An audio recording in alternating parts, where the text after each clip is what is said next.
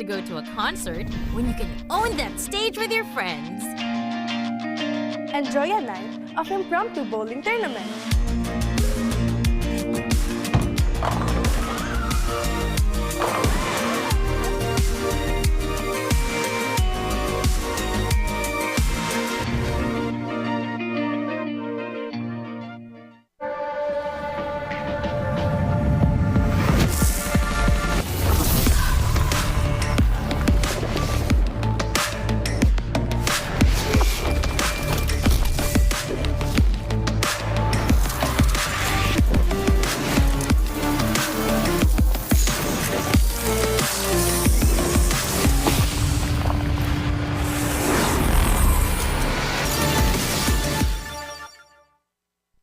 Want a skin that changes color in the middle of a game? Yep, this brand new Alpha Legend skin can do that. Watch this. Boom!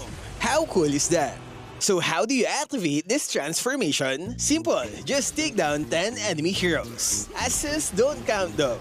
But hey, don't worry. Even if you get 10 deaths, the base effects are still amazing. Just look at that animation. It's a first of its kind, and I hope they make more unique features like this. Maybe 10 assists for a new tank skin, right? As you all know, this skin comes with a unique golden number tag. We actually used 2 accounts to draw as soon as the skin dropped, hoping for a low number. The result? 41 seconds after release, we got the number 892. On the second account, it's 1132 after 48 seconds. So in a span of 7 seconds, 240 skins were sold in a snap. Man, we've got some hardcore players out there. So how much did it cost? It's a staggering 9,500 diamonds on each account, which is 100 draws. But don't panic. If you're an alpha main, I got you. We only spent that much because we were rushing. If you're on a budget, here's a list of events to get it cheaper. Free weekend bonuses. Get 2 free draws just by playing games. Daily recharge event. Get 3 tokens if you recharge daily. Mega Draw Bundle. Buy discounted tokens for as low as 10 diamonds. Plus a chance to join the lottery every day. Promo Carnival. This lets you collect and use promo diamonds on Alpha's event. You can start using it on March 26th. Draw rewards. Yeah, we didn't claim any during our draws. That's why it costs too much. Daily discounts. You get to draw for 50% off every day. And lastly, we have the recharge events. Phase 1 is happening March 29, while Phase 2 is on April 5. To keep it simple, here's a quick guide to get the skin for cheap. Simple, right? Top up early to get the tokens from the daily recharge and mega draw events. Then on March 29, you have to recharge 1,000 to unlock this task that gives 500 promo diamonds. Don't forget to claim as many free tickets as you can from the events. And remember to use daily discounted draws. It's an important part of the strategy to lower its price. Stick to this plan and you'll be close to unlocking Alpha's Legend skin for cheap. So are you ready to grab this skin? And hey, who got skin number 1? Let me know in the comments. Stay safe and thank you for watching.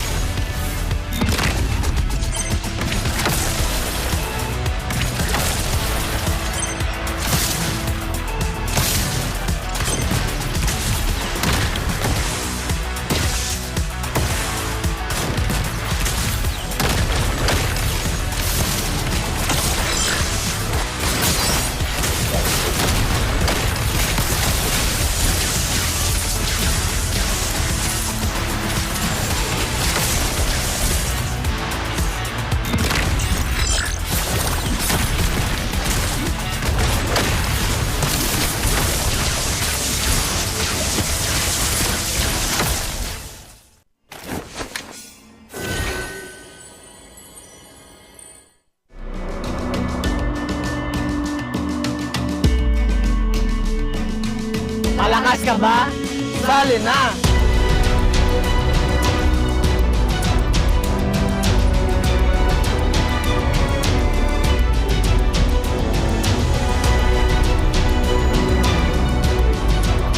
Kita kids. Kita kids. Kita kids. Kita kids!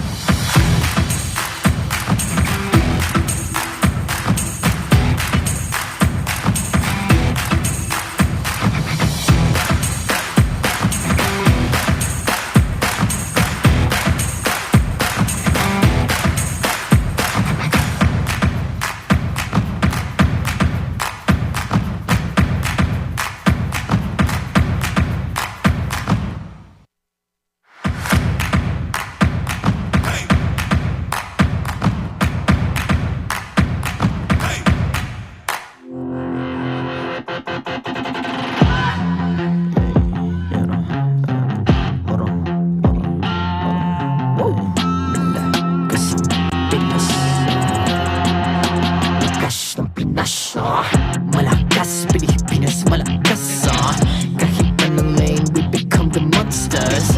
Malakas, Pilipinas, malakas face the golden sun and repping for the 3 stars. Look at us, to the top, no ifs, no buts. Winning any game, para to sa PINAS.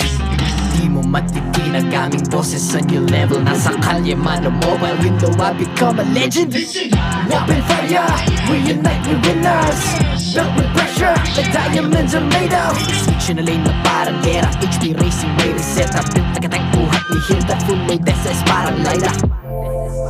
Susundan ko ang iyong bakas, kasama patas, tagumpay natin to. Dahil tayo'y malakas, para sa Pinas.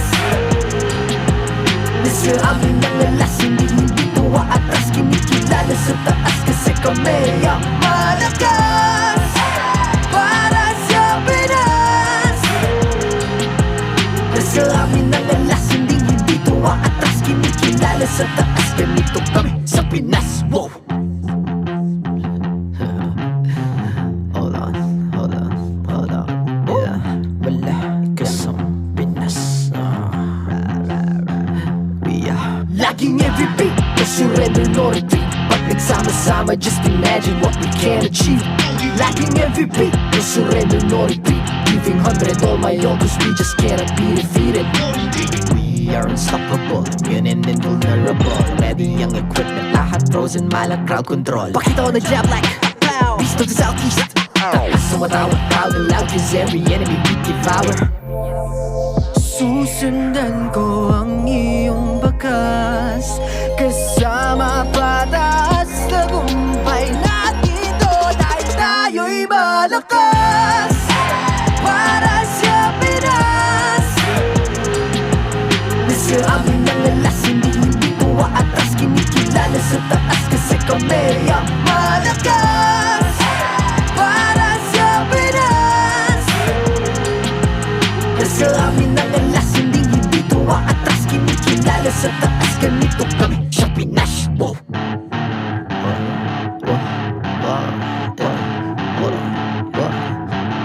Malakas, Pilipinas, malakas kahit anong lane, we become the monsters. Malakas, Pilipinas, malakas face the golden sun and repping for the 3 stars.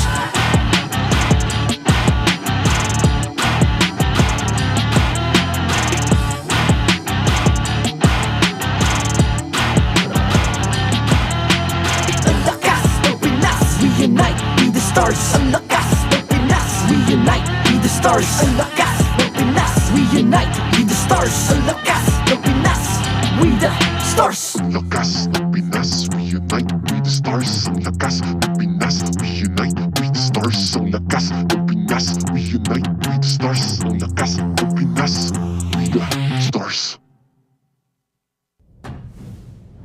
The 15th season of MPL Philippines is brought to you by the following sponsors. Infinix, the MPL official tournament phone. Lakas sa laro with Infinix. Smart, the official telco partner of MPL Philippines. BPI, the official bank partner of MPL Philippines. Mas magandang bukas, buksan sa BPI. Our partner in esports, Time Zone. Join the fun at Time Zone. TT Racing, for those who dream, work, and play. TT Racing has your back.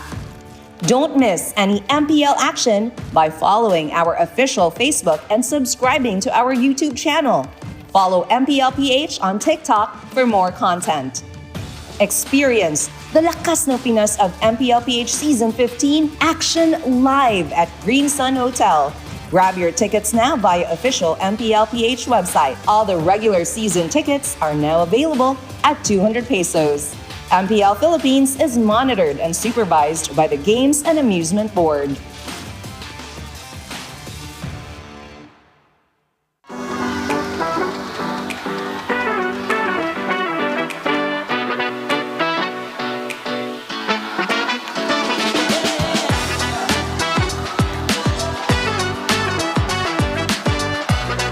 Go Flag!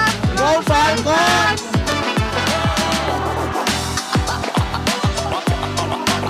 Good luck, RBC! Good luck, TLPH! Let's go!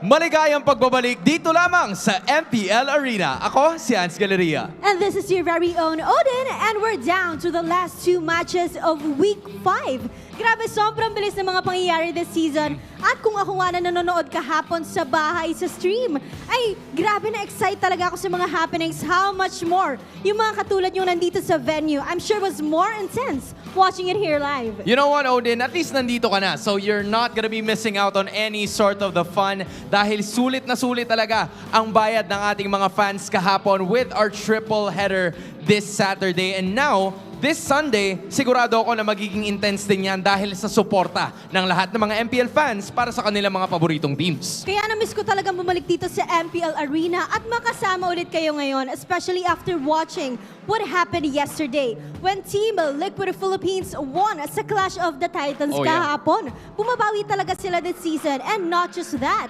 meron mga nagbalik sa MPL Philippines. I would like to give my warm welcome to Coil and 3 Martisi who are back for S15 with TNC Pro Team. At hindi lang yan, Hans. Ano pa? Meron din groundbreaking na nangyari kahapon. Nababasa ko online ang mga palitan nila ng messages.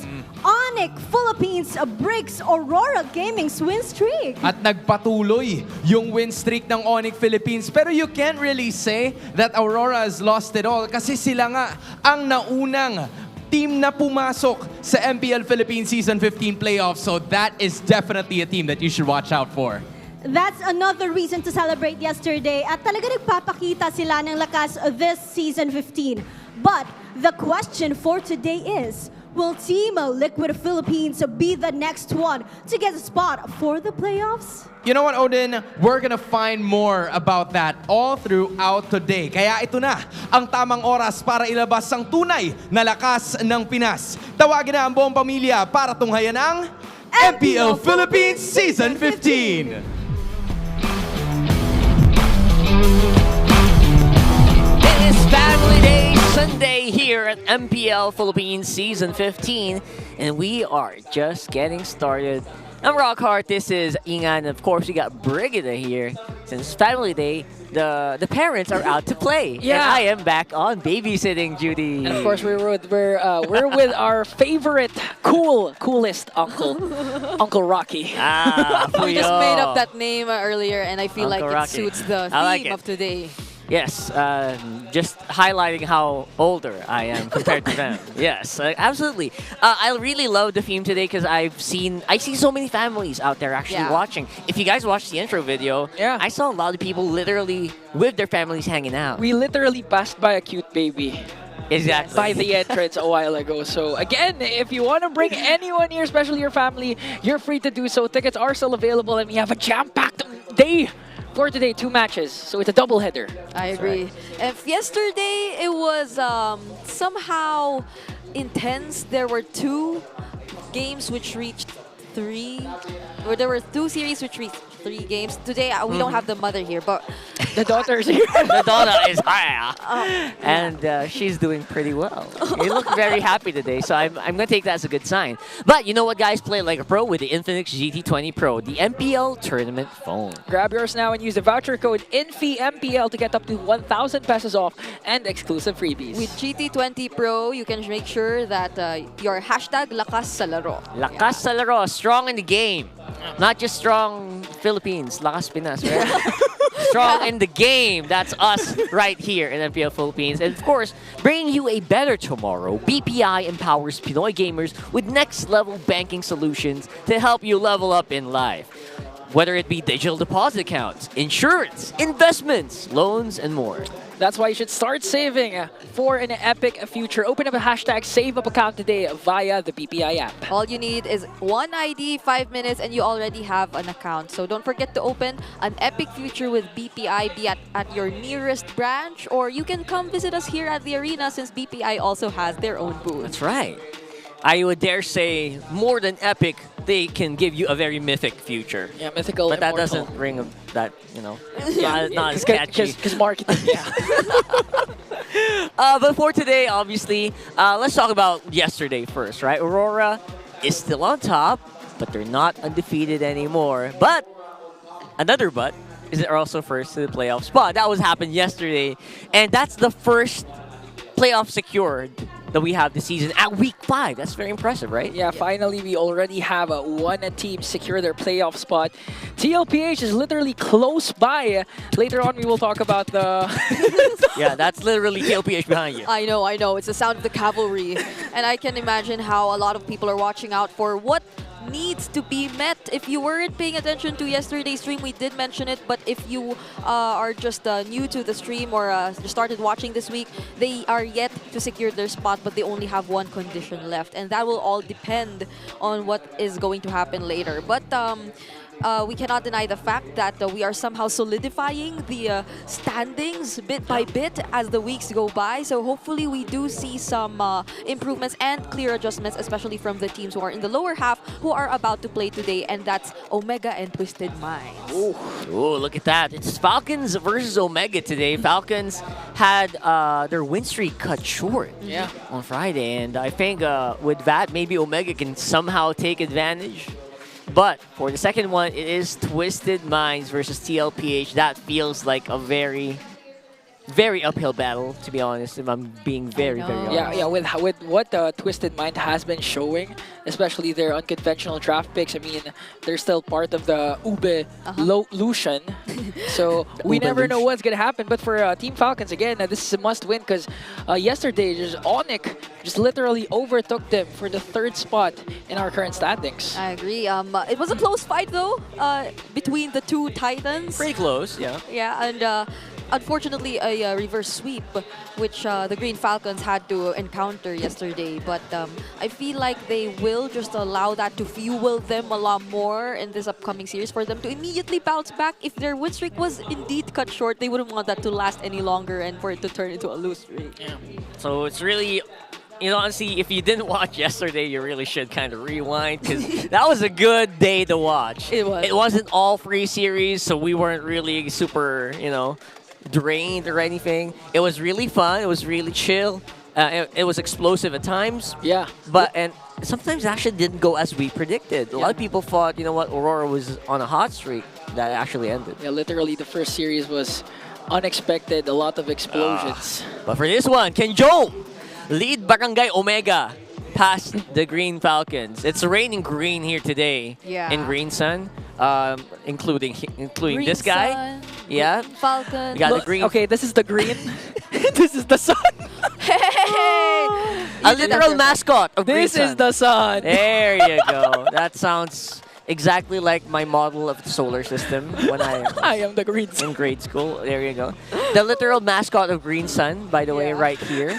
Mr. Green Sun himself. What better day to wear that suit? Exactly. But today, Especially with two teams rocking that green. Falcons right now, obviously, still in a really good spot. And I think is a pretty good contender for playoffs. But they are facing an Omega that is, of course, introducing Jome as their leader for the season. It is very interesting how really Jome has, come in from, transferring over from Brenny Sport from before.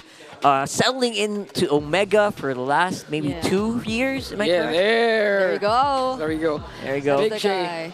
And he also has a similar stats, particular to Super Marco when it comes to the highest kills with no deaths at 12. He's tied with a bulletproof. And of course, in terms of him being like a leader for Omega, he said he came in the season fully prepared. He was ready to lift him up.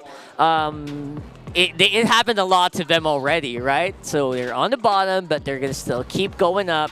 And they are not going to try to just play it cool, not to be over-aggressive. Yes. And he says always have to be positive. We have to commend the way he did take up this leadership role, this very important role for the barangay heading into this season after I would say also having to undergo a phase where he had to somehow adjust and acclimate to the play style that we have here in MPL Philippines. But then he's been through this a lot of times, which would just prove how strong his foundations already are as a player mentally, which allows him to probably do a lot in terms of this role, this leadership role. But if we're talking about people who've gone through a lot and a long history, I think this is the guy we should really highlight. And of course, a true-born leader. That is few. Is he aware though? Yeah, there it is. Oh! And of course, the glorious pose. Very aware. So according to Few, though, doesn't really have a big difference in terms of last season, where he did mature, and like people were asking, like, all right, what changed with you as a leader ever since the very big events happened in your life? Not really, because it says that the coach and the manager have always been guiding him very, very well. Maybe one major change for El Capitan Few is that he gained the paternal instincts from raising this guy. Looks like it. Looks like it. If he's gonna do the glorious pose again, I can't anymore. Don't forget, he's been with Few since like he was 16 years old. Yeah. Right, I think. Okay, it's time for him to go to sleep again. Okay. Yeah. Time to go to sleep. Few. Okay. Flap, you can go to sleep again. Flap. You have a few more minutes to go sleep. Flap TZ. You'd honestly see the contrast between the two captains. Few, as you can see, he's like the more mature kind of a person. Very, very, what do you call this? Very few, but for Jome, very fatherly. Very fatherly, but for Jome, Joe's like literally Flap TZ as a captain. Actually. Really cool. But I feel like there's some sort of transition when it comes to the in-game, wherein he's just like, oh, okay, I must really deploy this leadership version of Rome, but this was something we touched upon, and here comes the numbers, which they have to answer. And speaking about Few, how many seasons do you think Few has played in MPL Philippines? A, 15, B, 13, C, 10, or D, 8? How well do you know the idol of the kid? All I'm sure is that it's not a single-digit answer. Yeah, and a complete contrast to his name. It's not few, it's a lot. It's a lot of seasons. It's many. Yes. Several. Gigil.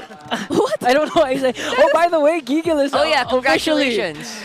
Shout out to Redmar Santa Cruz for actually telling us that Gigil is finally an official word. It was recognized by Oxford Dictionary, so we can finally say Gigil. That's amazing. Yes. So when we say someone is a little bit too Gigil, hasty, very aggressive, Pure aggression. Cute aggression. Yes, cute aggression. It's not cute aggression anymore. It's Gigil. And Yes. it's official. All right. And if ever you want, just comment down below your answers on your social media, on your streams. Just keep watching them and let us know what you think the answer is. Yeah. Trick question. Fun fact. Same season as I. How many seasons I've been in the league? So that's a major clue. By the way, new battle emotes are now available until August 5 for 109 diamonds only. And you can also get emotes from Rora, TLPH, Twisted Minds, all the teams. And if you haven't gotten them yet, Onyx Omega and TNC Battle emotes also are making a return. Yep, show your support for your favorite MPL teams now and buy them at the in-game shop while they're available. You would not want to someday regret not getting these emotes because they're only here for a limited time. What's the best one for you guys? For me, I think it's gonna be the Aurora one. How do you do that? Huh. What? He's doing the face? Yeah. What about you? Maybe mine's the crying one. Team Liquid. Okay. You guys don't know. I love you. You don't like the TNC one? That's one too. Yeah. All right. So the teams are gonna start walking in here. First match of Family Day Sunday. Check it out. To oversee and uphold the tournament's integrity, guiding us through this match is our marshals, Joshua, Chico, Daven, and Sent. The Falcons are hovering over the arena to look for their first prey of the week. But will the Barangays stage the comeback we've been waiting for and put a stop to the Falcons' hunt? Introducing Team Falcons and Smart Omega! At the EXP lane, you have the Filipino cannon Flap TZ and Luis. On jungle, you have the young phenom Kyle TZ and the nightmare of the barangay, Andoryu. On to the mid lane, you have the idol ng mga kids, Few, and our mid laner of the week, Ukir. On Rome, you have Master Ogwen and Super Yoshi. And on the gold lane, you have the bulletproof Super Marco and Big J, Jome. And their coaches, Coach Lembot and Coach Trevor.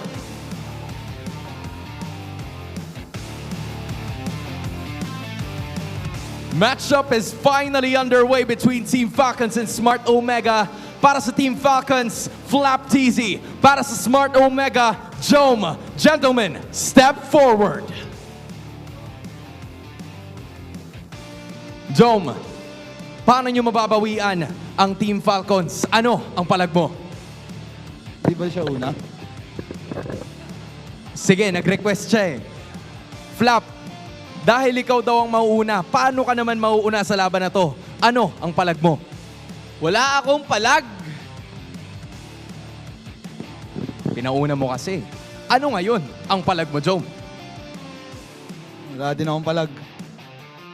Ginawa pa natin to. Fist bump, gentlemen. Players, go ahead and do your fist bump. This is gonna be a battle between Smart Omega and Team Falcons. MPL Arena, make some noise! Bring it over right back to our casters. Our segments just keep getting better and better every single day. We got Team Falcons here who look like they are ready to fly once more. After losing to the first Clash of the Titans up against TLPH, they went on a 5-game win streak. But unfortunately, their last 2 matches, they were defeated. And now the run-and-gun squad of Team Falcons looking to take flight once again up against a familiar foe. Especially, that's Big J over there. Yeah, you know Big J.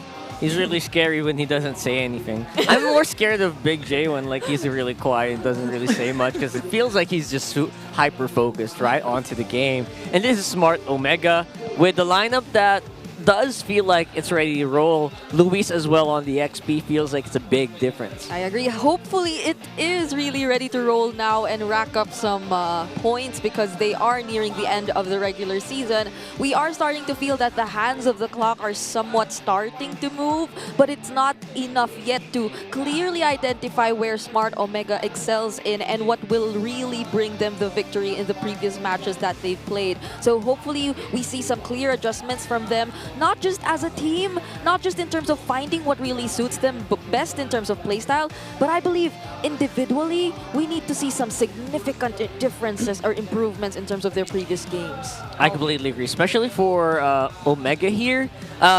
Week 3 Yoshi, I really miss Week 3 Yoshi, honestly. Yeah. I really want to see individual boosts from that guy specifically. Yep. And maybe the rest of Omega here. But in terms of the graph, it feels like Omega does feel like they're still ahead, especially in control for the map.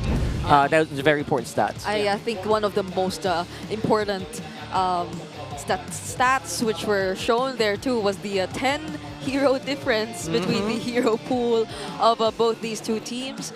Smart Omega is yet to really flesh out more of what they have to show to us, but there has been a patch. So maybe, just maybe, we see something else from them. That's always something I look forward to, right? Just new changes from our teams. And one thing I look forward to as well every day, the ping test. One look and ano iba na, malagkit ang tingin ng mga mata niya. One smile, hindi na friends tingin ni Marcos sa akin. Marcos in love with me, pare. Sinapak na naka-dreadlocks, drive-by kahit bike lang since day one. Lyrical and one, di binago ng yaman kasi di pa kilala si Flap TZ. Ganyan na talaga yan kay Yabang, nako. Give me Kalea, I give you a win. Anong palag mo kay Jom? Wala akong palag. Shoutout nga pala sa lahat ng manonood ng laban. Portahan nyo kami, sana manalo na kami. Pag nanalo kami ngayong araw, meron kayong ice cream sa akin. Ano ba yung standing natin ngayon? Top ano tayo? 6-7. Top 7 tayo. Top 6 nga. Baliktad yun. Baliktad, top 2 tayo. Yeah! Aha! Sana makapag-miya ako mamaya. Hoy! Kahit sino sumalo, walang bulletproof. Ano ang palag mo kay Super Marco? Balang araw maging icon. Gusto ko kagaya ko si John Paul. Ang game plan natin ngayon, pag natalo tayo, check wing lang yun. Di ba yung start? Tapos si Coach Daki, kampi natin eh.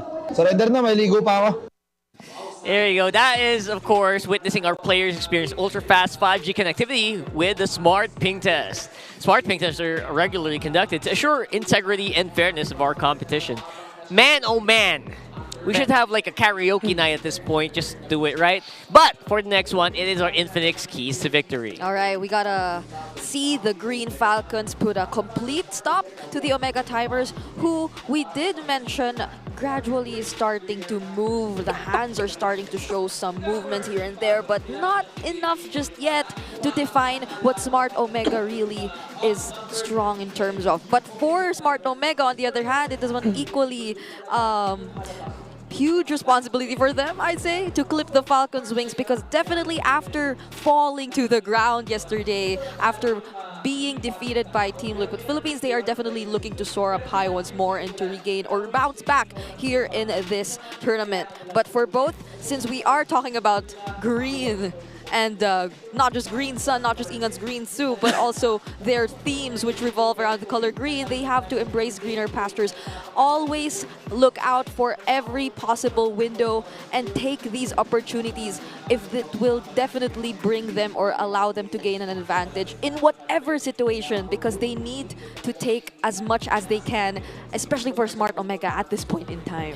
And green is also signifying that it's go time for both of these teams. It's an amazing matchup. Again, Super Marco and Jome, one of the standout, two of the standout gold laners. As previously mentioned, they both have the highest kills without any death during a single game at 12 kills with 0 deaths. That's right. Infinix Keys to Victory showing that, you know what, it feels like there are very specific things that our teams can do specifically around their gold laners, right? And it's going to be Falcons on blue side here with a 60% win rate this time around. Yeah, I'd say from the pink test though, it's like Jome's keeping our hopes up. He mentioned the hero he will probably use later on. Yes. I don't know how true that is. Whereas on the other hand, Flapteasy, he mentioned something along the lines of, just give me the Kalea and I'll give you a win. So could we be looking out for that too? All right, a nice try, Flap. I mean, even if you didn't say that, you tried to bait it out, it's going to get banned anyway. So obviously, it's also nice to see it out. And it's proven to be not godlike, right? It's not unkillable. It's not undefeatable. I think standing right now at maybe around 50% win rate. I remember yesterday it was pretty free. And then I think it got a game win. Yeah. So let's see what's going to happen here on the draft for game number 1. One of the things that Omega can do if they decide to not ban out Kalea is to bait out the Kalea, then get 2 more power picks. Imagine pairing up the Granger with the Joy up against Team Falcons. That's a good win for Omega. Yeah, I agree. And Joy and both the Granger are 2 picks which allow Falcons to almost always have a higher win rate in terms of the games. Although the Kalea gets banned out now, so we will probably leave that out. And they go for the Granger since you cannot deny the fact that Super Marco, probably one of the gold laners topping the charts in terms of the BPI rich guy, they got a 71% win rate when they have the Granger in their lineup. Ooh. That's something you have to watch out for, especially Harith has been banned out. You still have a lot of options when it comes to what Jome can pick. The Irithel, again, is still available. Or the Mia he said earlier. The Mia. That's a joke, clearly from... Unless, so they go for the focus here and immediately respond with the Suyo. One thing to note about Falcons too, in the recent games that they've played is that they will get the Joy definitely here, which is why exactly I wanted to point out that it actually is their highest win rate hero, but it has the lowest win rate too for... It has the highest pick rate hero, but it has the lowest win rate too for the Falcon. But for Kyle TZ, well, it's the one with the Savage. That's right. He got the Savage with the Joy. And that's the scary thing, right? Because it all depends on how well the... Playing a Joy, obviously, just gives you so much risk. Because you have no choice but to be near your opponents for a long time while doing damage. That's why it's a really high skill cap hero for me. Even more dangerous than playing a Suyo. Suyo feels like the safe option, which is on the side of Omega right now.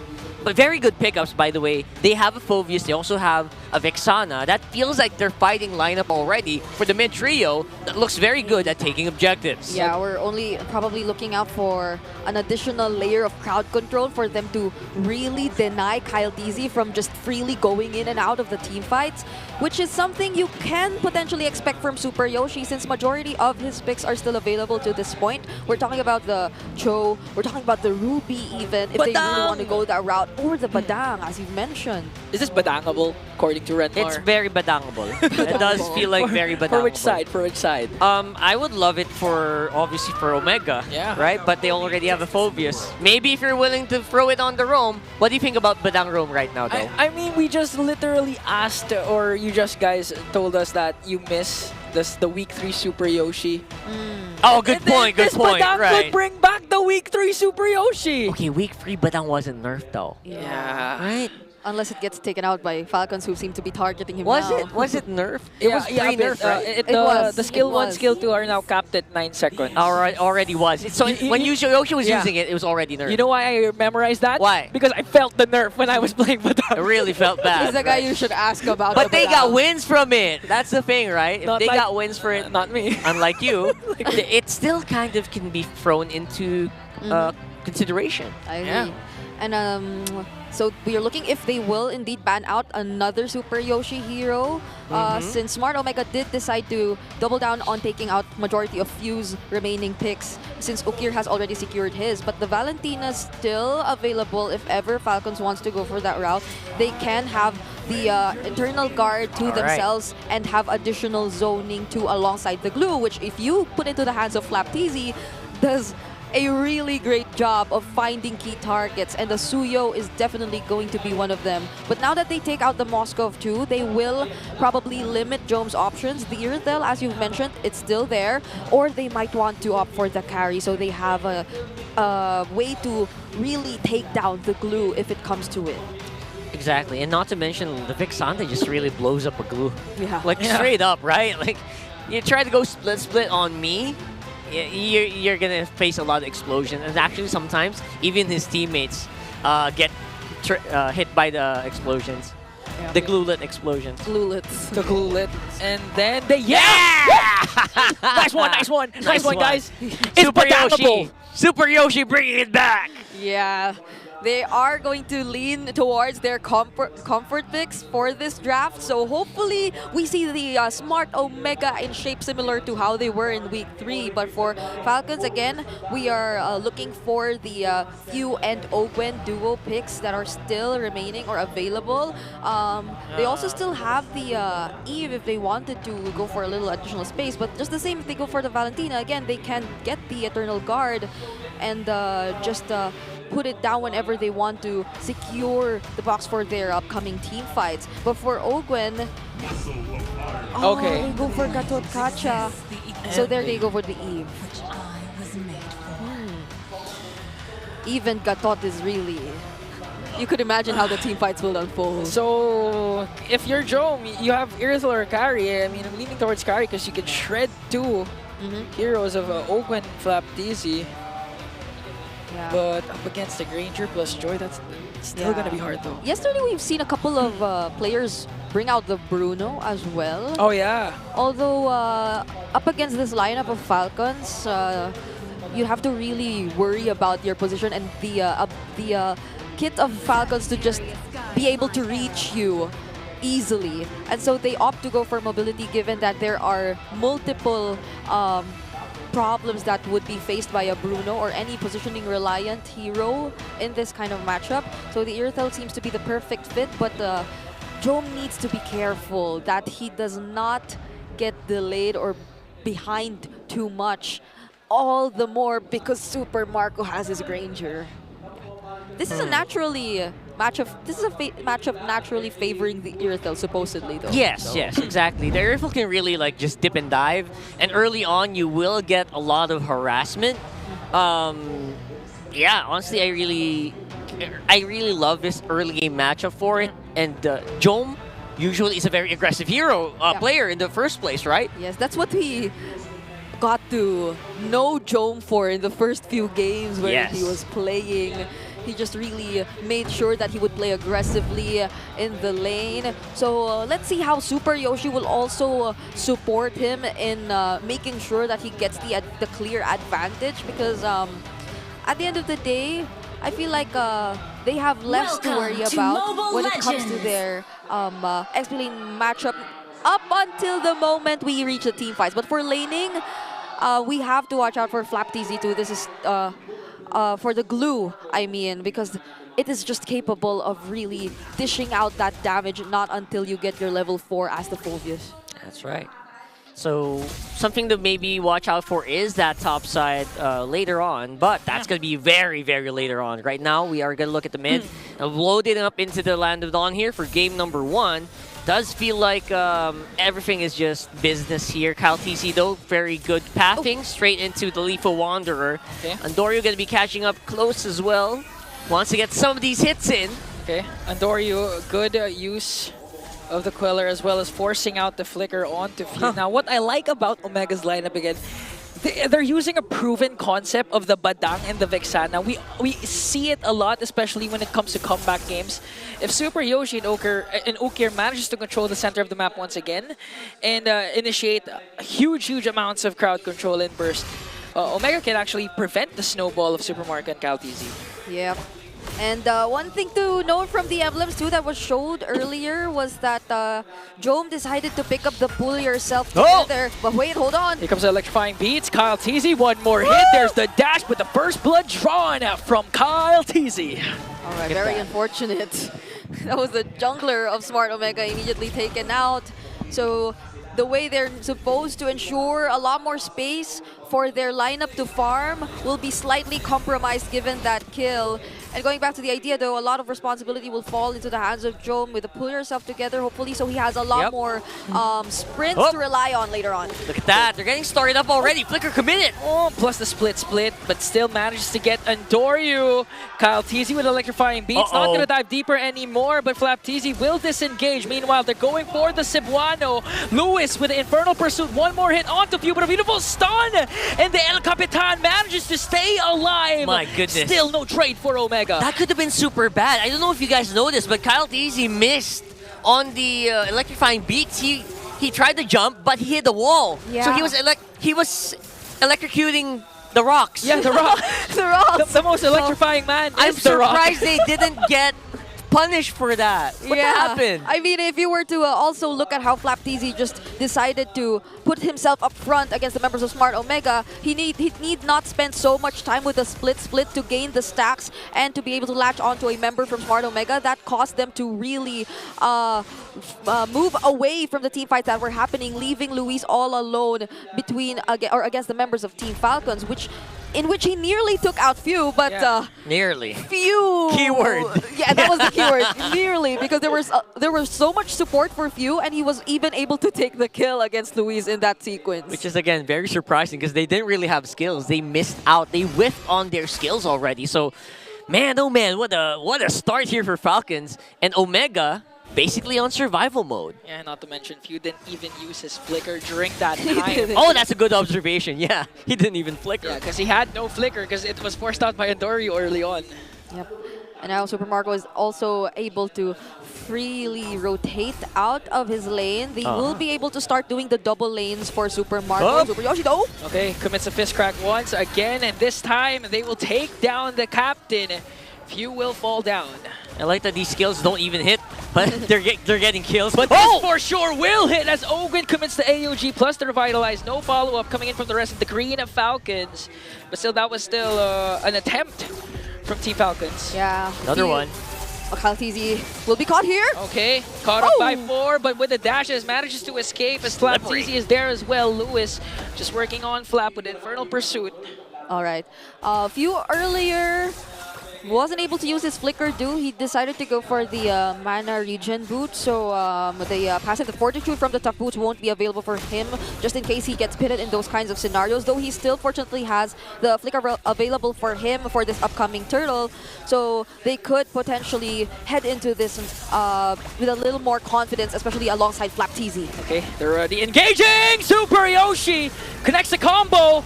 Manages to get Ogwin, but look at Kyle Teasy answers back with a clapback on the Super Yoshi. Lewis might fall down in the hands of Marco, or Flap Teasy manages to escape one more hit. But now Jome is in the picture, zones out the Green Falcons. And that's a TKO for Omega. We're seeing the big difference here of having a Phobius very early on. Yep. Really does, it blows up the big team fight, right? To the team who loves the chaos, yeah, which is Omega in this scenario. That's the difference. Now that Luis has finally had his hands on perfect timing for the Infernal Pursuits. And alongside that is Omega being very proactive. This feels like a very different Smart Omega from the past few weeks, wherein they just decide to keep on engaging in the fights. Oh, they dodged the AOG from Ogwin. Okay. Nice catch, nice catch. They're going to be able to push back Omega, but only for the meantime. Yeah. They're still rotating around that bottom side of the map, and I feel like they can still go anytime here. Yeah. At least they were able to save the turret. That's literally one more hit, and Super Marco has to give it away this time. So Jome definitely won the laning stage. Yeah, and I mean, look at that. His sprint's about to go up once again after just using it earlier in the previous fight, and Few so far has been having quite a hard time in finding the right positions to use the real-world manipulation. A huge factor would be Super Yoshi, constantly on the lookout for him, alongside Luis, who just makes sure that he finds himself in the middle of everyone, since he somehow is able to sustain them now that he's already picked up the Radiant Armor and the Tough Boots. Also, with that single Dreadnought Armor, that will mean a lot, since majority of the early game damage of Team Falcons as of this moment is coming from their magic damage. Oh, despite losing a tower for Super Marco, he's still leading the gold in terms against Jome. Already has a Hunter Strike and Sky Piercer compared to Jome with only Has Claws. Oh, that's true. keeping it alive. I mean, the laning phase essentially went how we kind of pictured it, especially for Jome, right?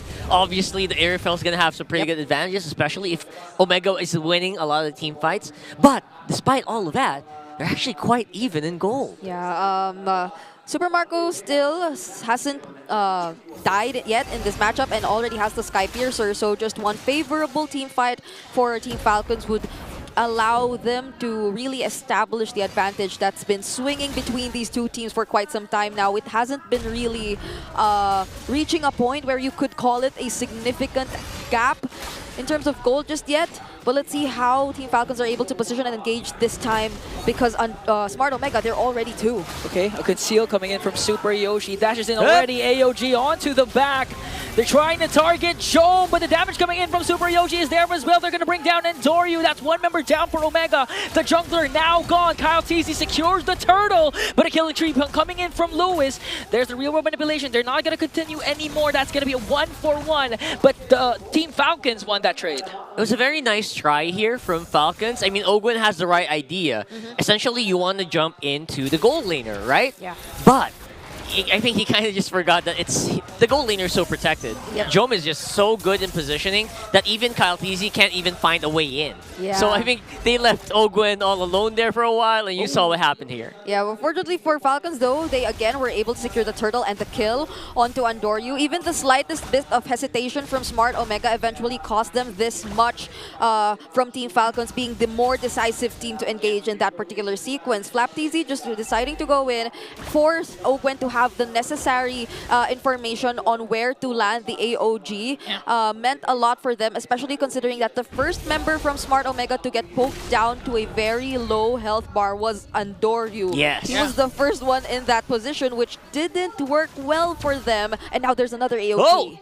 That was super crucial. Wow, Ogwen. Oh, Ogwen. So aggressive, man. I can finally use the word Gigil. Ogwen goes in, revitalized pop, but there's the combo from Super Yoshi, and Ukir will get the kill. Flickers are being casted here. FlapTZ might get caught in the mix. There's Jome from the back. Heavy crossbow to bring down the Filipino cannon. 2 members down for the Green Falcons. This is a little too much here coming in from Falcons. It felt like a slightly miscalculated play from Falcons here. Few Flap as well as Super Marco were nowhere nearby to provide any follow-up for Ogwen, and whatever his intention was probably at the moment didn't seem like it was properly communicated just yet, since a majority of the members of Smart Omega were within the area, so they were just able to immediately respond to the engage, and that would be the perfect definition of a punish from Smart Omega towards that decision from Ogwen. But fortunately, they have the slight lead still in their hands. Still there. And FlapTZ was already able to get the Blade Armor too, so he can buy a bit more time, even when the presence of Jome in the fight.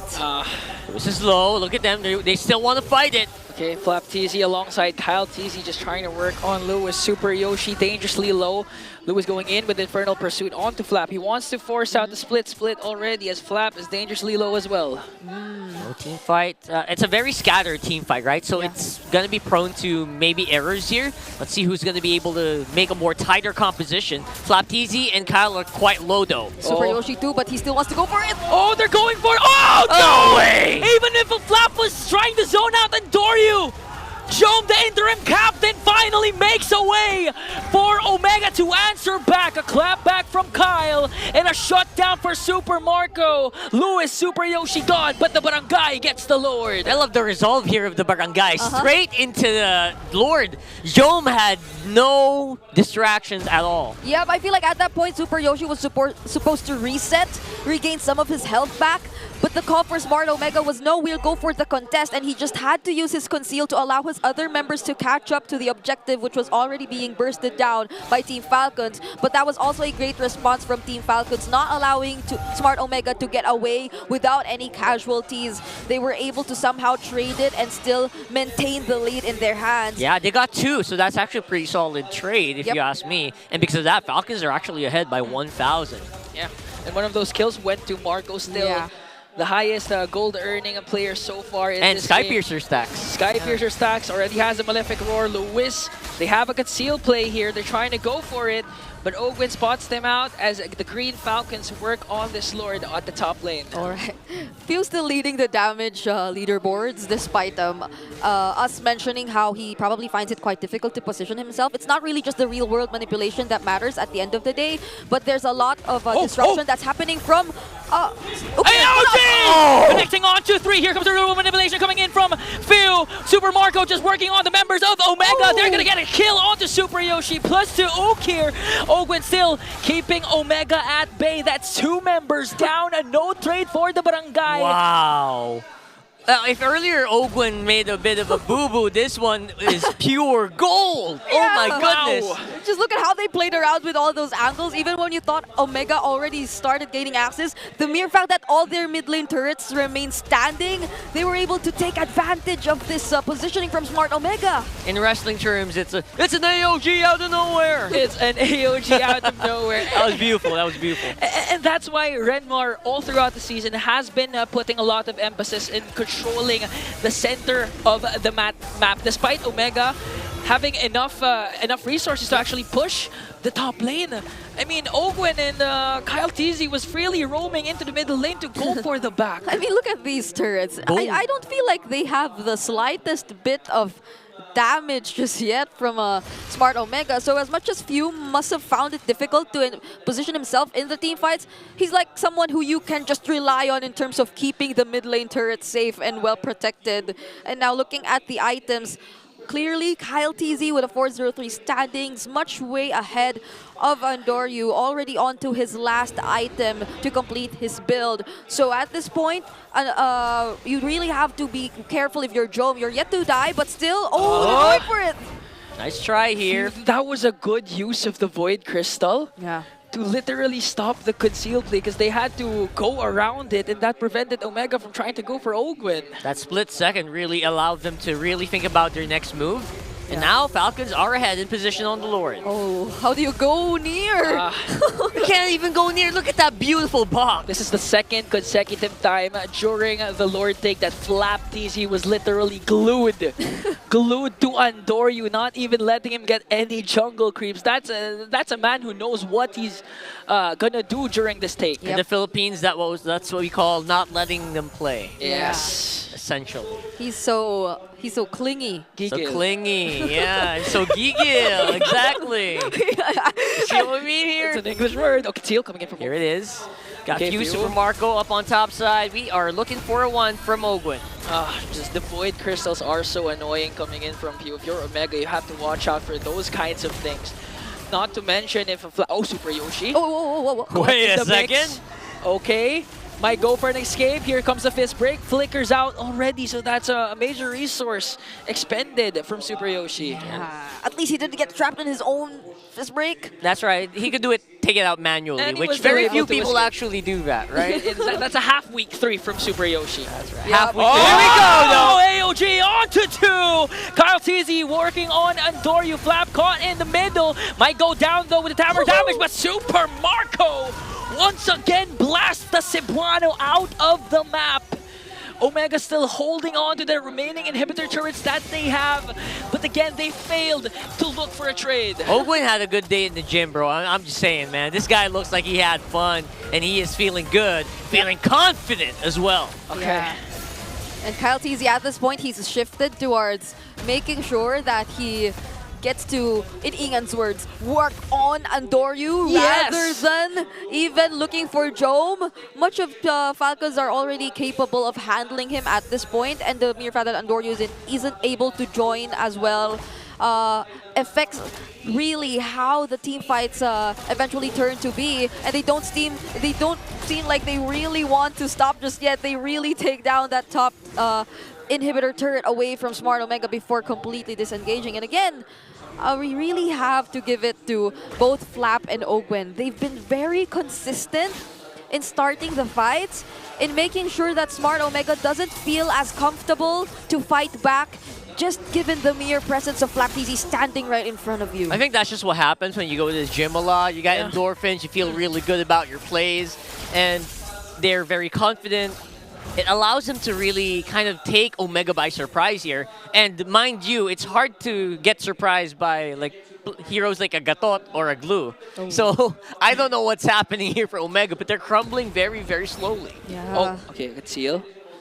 We're trying to go for Ogwin, but Ogwin knows. Super Yoshi! Dash out, Super Yoshi catches Pew! Wow! Beautiful answer. Ogwin goes in with an AOG, but there's no follow-up yet. Up against 4. They might be able to do this though, but Jome managing to deliver final blows at the back. They catch Ogwin once again. A double kill for Big J, but a shutdown coming in from Kyle Teasy. Working on Super Yoshi. No escape. Flap Teasy was there as well. 2 members down for Omega, but 2 as well for Falcon.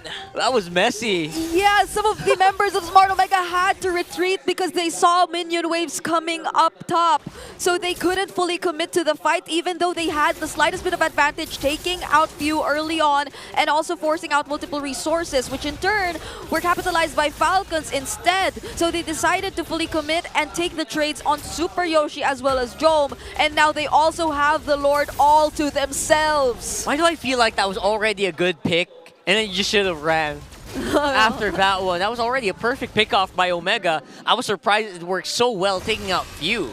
Yeah. So I don't know what that overstay was about, but man, oh man, did Falcons bounce back from that? Yeah, well, one of the main reasons why they had to overstay was because the AOG connected for Ogwin as well, and there was an immediate response coming in from the Green Falcons. Again, if your captain is in trouble, you would expect all your comrades to go head first and just literally try to salvage what they can, and they were able to take down 2 from Omega. That's why they were able to get this Lord. Yeah. Jome 2, I'd say, had a really good position in that previous team fight. That was perfect, yeah. But they were just able to withstand all the damage, and now they have the Lord. To Smart Omega, they will be on the defense again! AOG not gonna connect to what? what Kyle Teasy made sure to not let Super Yoshi do a setup with their crown play coming in from Few. Manages to evade Jome. 5 members are still up for Omega, and they were able to take down the Lord as the Green Falcons just clearing out the minions. Inhib is down though, so this is an open base for Omega. This could be really bad if they go for it. Okay, Flap Teasy has an immortality already.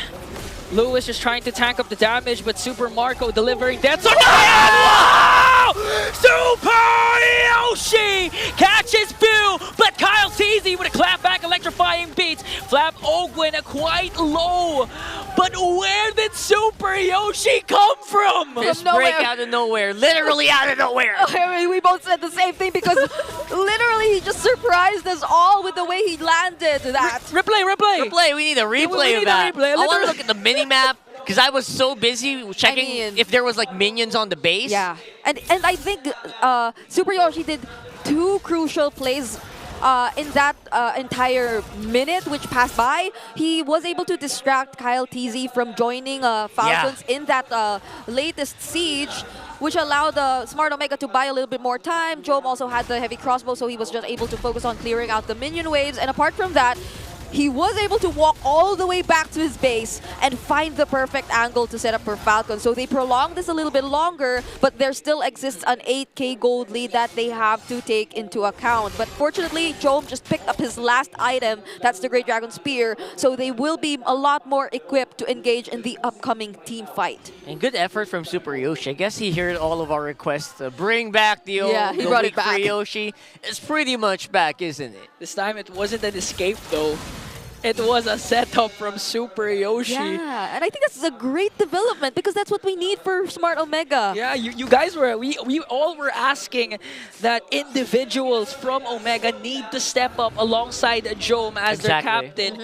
And now it looks like Super Yoshi also stepping up to the plate this time, delivering a crazy way to keep Omega alive. And that's despite being down by 7k, right? So let's see if they can do it again because now they really, really do need to do something about this. I don't think they want to leave it up for a contestation because their base is going to break. So I think they want to check. Oh! Again, there's a catch off to Super Marco. Bulletproof. Marco's out. AOG coming in from Ogwin. They take out Jome as well. Kyle Teasy forced out the Winter Crown coming in from Okir, but gets caught up by 3. Here comes Lewis up against 3. Infernal Pursuit. Ogwin has his immortality. Andoryu trying to run away, but Lewis is left to fend for himself. Immortality pop eventually will be dropped by Kyle Kyle Teasy! What better way to respond if you were Kyle, if not switching your priorities and immediately looking for Jome, just as Smart Omega was able to take out Super Marco. You can see the effort that they're throwing to basically do a -1. They got the most crucial component, but Andorio also had to walk back to base after all that happened. So they couldn't capitalize with a Lord take. And not to mention, Ogwen's AOG once again helped out Kyle Teasy in a huge way to take down Jome, as you mentioned, and now they take down the Lord as well. 18 minutes have surpassed, so this is the Lord, evolved Lord. And it's pretty much hard to defend if you're Omega. That's gonna be tough. It's gonna take more than just 5 members of the barangay. You literally need the whole barangay to defend the onslaught of Team Falcons. Especially if Team Falcons decide to accompany this 18-minute evolved Lord that's marching in the middle lane. And they will definitely be a lot more careful about the possible angles. They need to spot out where Super Yoshi is before any full commit. Okay, here comes the conceal from the two roamers, but Kyle Teasy spots out Super Yoshi. Lewis, no immortality, might go down. AOG onto the back, Marco, but Jome catches Marco as well. This might be defendable though, but they're trying to go for the base. A double kill coming in from Kyle Teasy, and this is a Team Falcons win. A very hard-fought battle here from Omega, but in the end, Falcons just had the superior team fight and the superior pickoffs, making it a 1-0. I really have to commend Kyle Teasy. Always being so adaptable, so flexible, to know what to prioritize at the right time. Just as we mentioned how they needed to be wary of Super Yoshi and a potential play again towards the end, he was the first to scout him out, even deny the conceal. So Super Yoshi wasn't able to make much out of that angle that he was standing in. Yeah, and it's not just that instance wherein he spotted out Super Yoshi before or prior to the amazing Super Yoshi setup. Kyle Teasy was actually able to spot out the oncoming attack from Super Yoshi from behind. That's why Super Yoshi had to walk back home. But fortunately for him, he was able to still make a play, find the perfect angle. But this time, Kyle Teasy didn't allow that, despite the conceal coming in from Yoshi. Yeah, this is a scenario where he clearly did step up because it was needed from him. As Smart Omega were becoming more and more successful in spotting out Super Marco. They were actually able to take him out a couple of times towards the end, and you would have thought that Falcons would have really made them worry about how they could proceed with the fights. But no, Kyle Teasy would always reassure them that we can still go for the fights, and this is exactly why you have to give him that MVP title. Wow. 10-0-3 on the Joy. That is saying something, especially imagining he's always on the front line. Yeah. I swore he died once. I feel like he did die once. We just didn't, maybe it didn't track or record. Because of what Brigitte said, he was trying to do a lot apart from getting the objectives. He was doing everything. Killing Jome, spotting out Super Yoshi. This guy didn't die once. He's the guy who's always chasing people. Yeah, you deserve to smile like that. What the heck, man? Kyle Teasy, super. We didn't get to say his name that much in this game. He was so low-key. He was always away from the team fights. Yeah. But apparently, he's the one who did the most heavy lifting as well in this game. But don't you think that makes him a lot more scarier if a lot of his efforts, which heavily impact the game, aren't those that are too flashy for us to really call out? Because you would assume that all of your attention would go towards the Avatar of the Guardians, towards all those real-world manipulations, and Flap Teasy doing a spectacular job at zoning and the responses from Smart Omega. But you have to pay attention to Kyle Teasy. It's where majority of the damage really comes from in terms of Team Falcons. And if they were unable to answer that in as early as the first few minutes of the game, that just became a lot more difficult for them because their attention split up. They also had to pay attention to Super Marco, which I feel like a majority of their attention went to in the last few minutes that Kyle Teasy went completely unnoticed. Yeah, speaking of attention, I'd really like to commend Flap Teasy and Ogwen, because literally because of their tankiness and initiations, it allowed Kyle Teasy to do those late entries. That's why we always see Kyle Teasy doing the clap back for Team Falcons. It's mainly because of their front liners in Flap Teasy again and Ogwen. Very good observation, actually. And again, this is if you saw the last few seconds of the replays, you kind of didn't know the game style of Kyle TZ. He's always away from the fight, and he's always there for the cleanup. And his cleanup, it hurts. There was already a replay of what Super Yoshi did. I still didn't see where he came from. I know. I didn't even see that. All we know is he probably was on conceal, and he came from the side. I'm Much from to their outside the surprise. base. From right? outside, yeah. Feels like it. Yeah. So, you gotta give it to Omega. They are still able to keep the game time very long. Yep. Yeah. Right, very long. That's literally 16, 4 plus 6 minutes longer than our average. Yeah. And I have to say that Falcons is actually leading in shortest average game duration. So for them to stretch out the game this long, that says something about Smart Omega's improvement. Yeah, and that's the thing. According to Brigida's Keys to Victory, it's not Infinix, it's Brigida's Infinix Keys to Victory. That was read by Brigida. There you go. Bring back, what was it about the Omega timers? Reset, or like stop the Omega timers if you were like yeah. Falcons. Yeah, and Omega was literally stopping Team Falcons from stopping the Omega. Wait, what? Wait, no, that did make sense. They're stopping. They're stopping the people who wanted to stop the timers. Yes, stop exactly. the stoppers. Yeah, they tried to stop the stoppers, and it almost worked. In other words, they just kept the timers going. Just keep the timer going. Wow. Who would have thought you could have just said it that way? But yeah, the timers, mostly it would mean it would be a good thing. But here, it just felt like we were prolonging their suffering in this scenario because, man, oh man, it felt like Falcons was ahead each and every time, even if they get the Lord Steal, a Turtle Steal, or whatever. Yeah. BPI Rich Guy was Kyle TZ for this game. No surprises there. Yep. That's why he smiles like that. The smiling Kyle. That explains it. And look at this, 4 Smiling members of Falcons getting individual awards here. Rich Guy, Carry, Sandbag. They all have their own roles here. It's either just Kyle or Super Marco getting this either way, but yeah. Can I just say, for a almost 23-minute game, GPM 8, that's still high. That's pretty high. For a 23-minute game?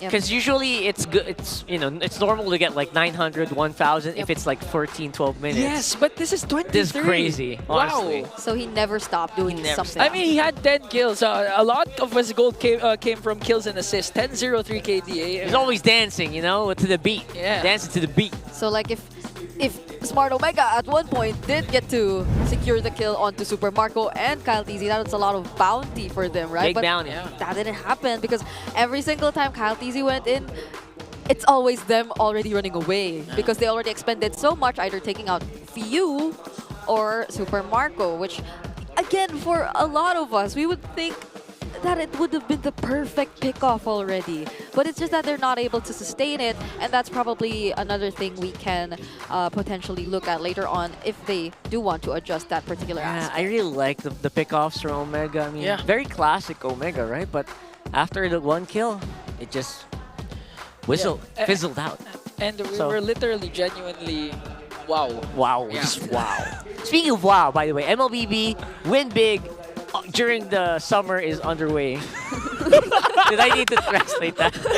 Almost, right? So win big sa tag-init. There you go. Want to see Fuego? Are you Team Fuego or are you Team Trippings? If you didn't watch the short, you should watch it now on your social media. Or just open your eyes because they're playing it right now. Support your favorite content creators and vote for their video entries in the official TikTok page of MPL Philippines. All right, one user can vote up to 5 times in a day. Oh my god, that's high. Okay, and that will reset every day. Again, one user can vote up to 5 times. So this will run until April 10. So hurry and head on over to the page so you can start voting. That was an interesting spin on the Akai.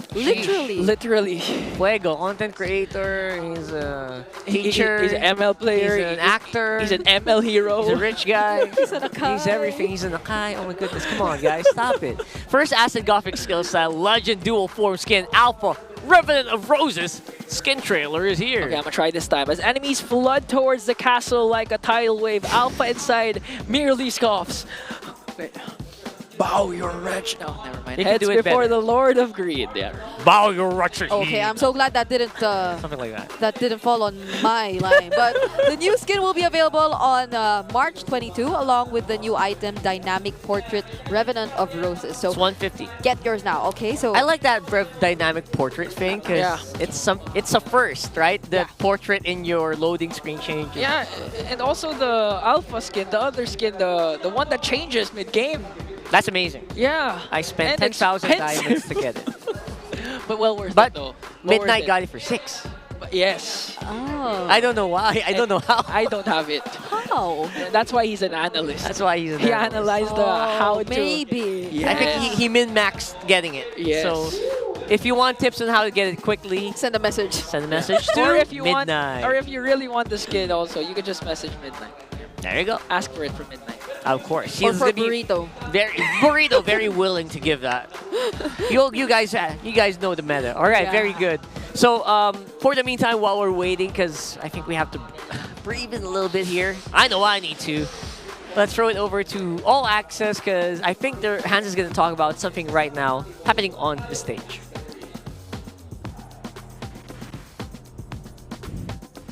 Maraming salamat sa ating mga casters. And as of this moment, bago natin simulan ang game number 2, we're gonna be introducing a new segment as we enter the halfway mark. At nagsisimula na rin ang iba't ibang MPL sa buong mundo. This is the Around M World in 60 seconds. So with that being said, timer starts now. In MPL Indonesia, RRQ tops the standings with their own spotless 5-0 record so far after 3 weeks into Season 15. Not only that, but if Onyx PH is on their comeback streak, ganun rin ata ang makikita natin from Onyx Indonesia. Especially after Ryota reunited with Kyrie and winning back-to-back last weekend. MPL Indonesia will resume on April 18 with Onyx taking on Navi as their first match. Punta naman tayo sa MPL Cambodia na nagsimula na last week. Pro Esports is off to a good start at 2-0. After winning their opening weekend matches, kasama na riyan ang ating mga kababayan na sina Super Red at Kaizen. May laban sila maya-maya rin, so we'll see if they can continue their momentum on the way to week 2. And last but not the least, in MPL Latam, whose regular season uses the Swiss format, ay nasa round 5 na. Pasok na sa upper bracket ng playoffs ang kupunan ng 9Z team, Corinthians, kung saan bumibida si Jesu at ang Entity 7. Magsisimula ang playoffs ng MPL Latam sa April 26. And that's it for Emerald in 60 seconds. I am sure na maraming natutunan ng lahat ng ating mga manonood na MPL fans, but that is just a quick break. We're gonna be throwing it back right in the action. So, Asters, balik sa inyo. Who thought Hans could talk that smooth and that fast? That fast. Amazing. 60 seconds with Hans during and all around the world. That sounded like a play-by-play. Yeah. Ooh, You know, guys, I'm pretty sure Hans's fans are asking for more than 60 seconds. I'm sure. What Of do you Hans call his Galleria. fan base? Hans is pretty good. He could be a caster. Oh. No, I'm just kidding. He is a caster. We're just messing around. He is. Okay, so we're on the blue side here for Omega with 11-11, make a wish. Make a wish guys, win make a rate. wish. I don't know if that's a good thing or a bad thing, but yeah, I'm not sure where Omega goes from here though. What do you guys think? It's hard. For me, game 1 was literally a start. It's still a step forward. Still a good step for compared you, I to 2 steps backward. I mean, they were able to do that up against Team Falcons. At the same time, you gave Super Marco his Granger, but literally limited what he could do. Yeah. That's why Kyle Tees was able to step up. But still, I mean, if you continue this kind of style and catch Team Falcons by surprise, I mean, anything can happen at this point. It does still feel like Smart Omega and the style they've been trying to perfect in the past few weeks. It's heavily reliant on crowd control, which has been a trend for them since they're the team leading in terms of that. You would, or I initially would have considered them wanting to reconsider this entire idea, especially if it demanded too much in terms of execution. But based on what we've seen from them earlier, it feels like they just really decided to regroup, and it was a better execution from them overall. So I don't see them needing to change much just yet. It's only just making sure that every decision really counts and that they make the most out of it. If it's a full commit, then it's a full commit. But if it's really just a single pick-off, then they need to know when to disengage from that and divert their attention to other things across the map. Since their prolonged or extended fights earlier didn't seem to work in favor of Spear. Yeah, especially towards the early game. I mean, we honestly, no sugarcoating, it was a bit scrappy and scattered, but towards the mid to the late game, they were actually picking up the pace and be able to answer up against Team Falcons, but they now get the first pick. Granger has been banned out. The Suyo Joy is still up for grabs. Oh, by the way, Phoveus for Smart Omega is yet to have a loss so far. So it's been working really well for them, for Luis getting his hands on it. So let's see if that will be the case later on, because they prioritized the Fanny. It was open all along. Okay. Here's the Fanny, and you were talking about, you know what, they're scrappy. This is a great hero to play if the rest of your team kind of plays in a very erratic way. But here comes the Badang, though, this time around for Falcons. That's something. I like it. I like it. All right. All right. So they do proceed to pick up the Phoveus, and very interesting. I'd say it really feels like a deny pick for Falcons. Aside the fact that we've seen them pick up other options rather than the Badang in their previous matches. Super Yoshi earlier on, this hero just felt too much. You don't want to go up against it, especially considering that Few is yet to show which hero he will decide to pick up. But they'd save it for later, as at least they already have an idea of what Ukir's hero is going to be. It's a Farsa and a Fanny that's huge space created from the first three picks of Smart Omega already. Like the Bruno ban here, he forced out the Irrital once again for the side of Omega, because Bruno, as you all know, similar to what Moskov can do. It's just the main difference is Bruno is early to mid game, unlike Moskov to the late game. And Moskov, though, is hugely... It's a great counter pick because, you know, Jom loves to play that Moskov in the first place. Yeah. They could actually ban out one more gold laner, and that will already put a lot of pressure for Omega here with the draft that Falcons are running. Yeah, they honestly denied 2 major comfort picks from Smart Omega already. Both the Moskov and the Badang. You're right, yeah. The Badang as well is huge for Super Yoshi. Despite losing that last game, it felt like stuff could happen there. Yeah, and they are already limiting the other remaining options too. For Yoshi. Them. Falcon can flex the Badang to the XP lane, as we've seen Flap use it in the earlier weeks, then go get the Gatot Catch for Ogwen again. Yeah. Let's see. If they want to be a little more unpredictable, the chips there too. No, I want to be unpredictable. I like that. I like it. Go Fra if you're unpredictable. You know what? Bring it out. Make it a Smart Omega signature hero. The Kufra, right? That can be. Then make a green skin. There you go. Kufra green skin. Kufra green, that's me. For Chakni. Right? No, just kidding. Oh, there's the Gatot Catch. There it is, the Gatot. Very good read, Mr. Ingan. Kind of know how they play. All right.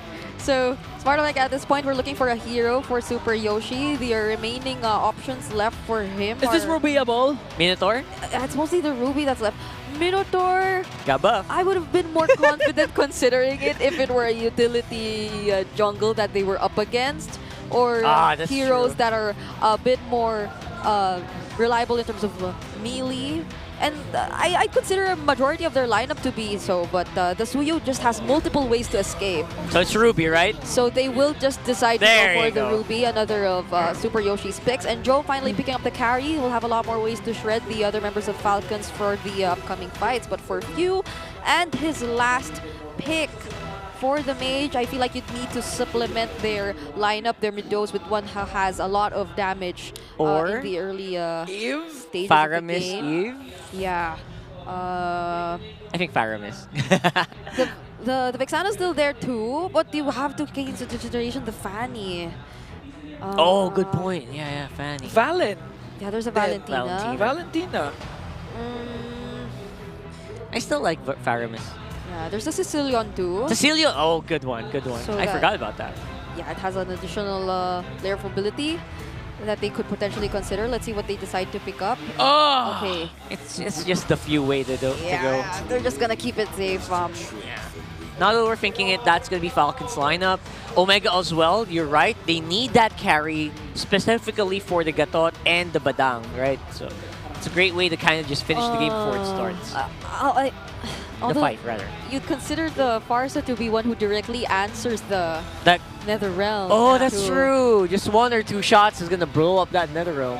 All right. That's a good one. I don't know why they went for that down. and if they do decide to group up, imagine how happy Super Yoshi's gonna be just landing the perfect I'm offended towards multiple targets to bring them into a position that'll be very uncomfortable for them to play in, or where Andoryu could just freely fly over them, or where just Luis could keep using the Infernal Pursuits. But that'll mostly depend on whether or not Falcons plays the early game well enough, because if it were just sheer sustain and the prolonged fights, they have the kit to sustain all of that. All right, so we're going into game number 2 here, and I think you're right. Andoryu on the Fanny feels like it's deadly, and in this lineup, maybe the Pharaohs might have a harder time. You're right. And it also kind of lessens the potential macro plays that can come from Super Marco. Super macro. Super macro. I mean, with the why not? Right? Why not? If this goes to split push, I don't know. I mean, we saw it yesterday. Yeah. Woohoo! Here we go, guys. Who do you think's coming out on top here? It would be very exciting to see the classic Fanny plays, classic Fanny early game kills without level 4s. But you don't know. Kalti's also pretty good on that Suyo here. Yeah. Jome picking up the tenacity here. Whereas Super Marco has the Master Assassin. Just look at these 2 gold laners already dueling it out early into this match. They each have their own ways and reasons to be confident enough. Jome dashes in front of Marco because he knows Andoryu was there, but a good taunt from Ogwin. Wow. Catches Andoryu mid-air. The micro taunt. I like it. Amazing. I mean, that could have been bad. He just looked like he was walking, but then he had the unbreakable channeling all along. That was smooth. I actually thought he canceled the cable or something. Could you do that? Like, oh no, you got taunted. All right. So just a little bit more here, focus for Falcons, getting ready for the next turtle already. That's 4 people down on this side. It's going to be very dangerous for Omega to contest this. Yeah, again, it's all about controlling the center of the map, and Team Falcons. No purple, by the way. For Andoryu. Yeah, no purple. And now Kyle Teasy immediately secures the turtle as Flap Teasy just trying to evade Lewis. Yep, they didn't need to do much. Team Falcons, at this point, they need to worry less about the potential pickoffs that'll happen from Smart Omega as long as they are grouped up together, which was the case earlier when Ogwen was able to accompany Super Marco, and they're back at it with the double lanes. It's been a very quiet first 2 minutes of the game, but you just know how this is typical Falcons playstyle, just waiting for the perfect time. Oh! Jome only has a Purify though, but he was still able to dodge out Evil Queller and forcing out Jome to just recall. Yep. All right, so a lot of pressure on the map being put in by Falcons, who don't really have a big lead, but they do have the freedom to just go around here. Okir. Okay, commits the Feather Airstrike already up against Fuse. Super Yoshi caught in the mix. They're trying to look for a proper initiation, but just Team Falcons always 2 steps ahead. They know when Omega wants to try and do something, as Andoryu working on Flap Teasy with the cables. Even used the Retribution, but Flap Teasy catch him with a fist crack. Here comes the Nightmare Andoryu, delivering the final blow onto Flap. All right, great response from Smart Omega. Flap Teasy didn't really decide to rotate out of the lane, even though Luis was already in the mid lane too. Falcons clearly didn't want to fight just yet, but Omega with or through Andoryu just forced it onto a target who was away from the other members and whom he could just clearly take on by himself. He already forced out multiple skills, and now that is going to be somewhat of an advantage, you would say, for this upcoming fight. Not unless Falcons decides to prolong it a bit more up until the point where Flapteasy, and there you go, he's already ready to fight again. Okay, commits time offended already. Few with the Purify. Manages to pull Lewis also. That's initiation already used up by Omega. Luckily, Super Yoshi's I'm offended cooldown is just low. And now Falcon still has their ultimate coming in from Pew. They can full commit and try to get this turtle once again. Yeah. Have to be careful. Maybe another Shadow Stampede coming in from Few could be dangerous here for Ujom or Okir. So keeping their eyes on the map is going to be crucial. Marco is also very far away. Super Yoshi goes in though. Here comes the flicker onto Flap, forcing out Flap to back off. And the NetherRealm as well. Lewis working on 4. Here comes a fist crack coming in from Flapteasy as Endoryu secures the turtle. AOG, they still continue the fight because they were able to bring down Lewis. Here comes Endoryu again with the steel cables. They managed to get Owen. Super Yoshi going down in the hands of Flapteasy. Now they're trying to go for Okir. No wings by wings yet. And Team Falcon goes for a 3-man trade. All right. They decided to pursue the fight. They didn't want to back out just yet since Super Marco did use the SOD and caught up. There were moments wherein Falcons would have probably had a huge disadvantage, but that clutch unbreakable taunt coming in from Ogwen meant a lot for them since they were able to stun 2 members from Smart Omega in a single line, which allowed Super Marco and his passive to be a lot more amplified. So they were able to dish out the necessary damage, and what better start for Super Marco on the Moskov with 2 assists and already a 1 kill in his hands.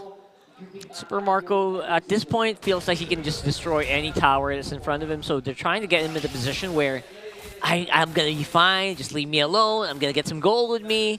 The usual Moskov playstyle, though, right? Yeah.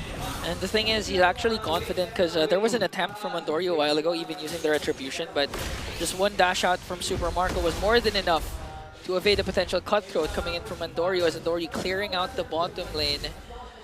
Now we're just literally waiting for Omega to try and be proactive once again, just like what they did during game number 1. They have Super Yoshi's Flicker available now. It's just mere seconds away from another Flicker I'm offended play. Yep. Feel like it. They're just being very patient now since the advantage is clearly in Falcon's hands. And Andoryu, though, he's still trying to go for it. Okay. Nice try here for Andoryu. He has to keep the pressure on, right? He doesn't really have a choice. If you are a Fanny, you chose this life, right? You have to keep going. And you just mentioned it. Being proactive all across the map. It's only that there's minimal information for Smart Omega, honestly. If you were to look at their lineup, there are minimal ways for them to actually successfully scout the areas. If they don't get to position themselves first in the brushes, Falcons will just be able to work their way towards starting the fights first. Are they going to go for this? It's like they want to. They're trying to... Oh! No. No, I'm offended. The Wolfgang is still there, though. Here comes Few. Kyle TZ working on the turtle. Onto the top lane. There's Andoryu. Trying to defend the top lane up against Super Marco. And that play from Falcon, they just literally got the turtle for free. That was painful to watch, man. I'm not gonna lie. Okay, with the feathered airstrike onto Few. Still, however, didn't force out the NetherRealm. AOG connecting as well, plus the Spiss break. Coming in from Flapteasy, here comes Lewis as well with Andoryu, but there again is the NetherRealm as Super Marco picks up another. But Joe answers back with a kill onto Ogwen. Too much pressure dealt by Super Marco across the map. It calls for a response from Smart Omega. Oh, wait! Oh, Marco. Jump in. Oh! What the heck? Super Marco with a vintage play onto Okir. That was an SOD Vengeance jump, right? No, SOD plus Flicker. Flicker, he used the Flicker. Oh yeah, he used the Flicker. Oh man, Super Marco, what are you doing? He's so aggressive today. We were just talking about him putting pressure across the other areas of the map, but when he decides to engage in the fight, he can just deal the equally the same amount of pressure that was close for Andoryu here. So Smart Omega at this point, they're just really settling with all these waves that are being managed by Andoryu. There's a lot of catching up that has to be done. And look at now. Falcons look like they're fanny hunting at this point. They can just freely accompany Super Marco from this point onwards. and they'll have no problems of controlling the map in no time. Yeah, they got good damage just from the Moskov itself. And then maybe it'll give Okir a bit of a harder time to get in a good position. Find that good position. He already has the Trinity build too. So this is like a signal for them that they can engage in the fights. Here comes Few once again to the rescue. Just cast the Nether Realm. Already used up the I'm Offended, and Dory tries to go in as Ogwin casts the AOG. Might fall down, Spear of Destruction will connect. Here comes Marco once again, bringing down 2. Omega kill for Super Marco. They're trying to go for Super Yoshi, and that's just Marco way of saying, that's for hugging me, Jome. That's true. Oh, there's a pull! Okay. Oh, alright, they're good. Queller, oh, okay. I kind of almost forgot about that hug. It's done, okay, It's done. My goodness, Flap Teasy. The way he was able to stun 3 members with a fist break, fist crack, and Super Marco making it just in time to join the fight for a moment, even just briefly to dish out the damage. And after that, imagine he just decided to walk away, go towards the Lord, and not mind the rest of his teammates because they were already capable enough to actually deal with the other members of Smart Omega all by themselves. So this was a perfect sequence for the Green Falcons. And there's another fight down bottom. Another perfect sequence. Flap Teasy on the right target. Jome is out. Jome is out. Jome is out. That's 23 seconds. I don't know what Falcons are doing. They're really choking out Omega's exits, Omega's game plan to survive here. Okay, mid lane Holy Shields will be popped. And now we're just waiting for another Yoshi play, but Few once again with the Nether Realm. Marco just trying to dish out the damage onto the turret, and they will do so successfully. No minions though. And now that was an attempt. We're really asking Super Yoshi to do. Unfortunately, Few was just miles ahead with the Nether Realm. Yeah, he had the Purify too, so he could just immediately cast it, and also the Nether Realm to ensure that none of his teammates will die despite that beautiful setup that was shown to us by Super Yoshi. Yeah. So that's one more thing you have to think about. As long as Few has the Purify, Falcons are almost always confident enough to go in because they know that their captain will take care of them despite what happens. Yep. No matter how badly the situation is, just click Purify, click the Nether Realm. You did your job already. And after that, maybe if you can just kind of just command them to go around the map, what is the most vulnerable spot to attack here? And now Omega are suffering here. They're just trapped inside their base. Yeah, if it isn't that big of a threat, they also have the Revitalize anyway from Ogwen to somehow keep them alive. And I think there was already some Purify pickups, Flap already too, so they'll be able to somehow sustain this a bit more, provide a little bit more shields, and overall this 11k gold lead feels too massive for Smart Omega to actually attempt for a contest. Yeah. If they do want to go out of the map, probably the best would be getting the trades on the opposite sides, but not even the opposite sides would probably completely be safe because there's Super Marco who's assigned to manage all these waves, even across the other side of the map.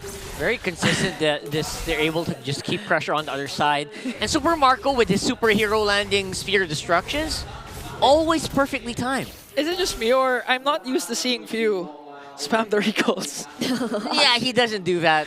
He doesn't really do that but too he's doing much. it now. But maybe today he's just feeling it. You know, it's one of those days where maybe we look like we're gonna have a hard time, but not really. I must say they did a very interesting player entrance earlier, though. They had similar poses. Yeah. Teamwork. For each role. Yeah, that's teamwork. So right I don't know, Few feels like he's in the mood for like some banners and all that today. But Andoria, though, he's trying to make something happen.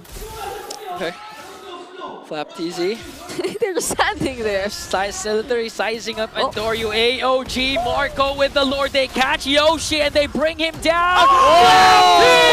Easy! alongside Super Marco. They're gonna bring down 2 more. Lewis might be the next on the chopping block. It's just Andoryu left alongside Jome. Beautifully executed by the Green Falcons. I don't think they even need the Lord at this point. They can just run up into the base and break it. They have 1 siege minion alongside them. Jome and Doryu trying to clear it out. Here comes a Purify coming in from Jome, but the Never Realm once again from Phil. And a fist break, fist crack will deliver the job and wipe out the barangay with a 5-man TP in the middle lane. I can barely see whoever is individually teleporting here, and now it's done. Team Falcons resurrecting their standing as they take another win. Make it Sunday and get a resurrection. You got Falcons with a 2-0 against Smart Omega. Really clean execution from the Green Falcons, taking down the barangay despite clearly putting up a great fight, especially if we were to recall the first game of the series. But Team Falcons were just so quick to adjust, and they didn't feel like they had to worry one bit about the presence of a Fanny. There was always well-timed moments where they were seemingly just able to anticipate wherever the rotations are going to come in from Andoryu. But props to Smart Omega once again. Somehow, I could still say that the hands are ticking for their clock, and we might just see the timers sometime soon for them, hopefully. Yep.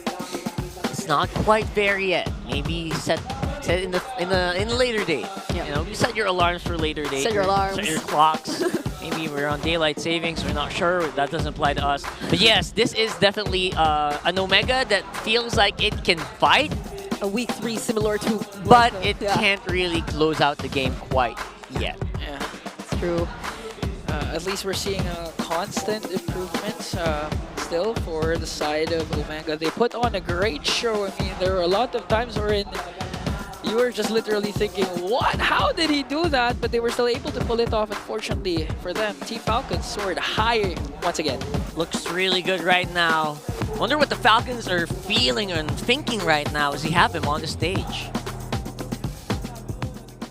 Back into the winning column they go. Ladies and gentlemen, your winners, Team Falcons! Gentlemen, congratulations. Back in the winning column sila, Odin. Grabe, sobrang bilis nung nangyari nung game number 2. Halos hindi natin namalayan. Ikaw, Kyle TZ, sabi ko, bakit sobrang bilis ng mga nangyari nung game number 2? Maano, gusto na mag-day off. Gusto na umuwi. Gusto na matapos yung week 5. Gusto na matapos. I think their laugh, you know, they practically share the same thing. Few, hawak mo na ngayon yung mic, so ikaw na muna siguro yung una kong tatanungin. Nabanggit nyo sa amin before na nagkaroon ng time na nahirapan kayong mag-adjust sa patch. And considering now na siguro lumagpas na tayo ng halos 1 or 2 linggo, nakapag-adjust na ba completely ang Team Falcons? How are your conditions with this update? Tingin ko nakapag-adjust naman na eh. Sadyang may mga mali pa rin talaga kami sa mga executions namin, kaya hindi ganun kalinis yung laro. Alright. Kahapon, di ba, nagkaroon din sila Oo, ng sitwasyon naglaro kayo eh. kahapon, Few, at nabanggit mo na meron din mga pagkakamali pa. Ano ba yung mga kinailangan nyo i-adjust going into the match today? Yung disiplina siguro sa sa laro namin, tsaka yung mas maayos na draft namin. Alright, we did see it. Actually, gusto ko naman tanungin si Flap. Flap! Sana yun? Andun. Sino yun? Pakilaksan nga ng konti. Paano nag-cheer para kay Flap? Baby cakes ko, baby cakes. Baby cakes mo. May baby cakes ka pala. Ayan, wow. Grabe, may kawaii pa talagang kasama. Flap, alam mo, gusto kong malaman kasi parang nababalitaan ko sa lahat ng mga teams, gusto nilang bawian lahat. Pero meron silang mga spin-specify na teams. Para ba sa inyo, with all of the matches na natitira sa second round, sino pa ba ang gusto nyong bawian at bakit? Yung mga teams na gusto naming bawian is yung mga tumalo rin sa amin. Kaso di na namin makakatapat pala yung Echo sa sa playoffs yun. So sa playoffs na, okay. Tapos yung Aurora, yun.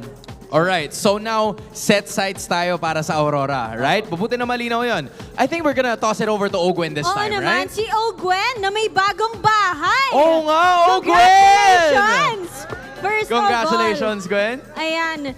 congratulations sa iyong bagong bahay dahil sa ML yan, di ba? Nakita ko nga ang iyong post. So, kumusta naman ang life mo ngayon as a family man?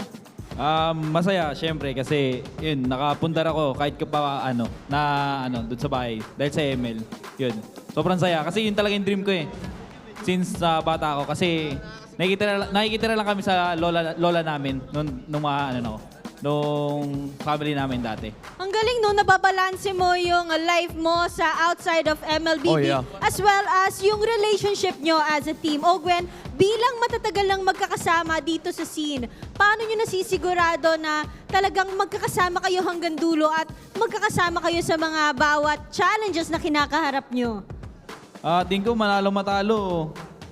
Walang tambuhan eh. Ay, meron naman tambuhan, pero syempre, pag-usapan na lang natin. Yun. Ayan. Sino ba dyan ang madalas mong katampuhan? Meron ba dyan madalas nagkakatampuhan?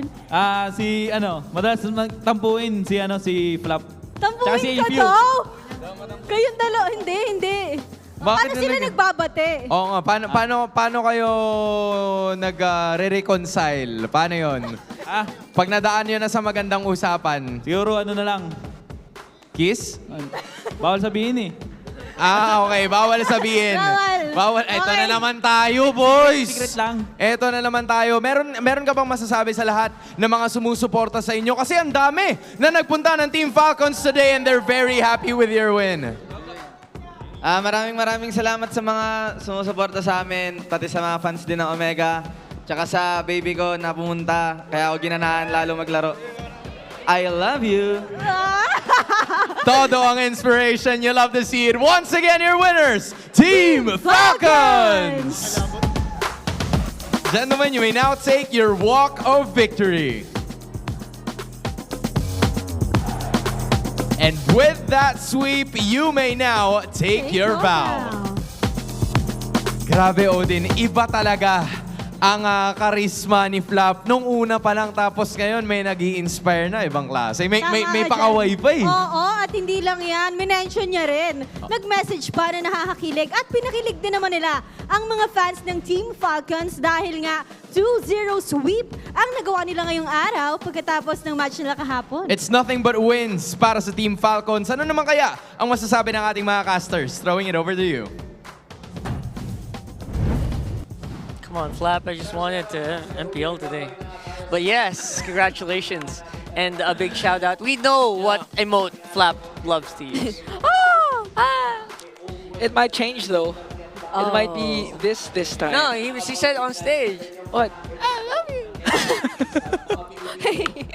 That's his favorite emote. No, just for, again, congratulations to Team Falcons here. Basically demolishing Omega in game number 2 here with the help of Super Marco with a 933 GPM. This is what we're talking about earlier, right? Yeah. Honestly, this feels like one of the best games that Moskov could probably have ever in his lifetime. All enemies or all opponents, every single team fight, they just so happen to find a way to line them up perfectly for Super Marco. And this is a game where the fan is getting hunted by the marksman. By the marksman. Exactly. Or it's like him forcing out a reaction from the Fanny as the Moskov just by the way they're able to control the early game. Impressive. So, see what I mean? Yeah. Look at that. So beautiful. Positioning-wise, he's always so safe. Yeah. There's no way to reach him. Look at that. Even during moments where you would feel like, could it be time for like Falcons to just disengage already? The fight's already over. He just goes in and decides that, no, they're still going to go in for the fight. You're not going anywhere. Yeah, and you know Marco is really confident in his kit right now. There's the that he flicker. won't be taken down. If he's sheesh. using the ultimate plus flicker to chase a team like with a Farsight, the Fanny. Under a tower. Wow. Right? That's saying something. And 2 major team fights happened in this area. So how devastating could that be for a Fanny who just wants to peacefully get his own purple buff? But the team fights always happen just as you want to get your hands on it. Even I think in the last few minutes, there was a time wherein they denied the purple buff from Andoryu. So how could you like maximize the defense of like getting the regen for the fountain and just clearing out the minion waves if you also don't have your purple buff with you as the Fanny? So there were a lot of things that were just denied. I mean, look at this. Only a total of 4 purple buffs and orange buffs went into the hands of Andoryu for that entire 14-minute game. Because literally everyone was hunting Andoryu, trying to literally box him out of his purple buff. And at the same time, I like to commend again the captain Few, because there was this one instance wherein it could be a potential turnaround for Omega by securing a 3 or 4 man I'm Offended play, but fortunately for Few, he had his Purify and his Clutch Netherrealm once again to save his comrades. If you're the captain, what do you call your comrades? Comrades? Teammates. Maybe. My okay, team, fine, my fellow fellow women. Your fellow women. Yes. Brigade. Yeah, that was the thing I said. fellow women. Because we were talking about the Athena League the other day, or like every day, there's a spin for it. But yeah, so although I'd say there have indeed been some individual improvements, really. Yeah. From Smart Omega heading into this game. Luis, both games on the Phobias, I think he did a pretty great job. Super Yoshi, especially, setting things up constantly for his team. So probably it is a step-by-step thing for Smart Omega. I mean, it came from them, right? The other day, there was a week where they said, "Oh, our week 1 starts now," and that was like week 3 or week 4. Quite a while ago. That was quite a while ago. So yeah, it depends on them. But 936 again. And that's your BPI rich guy, Mr. Kyle Teasy. As usual, it's full green on the end game stats. Of course, with that 946 GPM, it was still very, very impressive, especially on Suyo. And especially since Super Marco is getting all the kills. So yeah. I mean, this is their connection for them. The MVP goes to Super Marco, but the BPI rich guy goes to Kyle Teasy again for the second time. Yeah, and this was just Super Marco's way of saying that even though I didn't have a good or up to my standards kind of game number 1, he literally reminded us why he's the bulletproof in Super Marco. And a very well-deserved victory. Yeah. Those stat lines, those titles, very well-deserved. Specifically, Super Marco didn't let us down in this series. That was really something. And I think I'm seeing a lot more growth, for sure, for Smart Omega, like you mentioned. Yeah. Individually, just really needs to be polished. And we are going to get there very, very soon. So yeah, I think in this specific game, I think we can really take a lot here. Yep. And for a new one here, we have a bit of a mic check just for you guys. See what was being heard on the stage.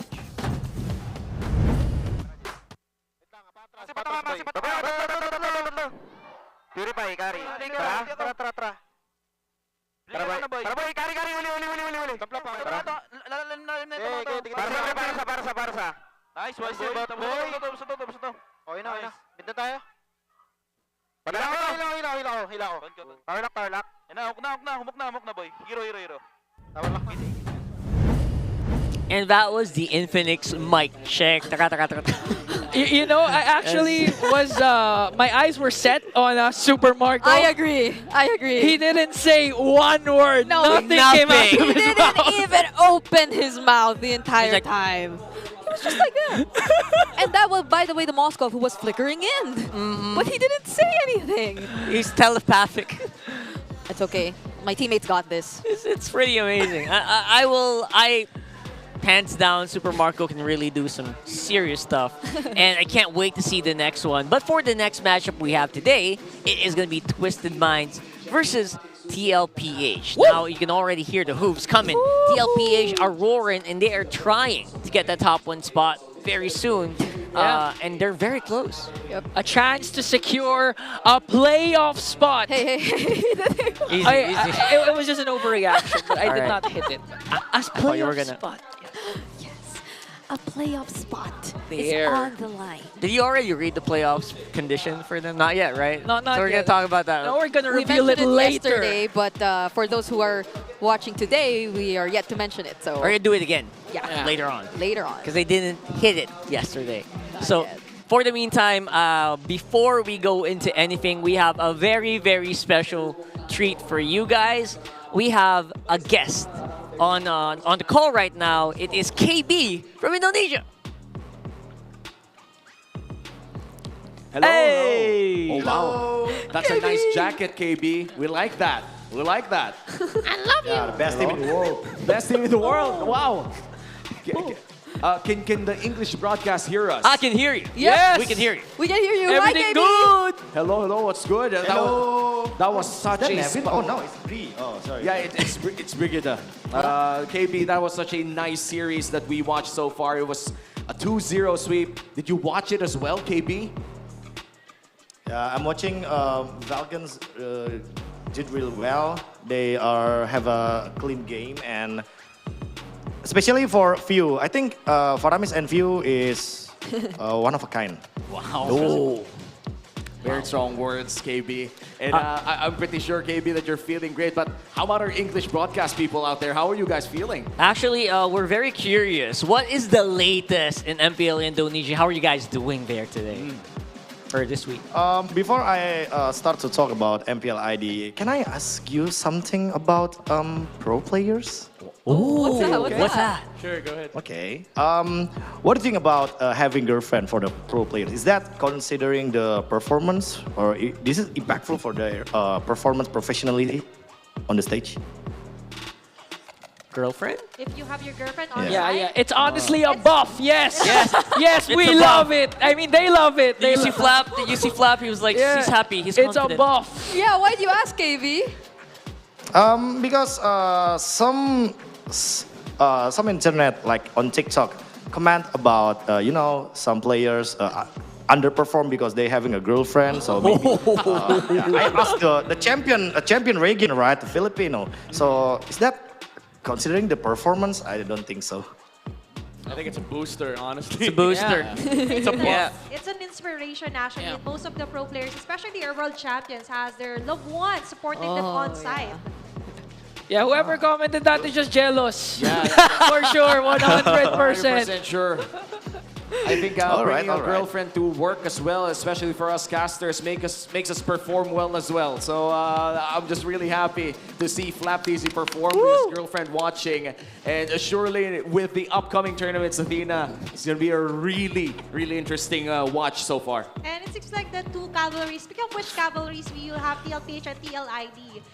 For MPL Indonesia and MPL Philippines, they are going different paths, right, KB? What is happening right now for TLID right now in Indonesia? To be really honest, after maybe winning season 14 and going to M6 and then going to SPS as well, like on challenge final, I think Liquid like decreasing their performance. They're really under right now, and then I don't know what is happening on the team. It's like they are miscommunication. Maybe they are play like a solo queue rank. Sorry to say, because I don't see how they play as a team like last season.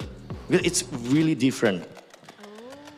So KB, can you say or confirm if there is such a thing as a championship curse in MPL ID?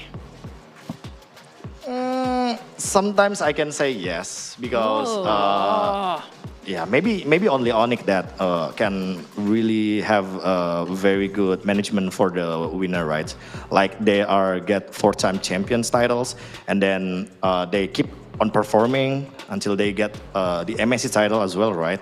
But I think like Indo Team Liquid and then Philippine Team Liquid, while one or another is doing really good, like TLPH on the top, and then TLID on maybe on the bad situation. I think it's very normal, because when TLID on the top of performance, TLPH is like okay, slightly down. Wait a minute.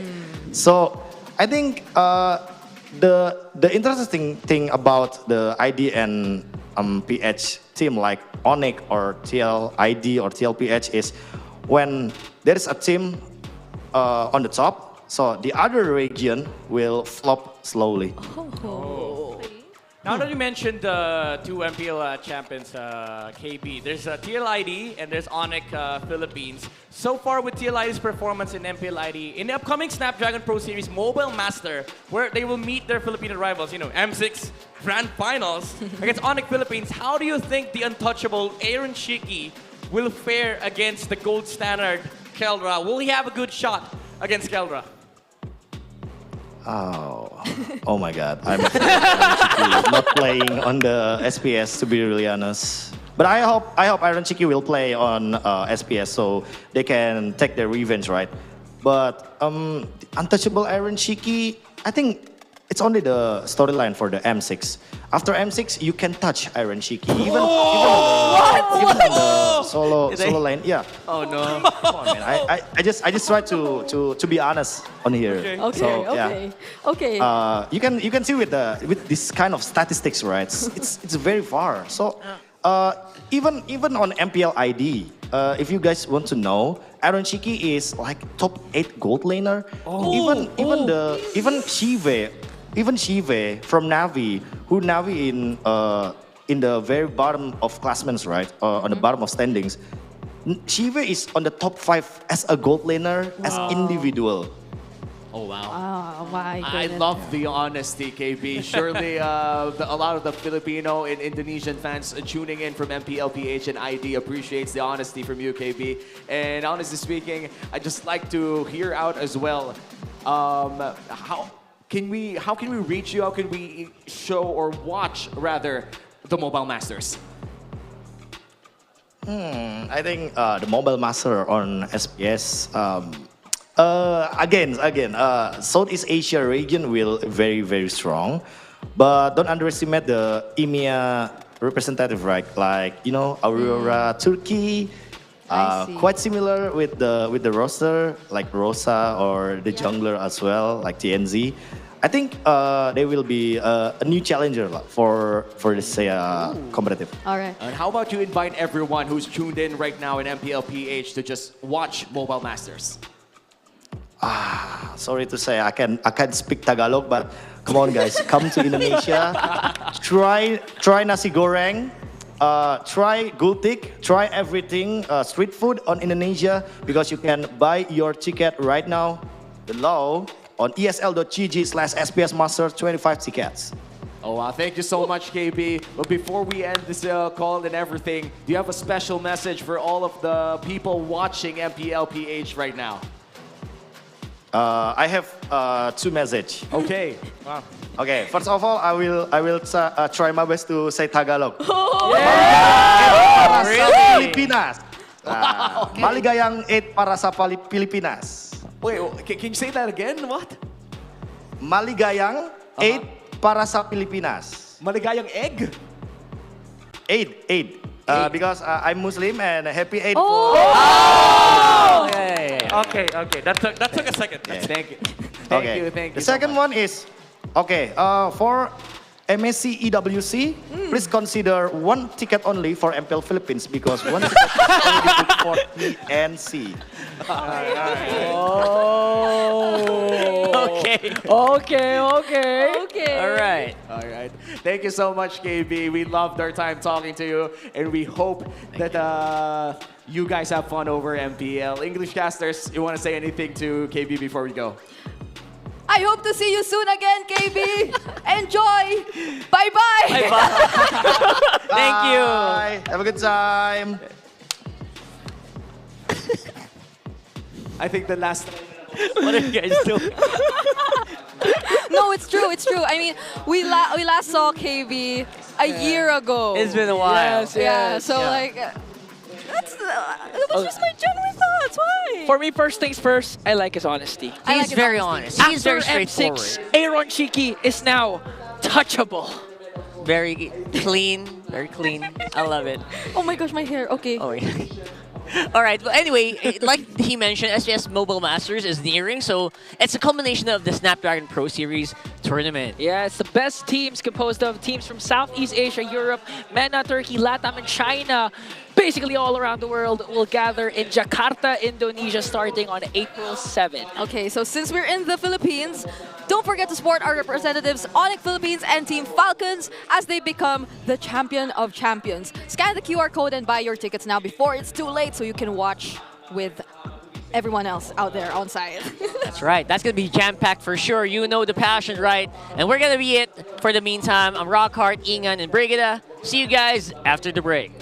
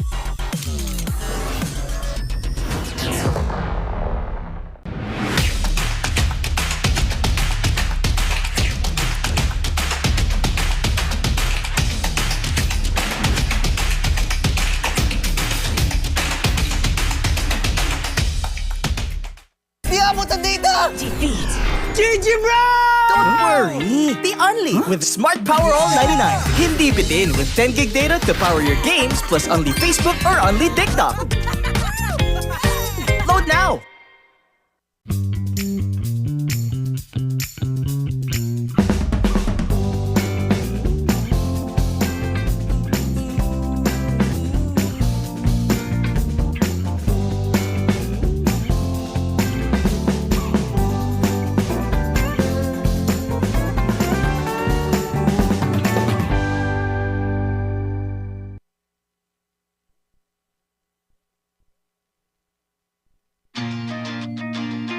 Who needs to go to a concert when you can own that stage with your friends? Enjoy a night of impromptu bowling tournament.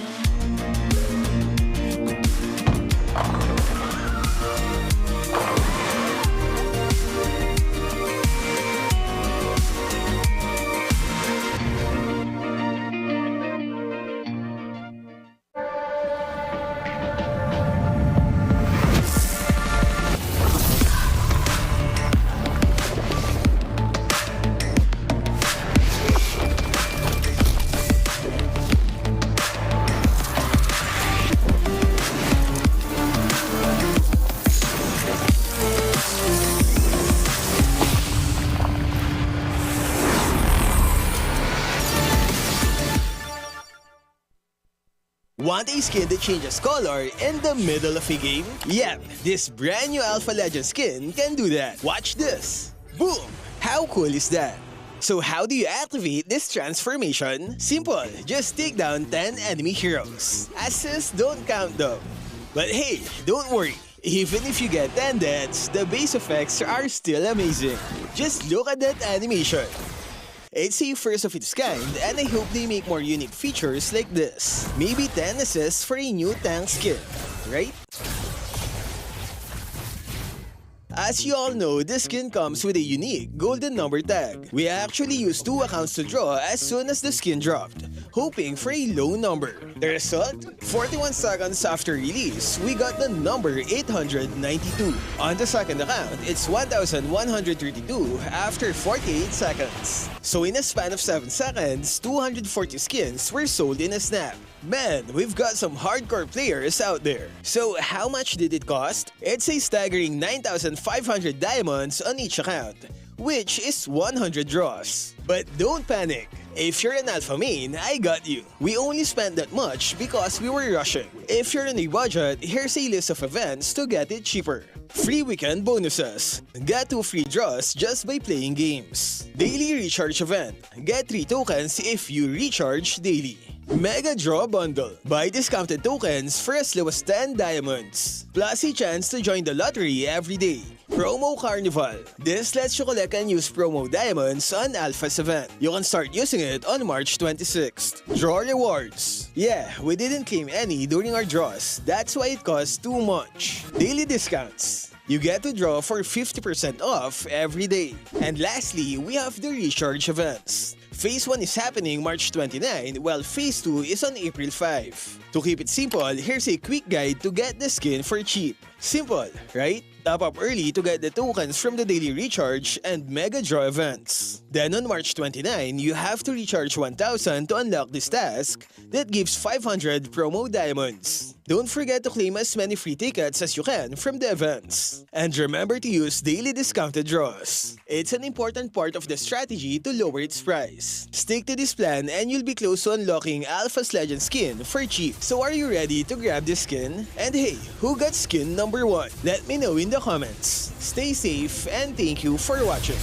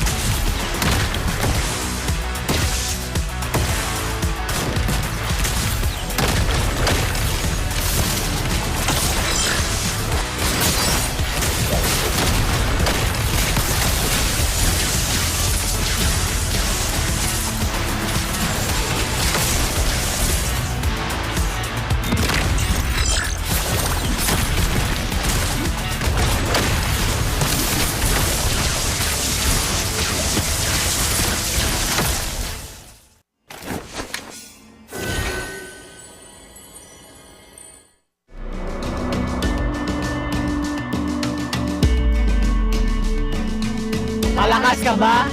Sali na!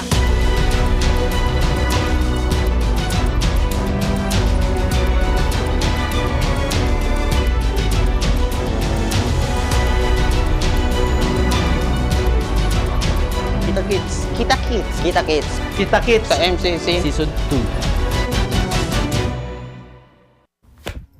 Hagad ka na ba talaga?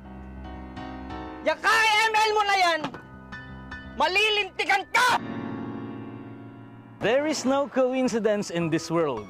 May isang batang mahilig maglaro ng ML. Siya ay nakatira sa tabing dagat kasama ng papa niyang mangingisda at kanyang bunsong kapatid. Ako si Akay, ang magkukwento ng buhay ni... Bojok! Ano? Naglalaro ka na naman? Isang game lang ng ML pa. Anong isang game? Halos maghapon ka na naglalaro. Wala ka nang nagawa sa bahay na to. Nag-aaral ka pa ba? Yan, ML pa. Di ka tumulad sa akin, kuya. Pagagaling ko ng school, tutulong muna ako kay tatay. Di tulad mo, puro ML lang. E di ang galing mo pala.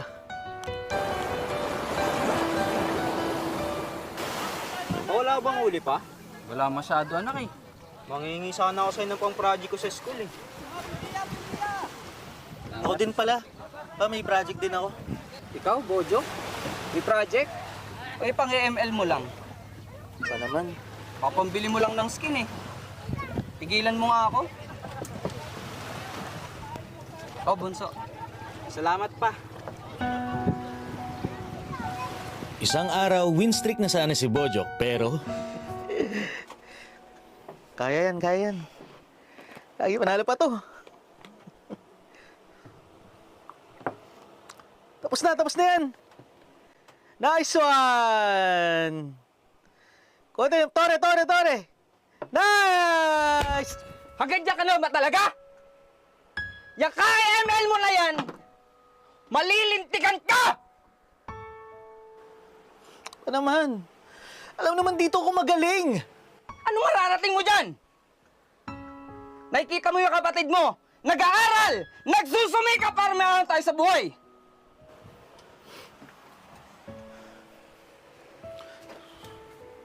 Malay mo, balang araw.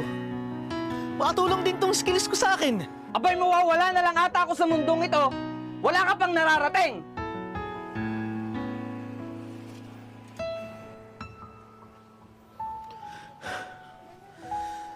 Makakabawi din ako sa'yo pa. Dumating ang panahon na nagkasakit ang papa ni Bojok. Hello, anak? Medyo may kamahalan yung gamot ko ngayon, ha?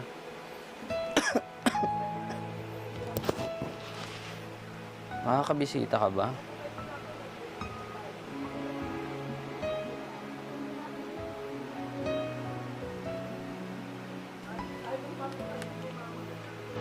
Andiyan ka pala.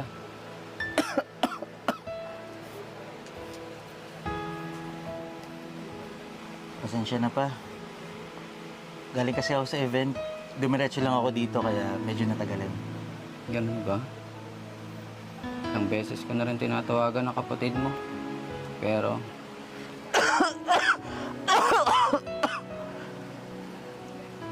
hindi raw siya makakapunta. May mas importante daw siyang gagawin. Ayos lang yun pa. Huwag mo naisipin. Nabili ko na rin yung lahat ng kailangan mo. Kamusta ka naman? Sabi ko sa'yo, Pao. Makabawi din ako eh.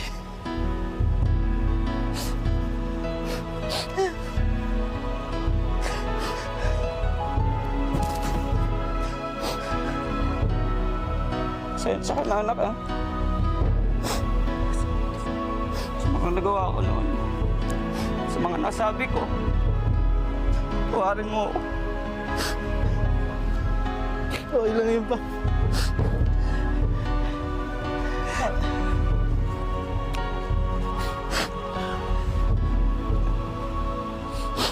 Tama na ba? Diyan na tayo nag-iiyakan. Pinangalan tayo nagkita. Kaya pala pa.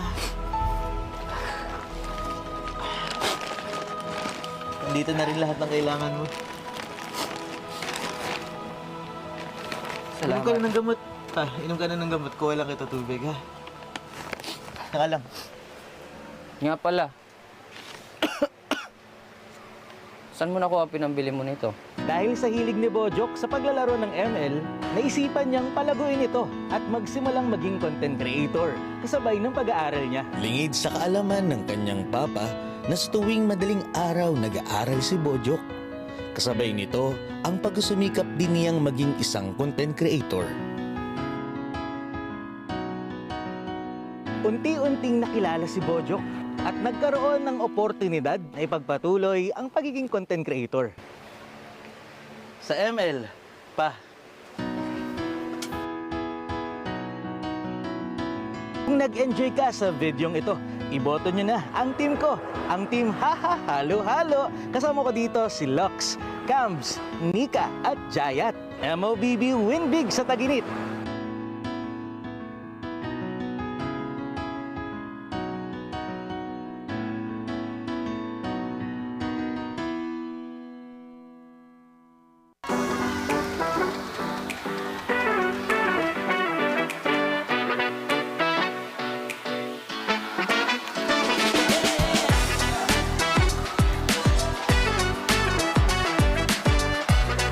Go Flat! Go Falcons!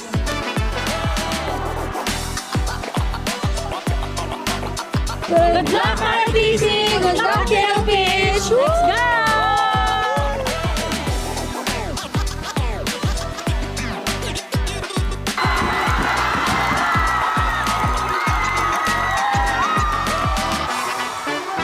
One look and a new iba na malagkit ang tingin ng mga mata niya. One smile, hindi na friends tingin ni Marcos sa akin. Marcos in love with me, pare. Sinapak na naka-dreadlocks, drive-by kahit bike lang since day one. Lyrical and one, di binago ng yaman kasi di pa kilala si Flap TZ. Ganyan na talaga yan kay Yabang, nakaw. Give me Kalea, I give you a win. Anong palag mo kay Jom? Wala akong palag. Shoutout nga pala sa lahat ng manonood ng laban. Portahan niyo kami. Sana manalo na kami. Pag nanalo kami ngayong araw, meron kayong ice cream sa akin. Ano ba yung standing natin ngayon? Top ano tayo? 6-7. Top 7 tayo. Top 6 ka nga. Baliktad yun. Baliktad, top 2 tayo. Yeah. Aha. Sana makapag-miya ako mamaya. Hoy! Kahit sino sumalo, walang bulletproof. Ano ang palag mo kay Super Marco? Balang araw maging icon. Gusto ko kagaya ko si John Paul. Ang game plan natin ngayon, pag natalo tayo, checkping lang yun. Di ba yung start? Para si Coach Daki, kampi natin eh. Surrender na, may ligo pa ako.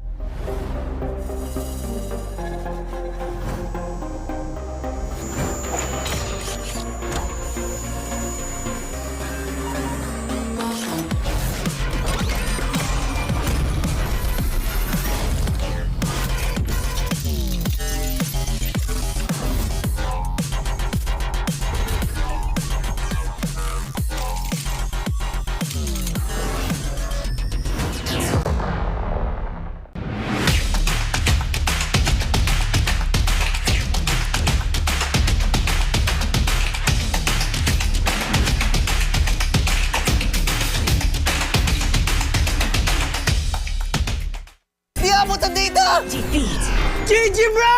Don't worry, be only with Smart Power All 99. Hindi bitin with 10 gig data to power your games plus only Facebook or only TikTok. Load now!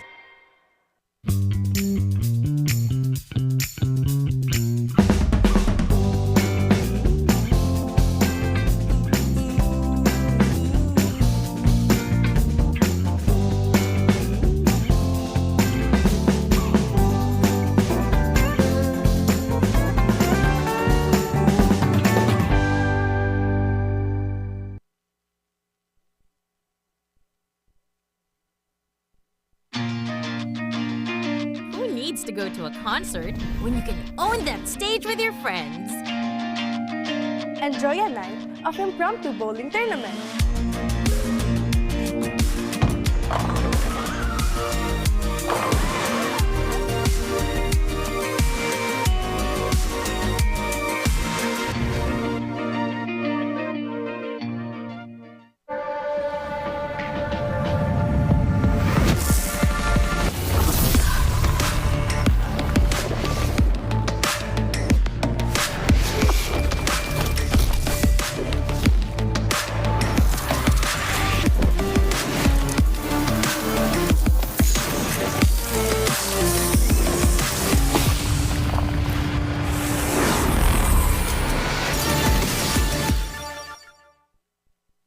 Want a skin that changes color in the middle of a game? Yep, this brand new Alpha Legend skin can do that. Watch this. Boom! How cool is that? So how do you activate this transformation? Simple, just take down 10 enemy heroes. Assists don't count though. But hey, don't worry. Even if you get 10 deaths, the base effects are still amazing. Just look at that animation. It's a first of its kind, and I hope they make more unique features like this. Maybe 10 assists for a new tank skin, right? As you all know, this skin comes with a unique golden number tag. We actually used 2 accounts to draw as soon as the skin dropped, hoping for a low number. The result? 41 seconds after release, we got the number 892. On the second account, it's 1,132 after 48 seconds. So in a span of 7 seconds, 240 skins were sold in a snap. Man, we've got some hardcore players out there. So how much did it cost? It's a staggering 9,500 diamonds on each account, which is 100 draws. But don't panic. If you're an alpha main, I got you. We only spent that much because we were rushing. If you're on a budget, here's a list of events to get it cheaper. Free weekend bonuses. Get 2 free draws just by playing games. Daily recharge event. Get 3 tokens if you recharge daily. Mega Draw Bundle. Buy discounted tokens for as low as 10 diamonds. Plus a chance to join the lottery every day.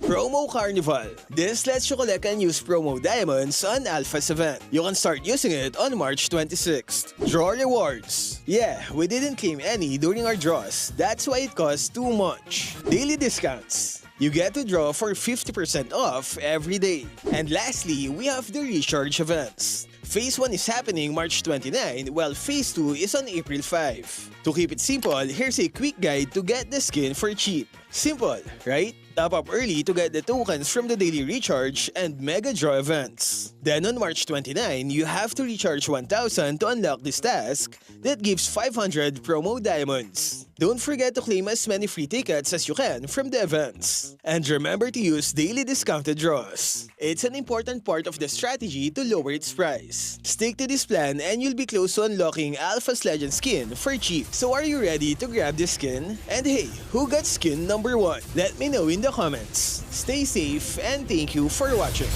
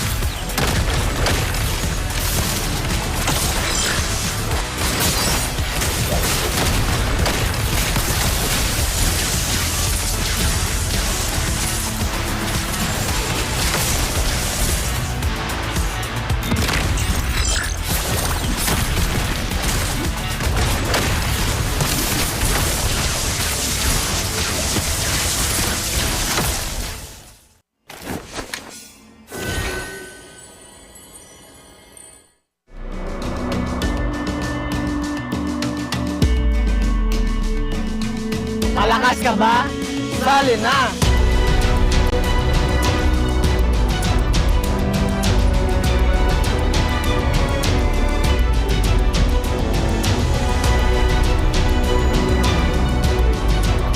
Kita Kids. Kita Kids. Kita Kids. Kita Kids. Sa MCC. Season 2. Hagadya ka na ba talaga? Yung ka-ML mo na yan, malilintikan ka! There is no coincidence in this world. May isang batang mahilig maglaro ng ML. Siya ay nakatira sa tabing dagat kasama ng papa niyang mangingisda at kanyang bunsong kapatid. Ako si Akay, ang magkukwento ng buhay ni... Bojok! Ano? Naglalaro ka na naman? Isang game lang ng ML pa. Anong isang game? Halos maghapon ka na naglalaro. Wala ka nang nagawa sa bahay na to. Nag-aaral ka pa ba? Yan, ML pa. Di ka tumulad sa akin, kuya. Pagkagaling ko ng school, tutulong muna ako kay tatay. Di tulad mo, puro ML lang. Eh di ang galing mo pala.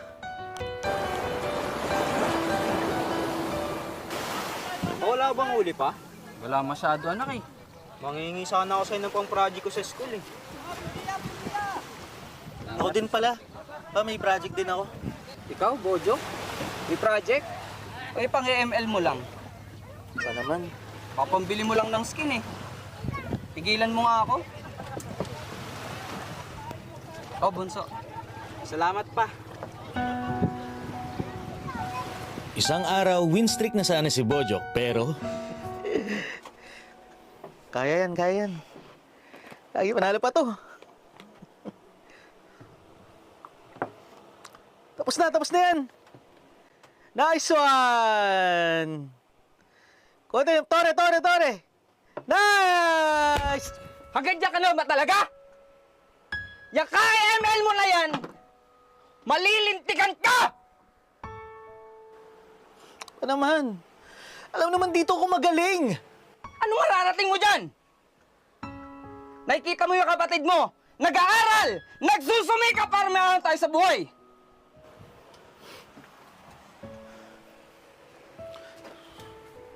Malay mo, balang araw. Makatulong din tong skills ko sa akin. Abay, mawawala na lang ata ako sa mundong ito. Wala ka pang nararating.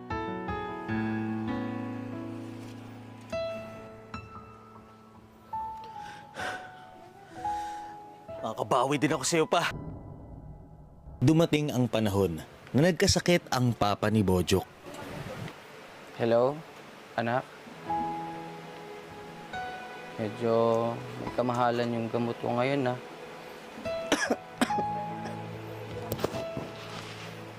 Makakabisita ka ba?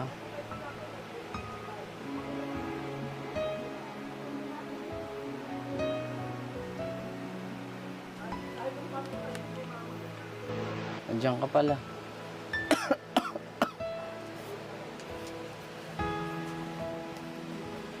Pasensya na pa. Galing kasi ako sa event. Dumiretso lang ako dito kaya medyo natagalan. Ganun ba? Ilang beses ko na rin tinatawagan ng kapatid mo. Pero...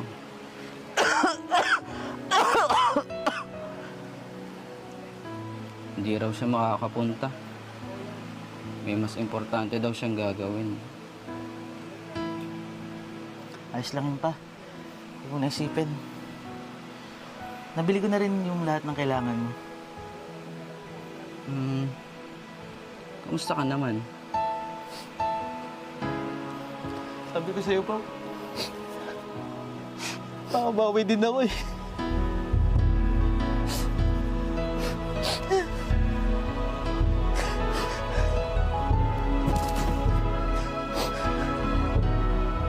Pasensya ka na, anak, ah.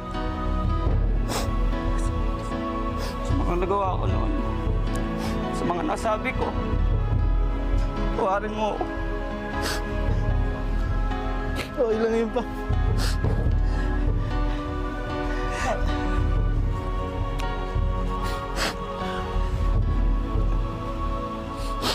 Tama na ba? Siya na tayo nag-iiyakan. May na nga lang tayo nagkita. Wala pa. Nandito na rin lahat ng kailangan mo. Inom ka na ng gamot. Inom ka na ng gamot. Kuha lang kita tubig, ha? Saka lang. Nga pala. Saan mo nakuha pinambili mo nito?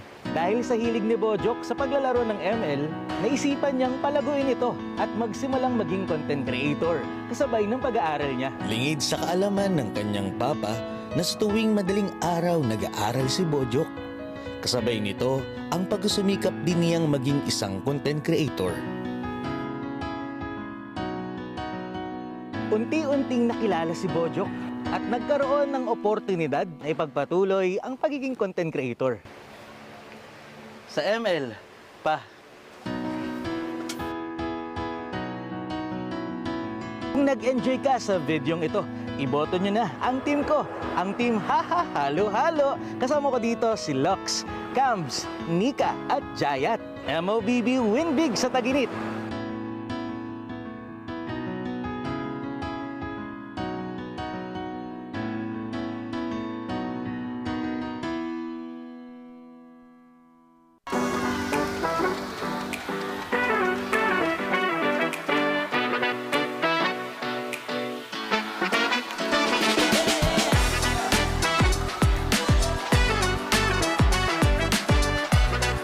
Go Flat! Go Falcons!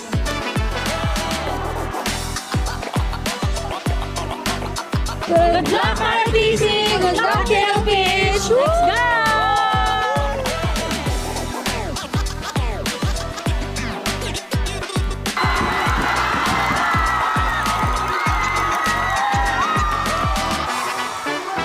One look and a new iba na malagkit ang tingin ng mga... MPL Philippines Season 15. We are just right over here. Kasama natin, still Odin, and none other than Coach Arcadia, SRGOG. Coach Arcadia, it's so nice to be here with you today. Hello, Yes, welcome home, Coach Arcadia. Gano'n ka ba katagal dito sa Pilipinas? Saglit lang kami dito. Actually, 3 to 4 days lang. 3 to 4 days lang. Oo, quick break lang, pero napili niyang umuwi dito. Okay, kamusta naman Coach ang preparations? We know that MPL MY is gonna start a little bit later than MPL Philippines kasi nangyayari na ngayon yun, right? Yeah, for the preparations, okay naman kasi medyo matagal na rin kami nag-start yung training namin for MPL. Actually, even though starting of January, nagtitrain na kami for the start of MPL. So, mahaba-haba yung preparations namin and we're very confident going to the next season. Ang haba nga ng preparations, no? Parang ilang buwan yon. And Coach Arcadia, bilang kayo ang mga defending champions ng MSC, how can you ensure na madedefend nyo pa rin ang title na to? First of all, kailangan namin na medyo maging realistic sa goals namin. So basically, kailangan muna namin makuha yung slot sa MPL-MY to make sure na magkaroon kami ng opportunity to defend our title. You know what? I think another thing is really looking forward to the collaboration na meron kayo. Kasi as of this moment, this is like one of the most interesting things na nangyari in MPL-MY history. What do you think of the collaboration so far? And is there something na dapat abangan ng mga MPL fans? Yes, when it comes to the collaboration, very excited kami, both parties, and sobrang saya kasi we have the opportunity to talk to legendary players such as Seb. So, yung collaboration na yun, it makes us the opportunity to gain some insights from them rin. So, very happy kami with what is happening and the future. Marami pa kaming pwedeng ipakita na new content for us. Alam mo, Odin, curious nga ako kasi napadaan si Coach dito. Oo nga eh. Ano kayang meron, Coach? Coach, ano bang meron? Ano bang tingin mo sa MPL Philippines so far? Tingin ko sa MPLPH, ganun pa rin. Sobrang competitive ng lahat ng teams na kahit nandun yung mga teams na hindi nasa mataas na standing, ano pa rin pumapalag pa rin talaga. Iba pa rin talaga yung competitive level when it comes to MPLPH. Like, hindi mo agad madali mapre-predict kung sino yung mananalo for the day. Alright, so you know what? Coach, I'm sure marami ka pang kailangan paghahanda, so hindi na kita ilalagay sa hot seat. Okay? Imbitahin na lang natin lahat ng mga MPL fans dito sa Pilipinas na suportahan ang inyong MPL MY run.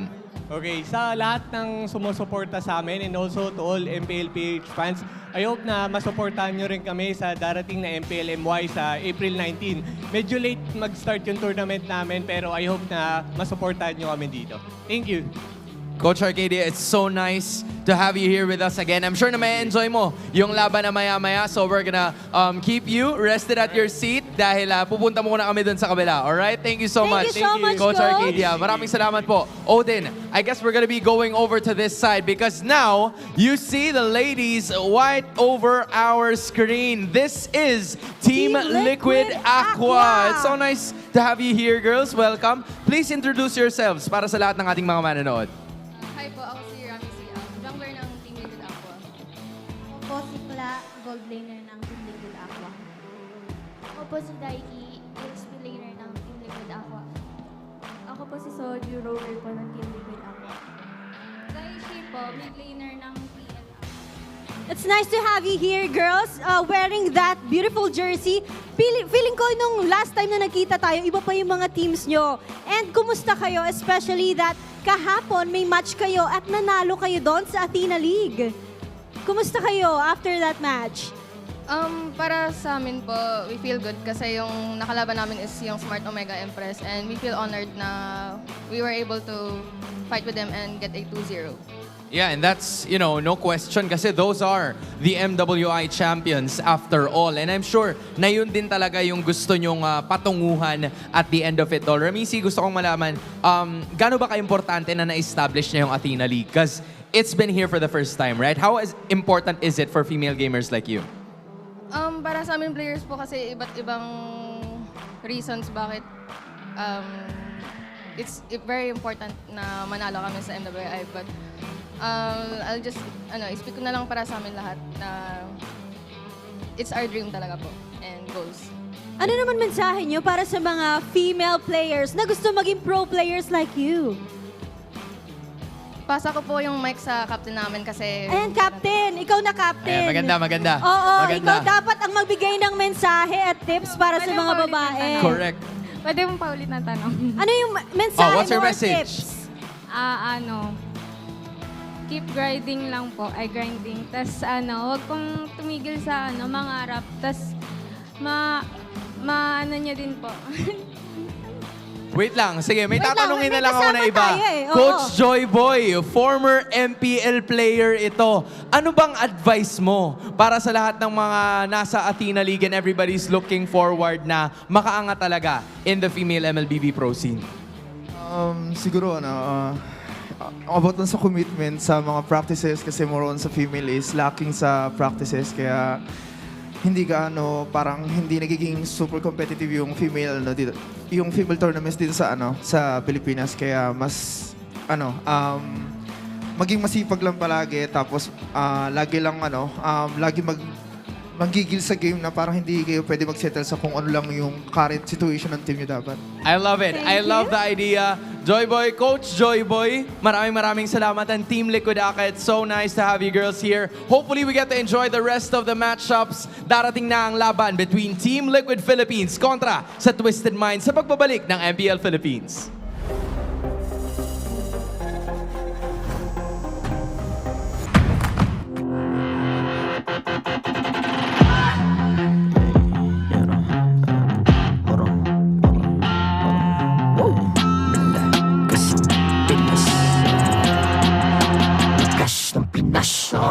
Malakas, Pilipinas, malakas kahit anong lane, we become the monsters. Malakas, Pilipinas, malakas face the golden sun and repping for the 3 stars. Look at us to the top, no ifs, no buts. Winning any game, para to sa PINAS. Di mo matitinag aming boses sa new level. Nasa kalye man o mobile window, I become a legend. Open fire, we unite, we winners. Built with pressure, like diamonds are made of. Switch na lane na parang gera. HP racing, may reset up. Tagatang buhat ni Hilda, full load SS parang Lyra. Susundan ko ang iyong bakas, kasama pataas. Tagumpay natin ito dahil tayo'y malakas. Para sa Pinas, nasa amin ang alas, hindi tuwa atras. Kinikilala sa taas kasi kami ang malakas. Para sa Pinas, nasa amin ang alas, hindi tuwa atras. Kinikilala sa taas ganito kami sa Pinas. Wow! Hold on, hold on, hold on. Yeah, malakas ang Pinas. We are laging every beat, no surrender, no retreat. Pag nagsama-sama, just imagine what we can achieve. Lacking every beat, no surrender, no retreat. Giving 100 all my all, cause we just cannot be defeated. We are unstoppable, immune and invulnerable. Ready ang equipment, lahat frozen, malang crowd control. Pakita ko na jab like pow, east to the southeast. So what I would proud and loud, cause every enemy we devour. Susundan ko.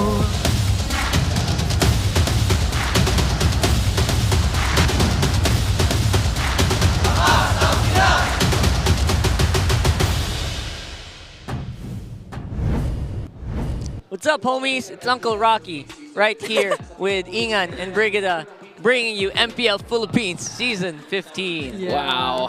Uncle Rocky. It's Family Day, guys. Yeah, he's Family officially Day. using the name now. Uncle Rocky. I actually hate it, but yeah, let's go. For the meantime, I am very happy to see that we have a lot of visitors today. Earlier, if you guys didn't see, we saw Mr. Michael himself, Mr. SRGOG, and of course, he got TL's Aqua. And last series, if you didn't catch it, Super Marco went bananas against Barangay Omega alongside Caltizi. Got a 2-0 sweep against Omega. Falcons once again soaring high after their two series lose streak. Now they finally won a game. Yep. The first game was the first game was a somewhat long game, reaching more than 20 minutes. That was a while. But the second game was just so fast. It just happened so fast, and no one was able to stop the spears coming in from Super Marco. And of course, Kyle TZ, who performed really well in both games. So a lot of stepping up, not just for Falcons, even for Sparta Omega, but we're looking forward to all the more stepping up here, especially from Twisted Minds. Twisted Minds, they got some catching up to do, but you know what? You don't need to catch up in your credits because Time Zone has an exclusive promo just for you. Get 400 pesos power load for only 200 pesos, yo. Yeah, and all you have to do is to simply register on the Time Zone Fun app, insert the promo code TZXMPL, and redeem the voucher at any of your favorite Time Zone venue. So don't... Oh, that's your line. That's Renmar's line. Okay, this feels weird not hearing Renmar say, don't miss out on this amazing deal. Yeah.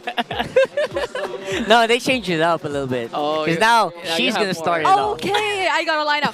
Get a 2,000 pesos discount on your next purchase too by using the TT Racing X MPL Philippines exclusive voucher code MPL2000 over at ttracing.ph. Don't miss out on this amazing deal. No, literally don't miss out on TT Racing, the gaming share that has a lot of giveaways during MPL Philippines. Stay tuned for more info, and just remember, for those who dream, work, and play, TT Racing has your back. MPL 2000, 2,000 pesos off your next purchase on ttracing.com. Yep, I feel like it's time you get yourselves your very own TT Racing. Yes, because if you don't have skills to duke it out in the Land of Dawn, at least you have something. Yeah, literally something like this chair. Just look at how comfortable the players are seated whenever the games are ongoing. You see them constantly getting lower. Yeah. Lower? What does that lower? Lower They're means what? they're half body, a body. What do you call this? Upper half. Upper half of the body is upper body. sinking, and the lower half is coming up like this. Yeah, the knee. You can literally see their knee. That's a classic. I play like that at home. So that's just one of the Filipino ways to do it. A very Filipino thing to do. And when you start to lose from this, you're gonna do like this. There you go. We didn't see it. Oh, that's a shame. Here's the Infinite standings, though. So we got Aurora still on top and still gonna be the team to beat here, who is qualified for the playoffs. Meanwhile, TLPH, again, 1 win away from tying it out. Yeah. By the end of this day, there's a chance we see two teams with the blinking green line over their names as we look at our Infinix standings. But that will all ultimately depend on whether or not Team Liquid Philippines will secure the win. Again, we've been through changes in terms of our scoring system and all that. It used to be a lot more complicated. It used to, like, each game used to matter when it came to whether or not you're going to qualify for the playoffs already. But now it's really just a win, a single point that could make a difference when when it comes to your being part of the playoffs. Yeah, I remember those days wherein you know, you can just lose the whole series, but just win one game, you already have a point. But this time, it's really crucial. It's really brutal. Imagine going through 1 week in MPL, playing 2 games, and then losing all, and then you don't have any single point. That's literally the point. Wink, wink. Yes. And the point is to make it a lot more competitive. And I think with this change, we are really seeing like some teams are really cut above the rest, and that's important, right? Because this is definitely the most competitive region in MLBB in the whole world, and we have to be clear on who is the better team because that's just how it goes. Right now, though, between these two teams, it feels like the better team is, if you're talking about stats, it's very clear. But then again, we're talking about potential as well. Then this is a fight where memories will meet the competition.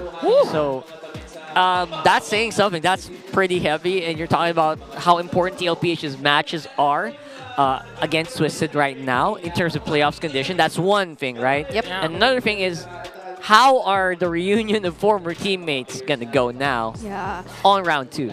The entire theme of reunions are a common trend nowadays since a lot of changes have happened throughout the teams, part of MPL Philippines Season 15. But when we talk about like these two teams in particular, and let's say whether or not we talk about Oheb and Haji and Sanford and James, you really would be immediately reminded of their history. And I feel like a lot of people are aware of like everything between Oheb and Haji, but not a lot of people get to touch upon Sanford and James, which we recently learned have a really deep history as well, right? Yeah, it's actually very interesting how they are. And again, these are things that we can't really get to know unless they say it, because these are things that usually happen in their boot camp. We actually learned about it from Midnight. Right? So that's super interesting. We didn't even know that. And I guess Midnight is privy to that because he can be there sometimes. And that might be a vital factor actually for a potential upset, because you know Twisted Minds has a lot of info versus TLPH and vice versa as well. So we never know what's going to happen, especially there's a recent patch as well. So let's see who's going to come out on top. The most interesting part for me, I guess, is the way Sanford just really used to look up to James. Like he used to keep studying James, but I think we're gonna put a focus on Oheb first. Big focus on Oheb because he says him and Haji, when they came into when it came to the boot camp, they were very close, right? Yeah. Their bonding was more of just laughing together, just having fun stuff, doing fun stuff, and then they're just very happy. They're all the time. They're very happy, and Oheb says it's just because Haji's just really fun. Yeah, he's just a funny guy, which is saying something because I don't see Haji laugh at all. I haven't really seen Haji laugh in a long time. Maybe just like behind closed doors. Like behind the closed doors, like maybe even Super Marco's actually the most talkative person in Team Falcons. We never know. Based on my checks, he's not though. Oh, the ultimate fighter, the UFC. Doing a little pose of himself, the glorious pose. I mean, I guess it's a fighter thing, right? Where, this is James though, way back from Next Play. Wow. That's where they met with Sanford, and they had a really good bond, but then they joined Echo, so that was where they got super close. But they really bonded over gym, eating out, going on dates. I'm kidding. Then they just go out with just the two of them, and no one's bitter. Apparently, between the two of them, no one's really bitter. Even though they are on the same role, sometimes they would get swapped out with each other. And they just help each other out. That's so nice. And that's how you know that the bond is really real, goes beyond the MLBB. So you really feel the closeness of James and Sanford. Even until now, I think later on, when the matches conclude, they're just going to bond. Yeah, 100%. I just won. I got shocked. I had long hair. Bro, you know what? If Alpha can have a transforming skin, we can too. If he can transform in game. So Hey, he's not letting them. Oh my. Show your muscles, bro. Show them guns, Show them 40. guns, yo. Who was that? Was that Carl? He's just humble. Yeah, that I was think Carl it's on the that's left. O. I don't know who's trying to hide it, but it doesn't want them to. Anyway, there's a difference though in terms of the way Oheb and Haji just immediately clicked. It feels like James and Sanford took a bit more time Yeah. to like get to know each other, or it took them a complete different transfer. But hey, but you know what? Carl TZ and Oheb, that's a completely different bromance. So It actually reminds me of how we're seeing the Baby Cakes duo right now. It's like Oheb mentioned that when he got into his team with Haji before and they just immediately clicked, wasn't that the exact same scenario now with Right. TZs? And we saw how much their chemistry just kept improving from there. So that's a promising thing to look at if you were a fan of Team Liquid. Maybe it happened, right, for them, because I think when Oheb and Haji were teammates, they didn't really stream too much. Yeah. We just see it a lot now because they stream together, Carl TZ and Oheb, right? And everyone has the receipts. Everyone knows how sweet these guys are with each other. And because of them, the Clippers are really, really happy because it's almost every day they have new content because of the Baby Cakes duo Baby stream Cakes, alone. man. the Clippers are forced to stay up late. Yeah. Because as you may know, players tend to practice up until late night, so they Very need to late. finish all that before they get to stream. And so, What's this? What is the name of Haji, Z, Oheb, and Edwards trio that was formed due to their MVP titles? Is it MVPZ, MV Free, the Free Musketeers, and D, the Hot Guys? Definitely D. Definitely D. 100% D, right? And the They're- fans, their former fans, would Guys. obviously agree that it's D. Let's just all agree to comment D. Okay. So that our social media can be very clear. Okay. Comment D right now on the stream. Okay, Because it's all up to you. it's all up to you, but it's D. The correct answer is D. I'm telling you right now. If I were to choose, though, I'd choose C. The Three Musketeers. That's very cute. No, that's the reason why I laughed upon seeing these choices. Yeah, like that's funny because they're together a lot. So yeah, so then they're very Free Musketeer-like. So let us know what you think is the correct answer. We all know the correct answer is D, but let us know what you think. And yeah, we're gonna get into it very soon because this season has become the season of the duos. Yes. Right? And the trios are not really. We don't see them quite yet. That's So true. I'm hoping maybe we can see one before the season ends. Yeah. So and based on their last matchup, I believe it does it still stand as the fastest game. We'll see. At 9 minutes and 6 seconds. That's something. Breaking news though, by the way, MSC 2025 is we got some country allocations.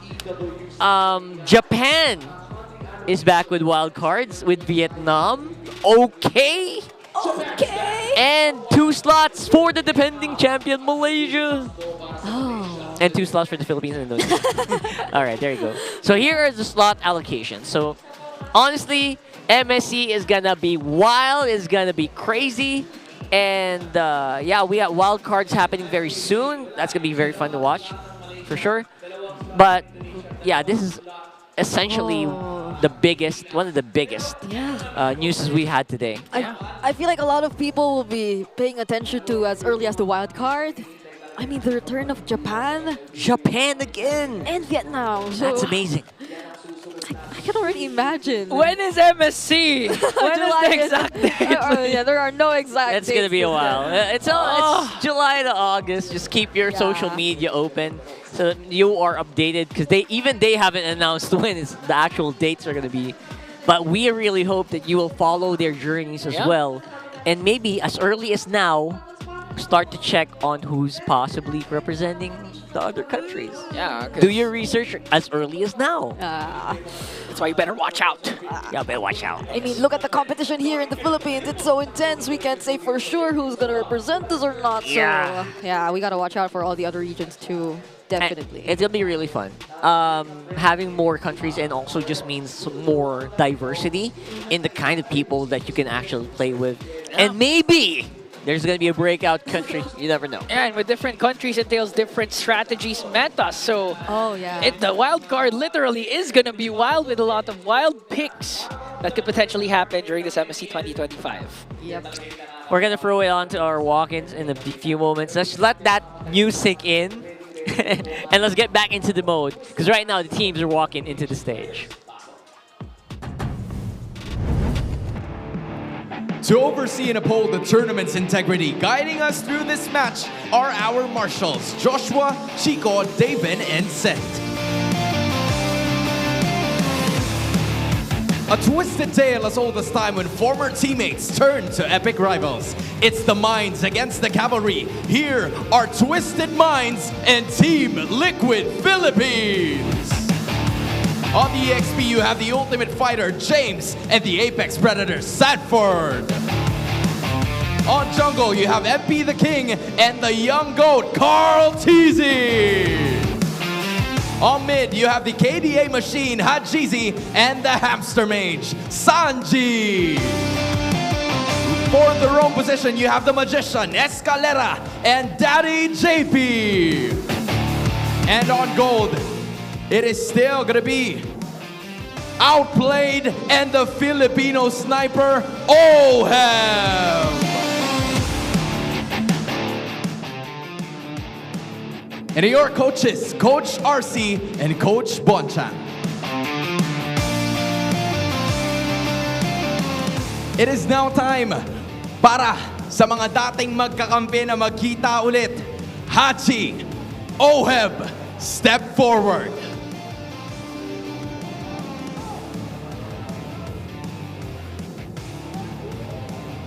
May ganun pa talaga. Hachi, paano ka ngayon makakabawi sa Team Liquid Philippines? Ano ang palag mo?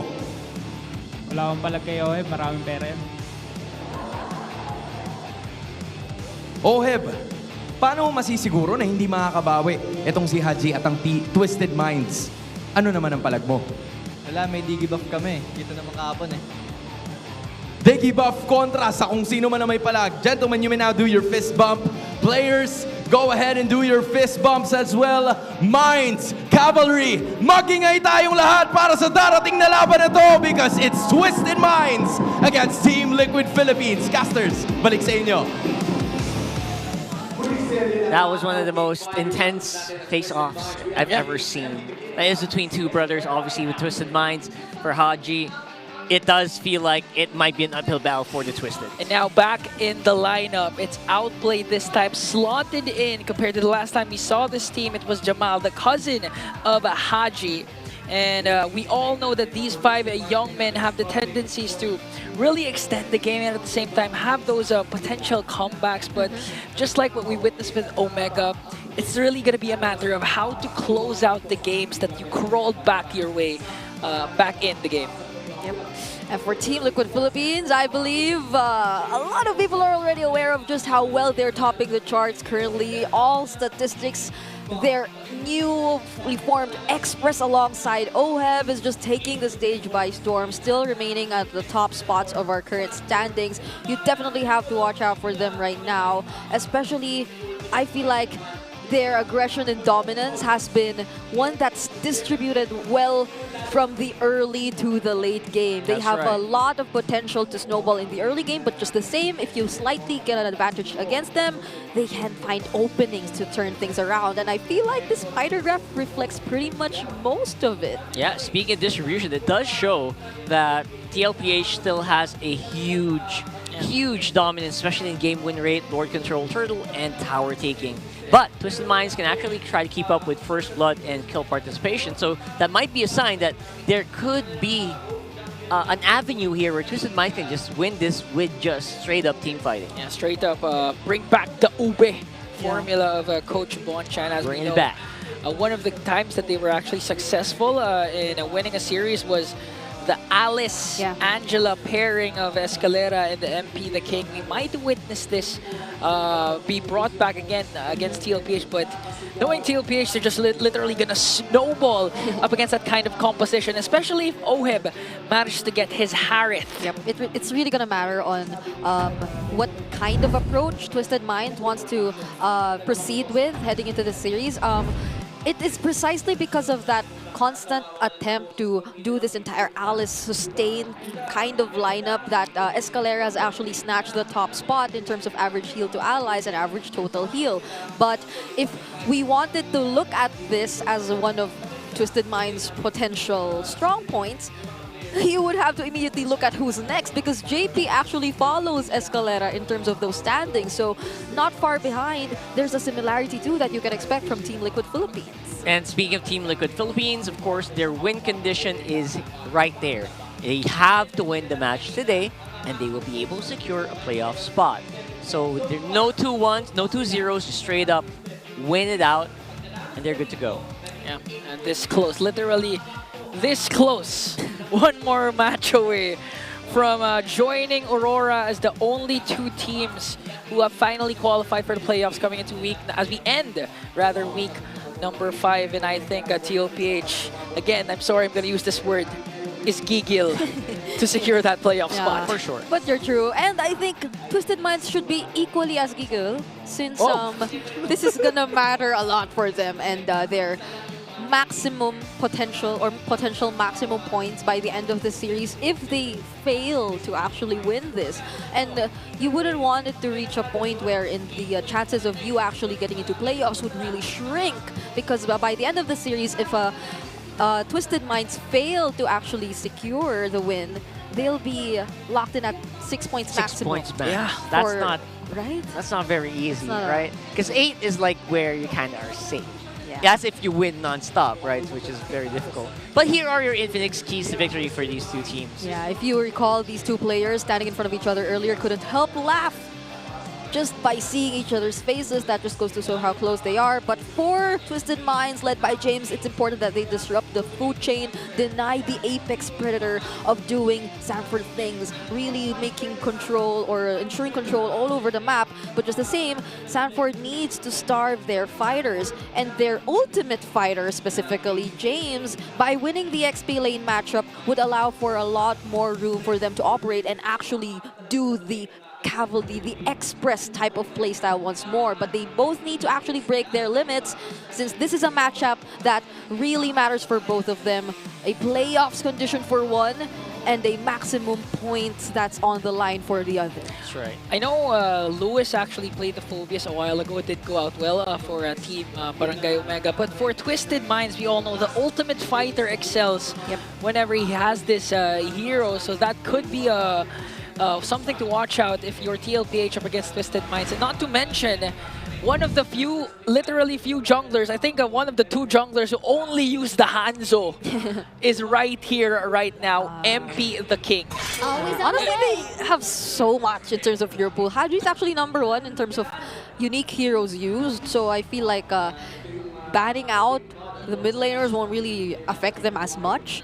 But instead, Team Liquid Philippines decides to be very specific in their bannings, taking out the Alice in the first phase. That's actually pretty good, because it does attack multiple roles here, and MP the King would probably love to rock the Alice eventually, one of these days. Then again, Kalea, up for the grab. Yeah, it opens a lot. Again, they ban out also the Jushin. Not anymore. Okay, not really. You jinxed it, Uncle Rocky. No Kalea anymore. No Kalea today. Yeah, you Chip. mentioned the Phobias probably later on. That's gonna come in. Oh! No, never mind. That's a great pick. Great pick for James. Okay. Phobias. Yeah, they decided to get it first. It really is considered as a power pick now, especially considering the comfort of both of these teams. So that's a great move here by Twisted Minds. But that enables either the Harith Suyo or the Joy Granger possibility here or they go for Granger and Suyo here for Team Liquid Philippines. It's good priority here, not to mention it's really quick answer. You get a Suyo, we get the Joy, doesn't want to get banned out. There you go.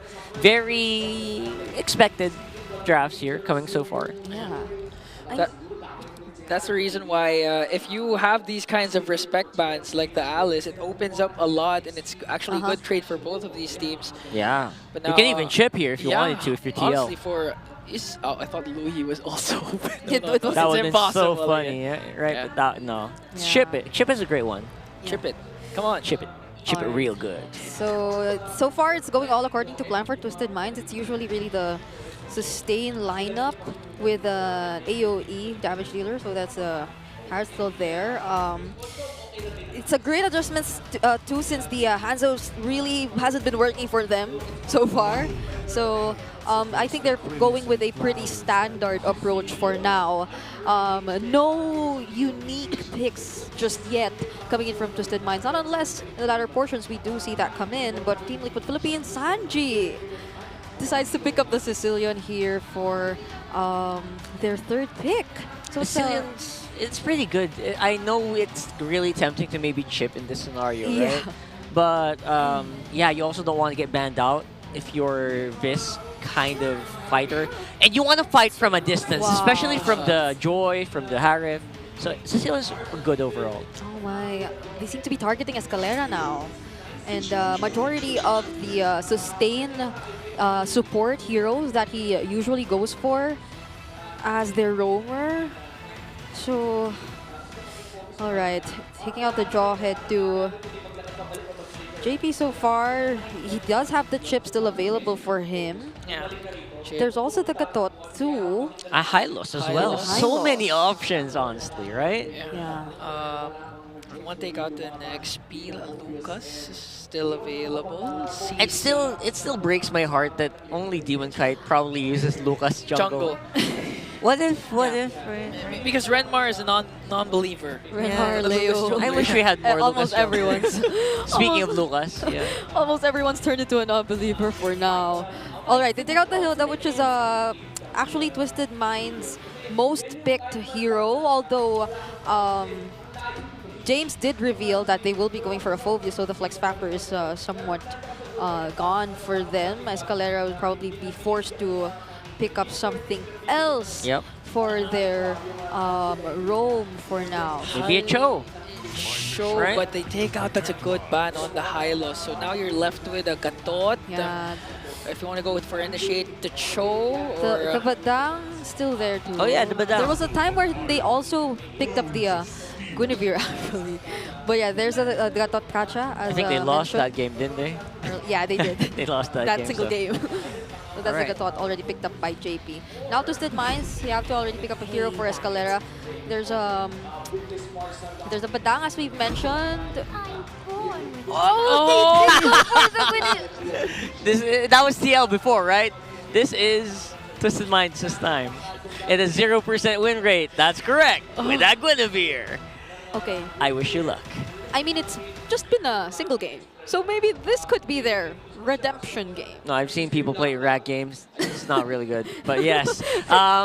Maybe they know something we don't. This, by the way, a lot of magic damage. Yes, that's true. Oh my goodness.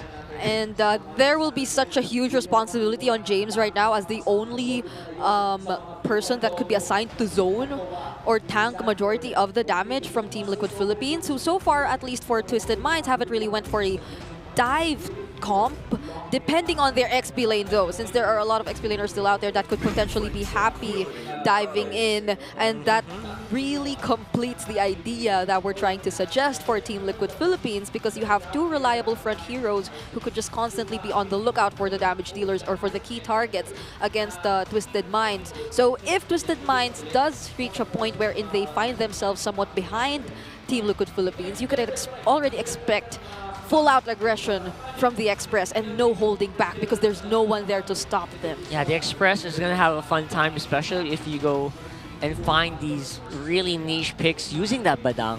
But for some reason, I'm rooting for the Guinevere now. I want it to win.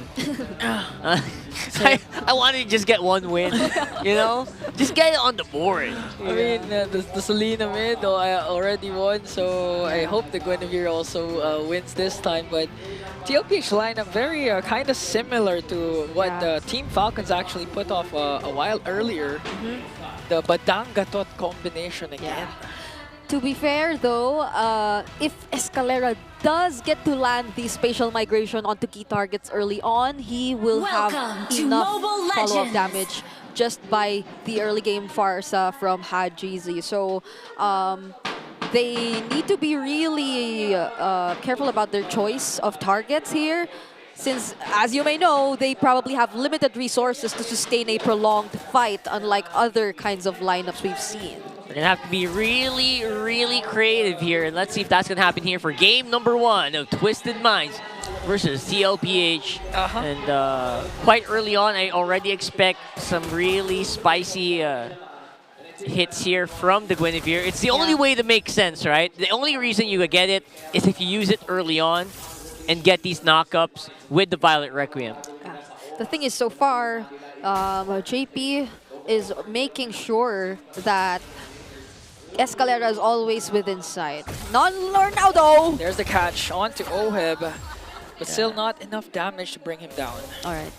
That's what we're talking about here. Escalera still staying here, faking that TP, faking that recall back to base, but it's going to be a 4-man, what do you call this, zone here. TLPH not really trying to do anything. Outplayed is a very crunchy target. Carl TZ knows it. Yeah. They have enough, or there's a clear lack of information, which is why Outplayed must play it safely under the turret for now. But Escalera's been doing a great job getting ahead in terms of positioning himself in the brushes. But Team Liquid Philippines, they have a lot of resources to do the same. Okay, here's the taunt plus Sanguine Claws. Okay, one more hit onto Escalera. Fortunately, MP the King was there to zone out the members of TLPH. Still, no kills for both teams. Really smart move here from MP, not really triggering the electrifying beats.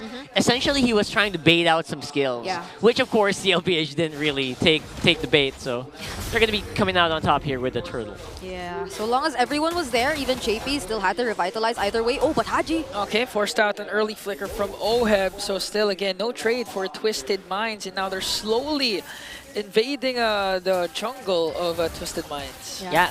Next 2 minutes is going to be crucial for that bottom lane. Make sure to watch where Oheb is going. I guess that's what Twisted is trying to do here.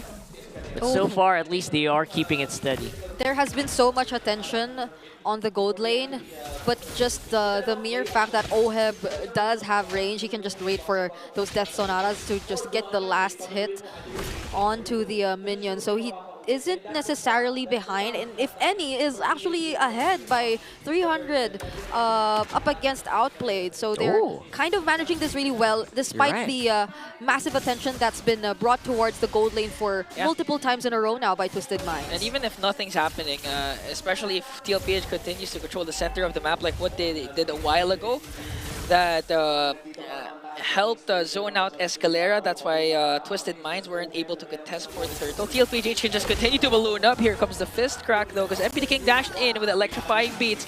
But onto the middle lane though, they're trying to work on Hajizi. So still no deaths 3 minutes in for both teams. That might be a signal though, with a lot more resources being used up here by Twisted. Maybe they're trying to get him started slowly. Oh, with the pressure bottom lane. Oh my goodness. Outplays Oheb under his turret for the first kill of the game. Major highlight for Outplayed. A literal outplay about outplay. It's one of those times. Right. Even though Oheb was able to hold on his lane, you could not deny the fact that Outplayed and the multiple rotations towards the gold lane did impact his overall ability to just sustain everything. So he was forced to keep clearing the lanes despite having half HP. So now that was a clear advantage by Twisted Minds. How could they possibly translate this if they get the next or upcoming turtle? But now Team Liquid Philippines get to spot out the majority of the members from Twisted Minds. Let's see, they're starting to form up here around the mid bush. Sanford looking for a pick-off, but not really being given here by Twisted. They're trying to go for a wraparound. Here's the Sanguine Claws. Escalera jumps in with a spatial migration. James very low, gets blasted down by Sanji, but MP the King still gets the turtle, plus a shutdown onto Carl Tazy. JB was able to walk away with the AOG, but Twisted Minds again answering TLPH. What a crucial play by Haji there. Wow. This is what we're talking about, right? If Twisted does lose out in a lot of stats, in team fighting, kill participation, they're a bit cut above the rest. That's something that they excel in. I mean, it was a great response from Team Liquid Philippines to immediately burst down James, who was within reach, since majority of the members of Twisted Minds are supposedly going to fight from a distance, since that's where they're safest from. But once Team Liquid Philippines used much of their resources onto James, unknowingly Hajizi was just waiting for the perfect timing to cast his passive and allow him to stun multiple members of Team Liquid Philippines who were already trying to run away using the feathered airstrike. So now let's see the response, because they seemingly want to take down the bottom lane. Okay, four-man swing on to outplay. Here comes the fist break. A jump coming in from Escalera. AOG has a response for JP, and they shut down Sanji. JP might be the next to fall as the ultimate fighter answers back. He came from the top, and now he's here. That's a 2-kill swing once again for Twisted Minds. And it felt like that was started off by TLPH, right? I mean, what is happening here? Twisted Minds having a fun time in these duels. It was, and it could have been a clear win for Team Liquid Philippines if only there was a bit more coordination in terms of how they laid out their skills. It did feel like the taunt alongside the fist crack combo was not entirely in sync, so we are unable to see that Team Liquid Philippines were able to layer out their skills and their damage accordingly. Now, that was taken advantage of by Twisted Minds, who is currently in the lead by almost or more than 1,000 gold. If you're gonna look at the spider graph once again, you know this time why, but wait a minute! A jump from Escalera! Sending Sanji away. Sanji again was the major pickoff. Here comes the counter-attack. AOG plus a fist break to catch outplayed. MP the King electrifying beats JP with a revitalize. Escalera once again with a jump, but gets caught out by JP. And Sanford as well. A good zone from Carl Teasy, forcing out Haji to recall. That was good effort from Twisted Minds here. But in the end, they were still repelled by TLPH. I agree. Sanji doesn't seem to be having such a great time without the Purify in this scenario. And as much as he has some sort of mobility, once he casts his ultimate, he cannot escape from the threat of a spatial migration layered up with the Violet Requiem. So once that happens, or even just a brief stun coming in from Hajizi and the Curse of Crow would deal or allow Twisted Minds to burst him down, especially at this point where he's yet to stack up on damage. So Sanji needs to be extra careful. Fortunately for Team Liquid Philippines, they were the rest of the members were within the area, and gradually we're starting to see the ways they're able to respond to Twisted Minds. An unsuccessful play could be cancelled out by Sanford or even JP, so long as they time their skills and their resources really well. That's right, the timing. Good, actually, a good spot out from Carl TZ to Escalera. So Escalera was actually forced back by the young goat. We're talking about timings here for TLPH. You're absolutely right. They do have so much power, but it relies so much on JP just getting a really good Avatar the Guardian. And as well as, you know, Sanford hitting the wall with the fist break. And, of course, making sure that Outplayed and Hajizi have already used their Purifies, which is also so difficult to juggle in your mind. Yeah. You also have to take into account that they cannot go too far away from their damage dealers, since you have to ensure that they will somehow be protected from the possibility of Twisted Minds finding or getting to find an opening towards the back line, or even just by their sheer range. But hold on, Escalera! Hey, there's the miss from Escalera. Nobody home, but still able to cast out the Violent Requiem. Gonna get caught out by Oheb. That's a 1-for-1. Both roamers down. It's painful to see, but you know what? They were trading it very well, so Twisted Minds still got something from that duel. Yeah. So far, JP also prioritized the Athena's shield, so they will hopefully have a little more means to survive the potential Dazzle Wave. James all of a sudden! MP the King goes on to the back with electrifying beat. He's gonna bring down Oheb. The next target might be Carl Tazy, and the chase is on! MP with a slaughter! Gonna get a double kill right on the proper time, because the Lord has just spawned, and they might be able to take it away from TLPH. That was perfect timing right there. They find Oheb. They also find Carl Teasy. That's the money combo. Okay, here comes Sanford. A jump again once from Escalera. They're working on Sanji instead. as they try and take down the Lord this time. That's 3 kills plus the Lord for Twisted Minds. There seems to be no problem for Twisted Minds in terms of gaining access towards key targets of Team Liquid Philippines.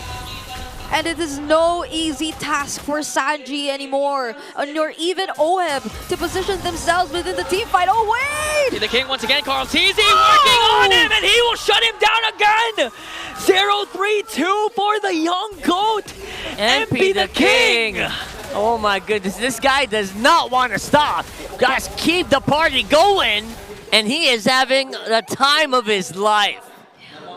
This is somehow Team Liquid Philippines and their inability to actually establish the early game that they want being capitalized on by Twisted Minds as the team or as the lineup who has a lot more opportunities, who has a lot more angles to work with in terms of their combos and their hero synergies. We're starting to see that heavily impact Team Liquid Philippines and their ability to actually fight equally against Twisted Minds. So now they're forced to actually wait for their timings. An unusual scenario for the Cavalry, who usually just goes in for the Express, but this is inevitably where we are supposedly going to see them later on if they're really unable to carry out the early game, since they did decide to proceed with the Sicilian. So again, we're going back to the entire idea of timings, but for now it's Team Liquid Philippines who has to wait a little bit more. So far, the James first, imagine Prio pick of the Fulvius. It's paying off so far for Twisted Minds. Feels like it is working out. MP the King again trying to find Oheb. I think that that's his target in life right now, right? Just look for Oheb. Target in life. That's his only goal, and then once Oheb's done, look for Carl. Yeah. That's it, and it's working so far for Twisted. 4.5k on the gold lead. Yeah, he's an anti-baby cakes duo. Yeah. He doesn't support the baby cakes. That's right. Honestly, if you're Twisted Minds here, if you're either JP or if you're either Sanford at this point, you'd have to find a way to balance getting out there looking for or getting information without necessarily compromising the position or your damage dealers, who shouldn't necessarily be up front too or too deep inside enemy territory. But this is a situation where Escalera and his presence is clearly making Team Liquid Philippines think twice about where they should be checking the areas, because one crucial spatial migration is already enough for Twisted Minds at this point to dish out the necessary damage. And that's the biggest mind game for Twisted Minds. Is this spatial migration can literally come out of nowhere and can hit multiple targets. You need your Purify up. You need to make sure that you have a Purify, but the problem with TLPH is they have Flickers, they have Revitalize, but no Purifies in sight. Yep. Imagine if Twisted Minds manages to win a game against TLPH. Finally, the Guinevere has one win. I mean, we're getting there. I think we're slowly getting there, but it is still going to be, it's a pretty small lead, but it is solid nonetheless. Okay. Oh. MP the King uses Electrifying Beats already. That is huge. That might be a go signal for TLPH. Should have been. Yeah, should have been, but they're going to focus first on the objectives. Again, they lack information on where James and Escalera are hiding, so they're not going to risk it anymore. JP and Sanford still here by the Lord Pit. Sanguine Claws won't connect to James, and now we're going to have a Filipino standoff. Yeah, it is Filipino standoff. Twisted Minds are dancing around the Lord so well. And if you're Team Liquid Philippines, you cannot afford to make a mistake of expending not even the Avatar Guardian Hobo. They're going to come in a lot onto JP, forced out to revitalize. Had Jay-Z with a Feather Airstrike. They're going to bring him down, one member down right away. Sanford with a combo, but James was able to escape, goes able to down. The Ultimate Fighter strikes back, but Sanji with the engage as well was able to bring down James, and now MP the King up against 3 with Electrifying Beats. Carl TZOM are safe here. Escalera still scouting out where the Cavalry are, but I think this is a clean Lord take. God. Even Escalera jumps in to just zone out Sanji as MP the King and outplayed. Haji. Go for the Lord. Wait, Haji, what? Oh! Haji with a Feather Airstrike onto Carl TZ. Even stole away the purple buff. Man, Twisted Minds, what did you guys have for breakfast? I want me some of that. That is, they're individually, they're playing insane, off the charts right now. Every single one of them especially James. I mean, he was able to flicker out against the Sanford combo, but he went back for the Infernal Pursuit to bring him down. MP the King went into free people. He dived on the free people in a bush. Yeah. What the heck? You know, there's a saying that when it comes to Twisted Minds, they play a lot better when they're up against Titans, against really good teams. Yep, this is the first pick Phoveus for you, shown to us by Twisted Minds. But again, as we were just mentioning how Team Liquid Philippines could potentially start things up, they immediately go for the person who could ideally start things up, and that's JP. So now they have to be extra cautious, because if you do want to tack up the damage, you should ensure that you will not be in an accessible position for the spatial migration. So they can make use of this area where they're currently in. Unfortunately, they are going to be somewhat trapped for now for the upcoming defense, but this is something that they can definitely use to their advantage. There could be some sort of or hesitation from Twisted Minds to fully commit if there are still turrets standing, but there is going to be the conceal that's cancelled by JP. You know what? It's fine to be trapped here in this scenario. Luckily, 90 seconds on the next Lord means it's not super scary yet for TLPH. We're starting to get there. And map control definitely on side of Twisted. TLPH are trying to push them out. Yeah, and fortunately for Twisted Minds, they know that Sanji has a Cecilia in terms of clear wave, in terms of late game is really going to dominate. So they were fortunate enough that they were able to take down at least one inhibitor with that Lord. And it's actually opposite side of the Lord, so they can play around the fact that they have a huge map pressure over TLPH. Yep, you saw the leaderboards.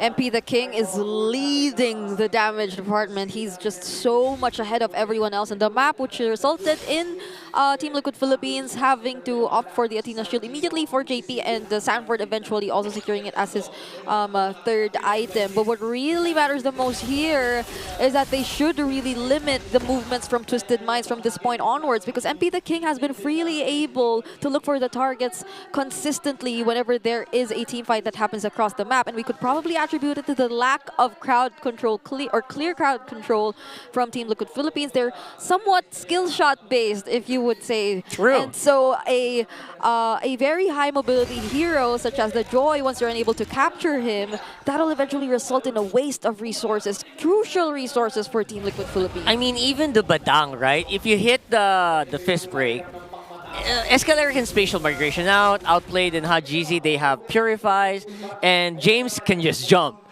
And, you know, literally jump, good, yeah. Good luck with catching, you know, a Joy.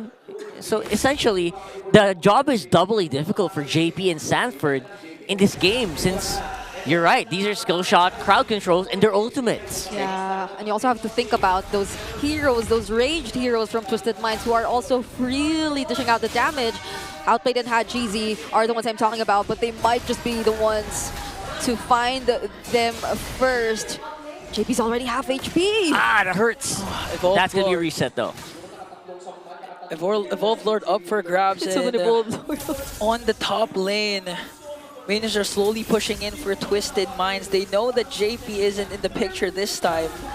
They might go for the burst of this Lord, because the Minions are just pushing in onto the top lane. Eventually, if OM shows himself, Twisted Minds might just literally get this Lord. Okay. We're going to have to rush it. It's just Sam for now. Reset again. Oh.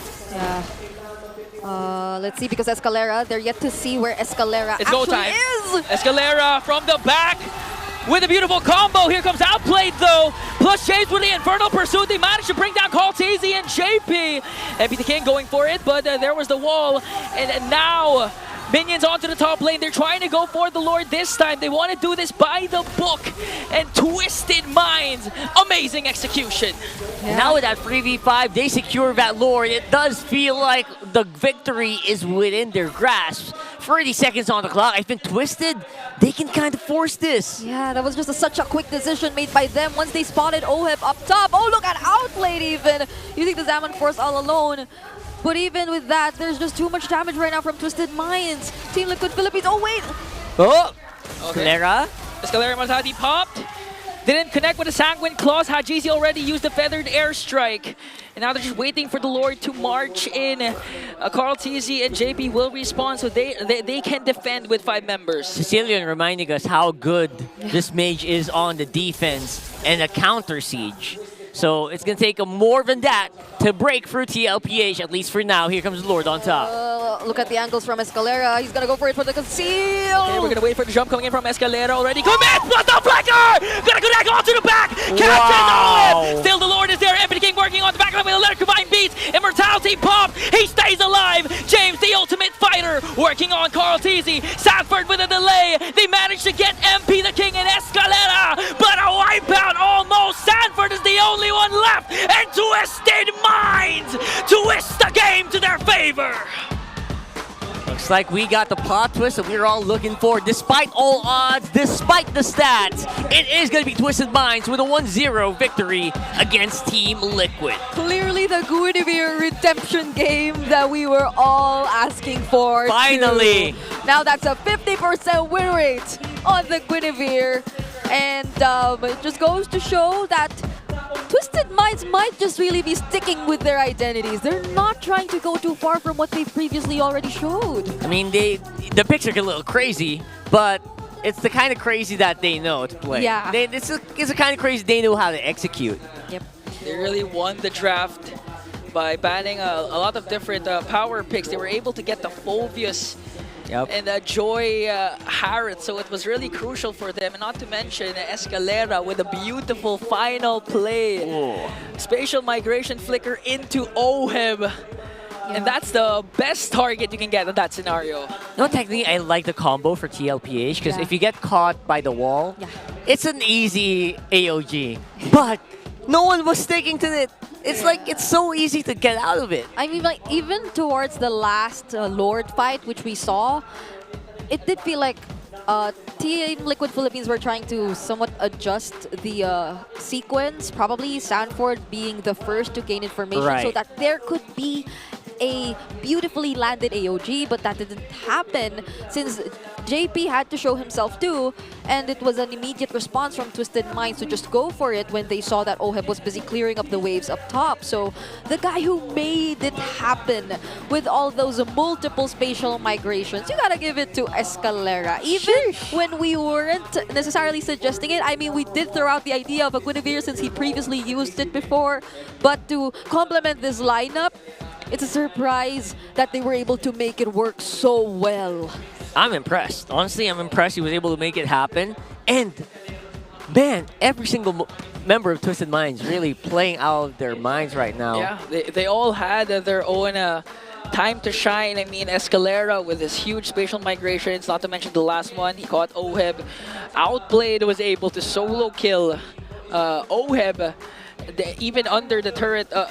Oheb's own turret, and not to mention one of the crucial plays that James made into the middle lane. And even despite Sanford being able to catch him with a fist break, fist crack combination, he flickered out and went back in for the Infernal Pursuit to punish Sanford. And of course, Hajizi, 1v1 against Carl TZ, was able to steal the purple buff. Yeah. Honestly, this guy was really impactful, not just because of all those spatial migrations which landed onto key targets. I feel like the mere fact that he was on a Guinevere, who was heavily reliant on positioning himself first, allowed for so much and denied so much too for Team Liquid Philippines.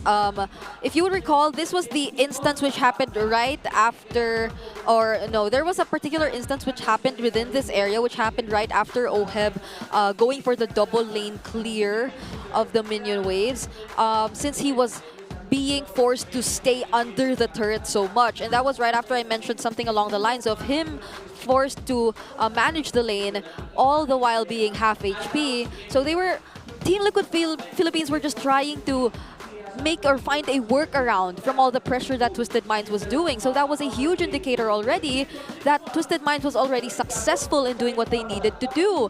Even though the usual spatial migration followed up by the damage from the Farsa didn't happen onto the mid lane targets, it was massive for them that they started things off denying Oheb, the gold laner of Team Liquid Philippines. So it was a quick transition from Oheb to Sanji that the frontliners, that the tanky members weren't able to catch up to anymore.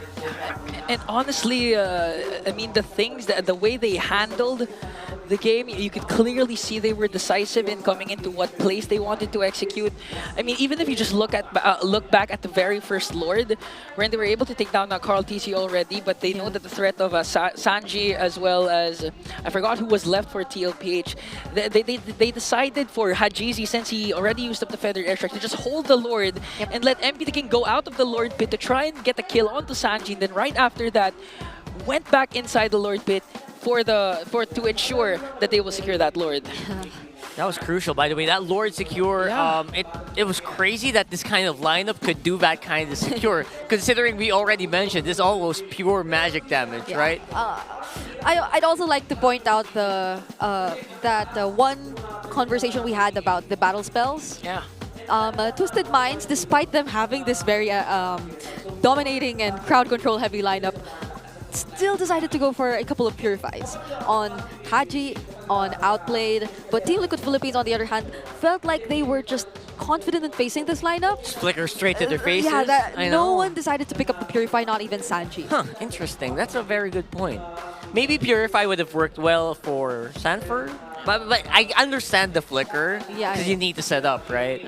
But Sanji was one Or of Oheb. the... Yeah. But Oheb, right? Oheb should have had the These are the times where Naisu would say that they tried to rely on their athleticism. Athleticism. Their Dodge it athletic out. flicker. They tried to dodge it out. It didn't work.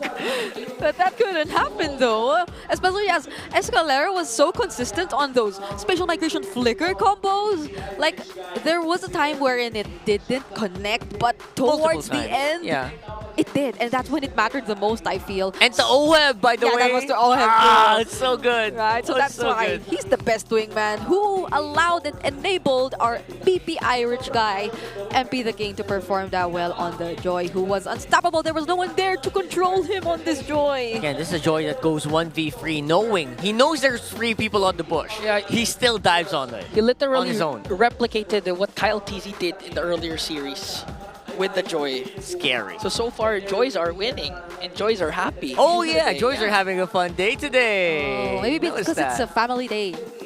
Sunday. I don't know why I said that. Maybe because it's joyful. Today very is joyful. A very joyful day. Yeah. I love it. I love it. And if you're with family, I'm sure you're feeling a lot of joy. Twisted Minds is really being a thorn in the neck of TLPH. They know that TLPH is one series away from securing the playoff spot that they desperately want. I know, not desperately want, but really, really want. It'd be nice if you had the playoff spot right now. By the end of week 5, Twisted Minds is literally saying, nope, it won't be as easy as that. So many possibilities have been denied this week. True. I mean, a road to getting denied. Right? We're almost there. Yeah. And I guess they need it because there are 3 teams who are still at 1 point. Yeah. And Twisted Minds is one of them. So this, if they do get this win, huge. It's going to be it's going to double their points for the season, and that's saying something, right? So again, this is going to be so crucial, and in these crucial moments, I think you really need to have reliable connections. Yep. Right, and that is where, of course, a very good ping test would come into play. So this is the smart ping test. It's giving you ultra-fast 5G connectivity, and that's exactly it. With the smart ping test, let's look.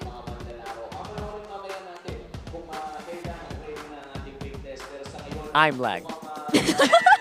They're not. That's why ping tests are important. That's why you need ping tests. I personally am lagged. There you go. Throw it over. Okay, may pinapasabi pala si Edgy. Dami daw pera ni Kel. Lugi daw. Nasa mood lagi. Ba daw pala si Edgy kay Kel. Dami daw pera. Level 1 pa lang may farm na, no? Isipin mo, si Carl TC, pre. Paano pag ganun ginawa sa'yo ni Dad mamaya? Eh di, ano ka na. Kailangan, matansya mo yung mga nanggugulo, tsaka retrian. KD matching is back, G. Sa akin, malakas kay lahat. Sa akin, pantay-pantay kayo. Ano? Wala akong paborito. Walang lumalamang. Walang bumababa. Nagkaroon ka na lab. Miss you. Ako, pre, Tapos sinasabi ko sa inyo, etong Twisted Minds, pre, threat to sa atin as of now. Yung laro ng mga tropa natin grabe Yung ano nila pag umaangat, grabe talaga, nag-i-increase yung laro nila every game. Ito pre ito yung sabihin ko, huwag niyo bibigay first turtle kasi sa kanya ng game. Kasi lahat na nagmamataas ay binababa. Kaya ikaw Carl Tazy, no, sa Aurora, binaba ka. It's either you win or you learn. Kaya mong pagsabayin naman yung mag-win ka, tapos magle-learn ka pa. Ito talaga yung good side ko, hindi alam ng mga tao to, pero ano. Baby cakes, panis naman yung baby cakes sa San Duo eh. Kaya nga tayo magkakakampi pre. Di lahat alam natin. So kailangan natin gabayan ng isa't isa.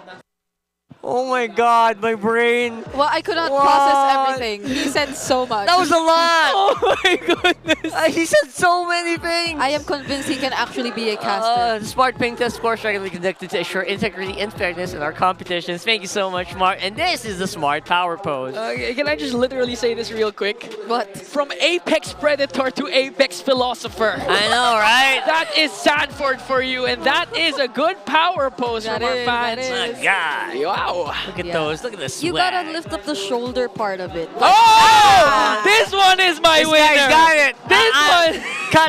Cut it. He wins. Cut it. Right now. We have a competitor. Now, we're fighting. Okay. Oh, man. There's something. You got the wrong side. This guy. He even looks like Give him everything. How do You win a redeemable in-game code. Congratulations. There you go. Woo! It's that easy. That was That so easy. iconic. I wasn't sure if it was the power pose or the look-alike cam. Look-alike cam. The multiversal cam. That happens a lot. It's funny because it happens so many times. Yeah. And I kind of agree. Yeah, the contestants today were on point. You're on point. You want to be on point with your playtime? Play anytime and anywhere. With Smart's Power All 99. Now with not 1, not 2, but 10 gigabytes for all apps, plus your choice of only Facebook, Messenger, and Instagram, or only TikTok, plus only calls and texts to all networks. More data, more GG, still just 99 for 7 days. Hey! Load now! More data. Yo, 99 for 7 days, that's solid. Yeah.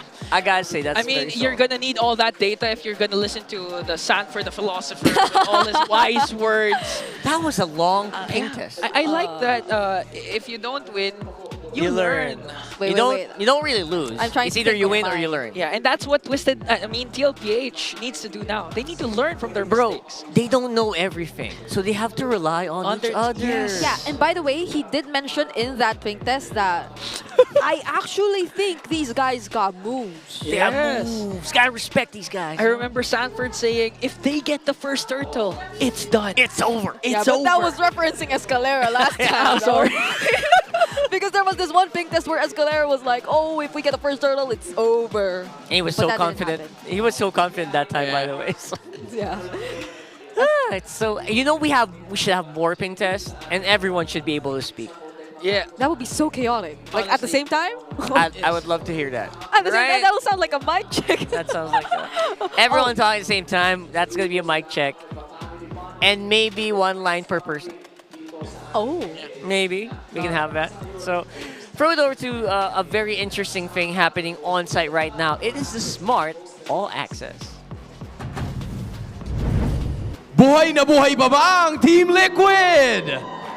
As of this moment, it is Twisted Minds na merong kalamangan ngayon, but Team Liquid Philippines is looking to bounce back and hopefully get this reversed sweep. But before we toss it over to game number 2, I will be introducing to you once again a segment that we would call MPL Heroes, a Legends Chronicles. This is a series wherein ibibida natin ang ating mga manlalaro or ang ating mga coaches with inspiring or legendary stories. I am near the Team Liquid room kung saan kakatapos lang mag-huddle ng TLPH at ni Coach RC. As we've noted, many legendary players, but I think it's about time for us to take note of a legendary coach as well.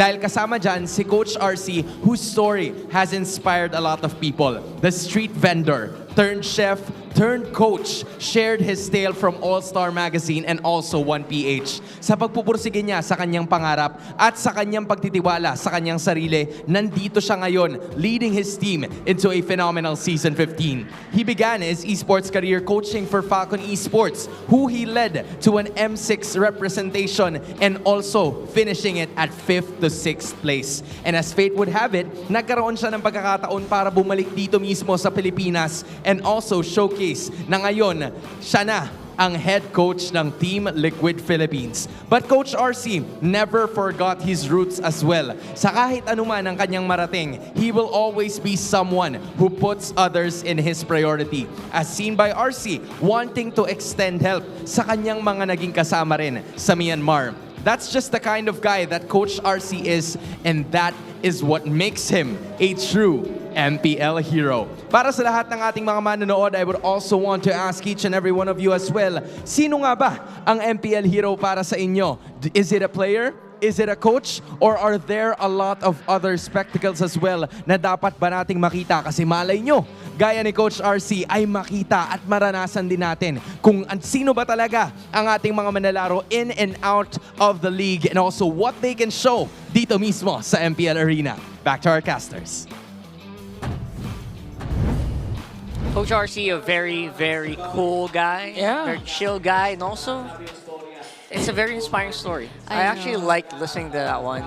And seeing where every one of us can really step up as long as we work hard. Literally nothing is impossible. And I think even Twisted Minds got inspired from Coach RC's story. That's why they're pulling off an amazing win up against TLPH. Yeah, I look up to that guy so much. He's been through a lot, really. Even though he just recently said that he hopes I don't cast for their games anymore because it always reaches a game 3, I still look up to him so No, I think much. he's happy right now that I think you're he's casting. hoping. He's hoping for a game He's 3. hoping for the thing to settle in. I don't even want to call it anything anymore. Yeah. Actually, Ingan heard something earlier in the actually, corridors. I'm not gonna name this person, but I'm pretty sure it's from Twisted Mind's side that he was already happy with the game 1 win, but then he remembered Brigade does casting in the English desk. You can never really go against the force of nature. We're going to draft for game number 2. Let's see if anything's going to change here. Will the Guinevere actually deserve a ban? Maybe not if they're able to prepare a lineup that is that'll work against it, or if they're able to pick up some purifies if the situation demands it. That's the biggest one. And now they have a choice to do that or the Kalea, which is, I think, will start to reside in the red side here. So much respect. All of these are respect bans, honestly, from Team Liquid Philippines. The Alice, That's the true. Phobius, and the Matilda from Escalera. And you know, when it comes to respect bans, that means a lot of power picks are open. You can see a lot of interesting trades once again. One thing I'd like to see from TLPH is I need to see Ohem rock that Harith once again that he's so used to playing. Yeah, even the Jushin's still open to this point, though I feel like it's not necessarily going to be one that's picked first for Team Liquid Philippines. Oh, not anymore. All right, so Kalea is open. Kalea is open. Yeah, they can opt to go for that if they're comfortable with playing it. It's always a fun time. I love watching Kalea games. That's why I feel like I wanted to get picked up. Yeah. But in this slot, blue side, it's a trap. Yep. Yes, exactly. I actually talked to one of the best analysts in I'll just name him. I won't name him, but okay, that's a good pick, Joy, instead of going for the Kalea. Because if TLPH decides to go for the Kalea, the trade for Twisted Minds is just way more valuable than securing that Kalea. True. And if you're Twisted Minds, thank you if you don't pick the Kalea first, because now we have the option to do it. Yep, I agree. And if Kalea goes into the hands of Twisted Minds, Ingan's making a face over here. What? Why? Why Bree? That it sounds similar to Escalera. Oh, okay, but they denied. Oh, here we go, here we go, here we go. Okay, how about we say it together? How about we say it together? Okay, 1, 2, 3, go. Escalera! Oh my god. No, wait, not yet sure? Not yet sure. We might go to the hands of the James Ultimate Fighter, because same mechanics with Phobius. It loves to jump. She loves to jump. Don't forget the role. It's support. Support fighter. There you yeah. go. It's one of the two only forget support that. fighters in MLBB out of 128 heroes. Yeah. good trade. Good trade. We were celebrating over there. Escalea.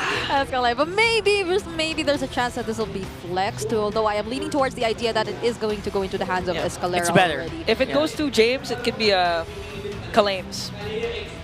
Let's not force it, I think. I agree. I agree. Let's calm down a little bit and rethink our decisions in life.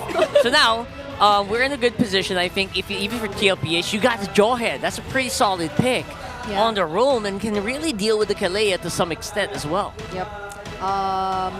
They lead or at least ideally pair this with a similar middle laner as that of Twisted Minds in game number 1. It's a similar concept to that of the Jawhead that'll be working really well if paired up with a burst type of mage. But they ban out the Farsight themselves, given that Twisted Minds decided to go after the Valentina ban. So are we potentially going to see a Lucas pickup here too from Twisted Minds? There's a possibility that they do opt to go for that if they ban out the Valentina. I'm missing out the Lucas today. Yeah, but what's happening in Lucas games today? Although, for Team Liquid Philippines also, there's still the glue's been pretty well. It's been doing pretty well. Absolutely.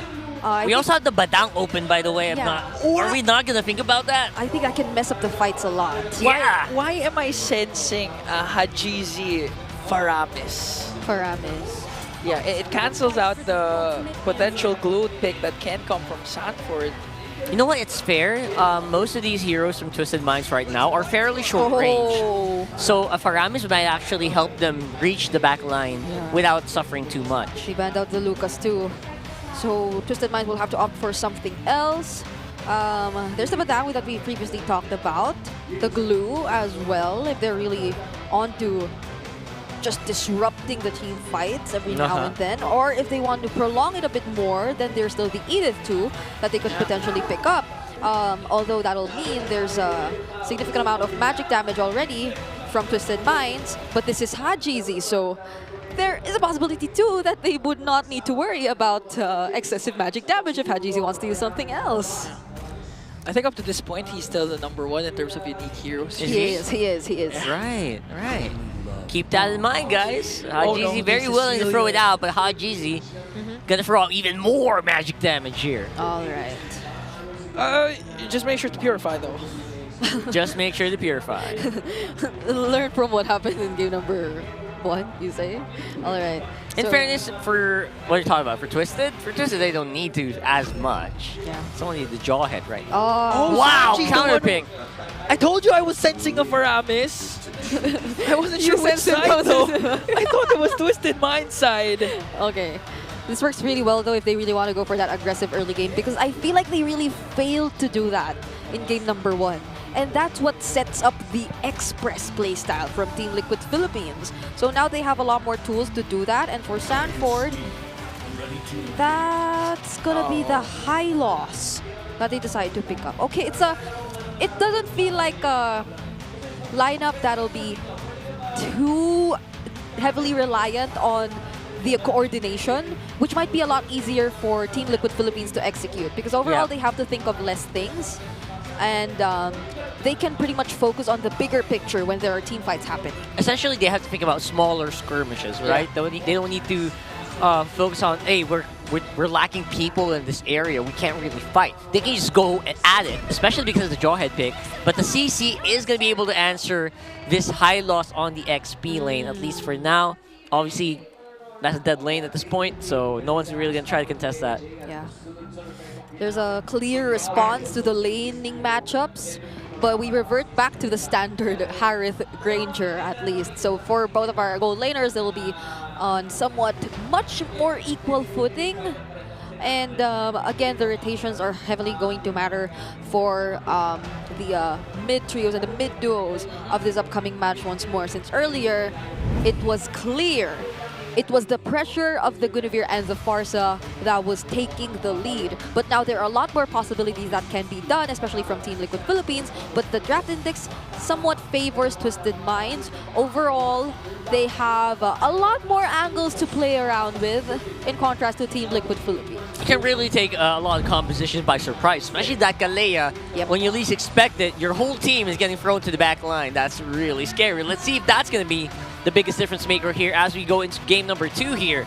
Twisted Minds versus TLPH. I like the Hylos and the Framus combination. Again, I like what Brigida mentions. Not reliant on the skill shots.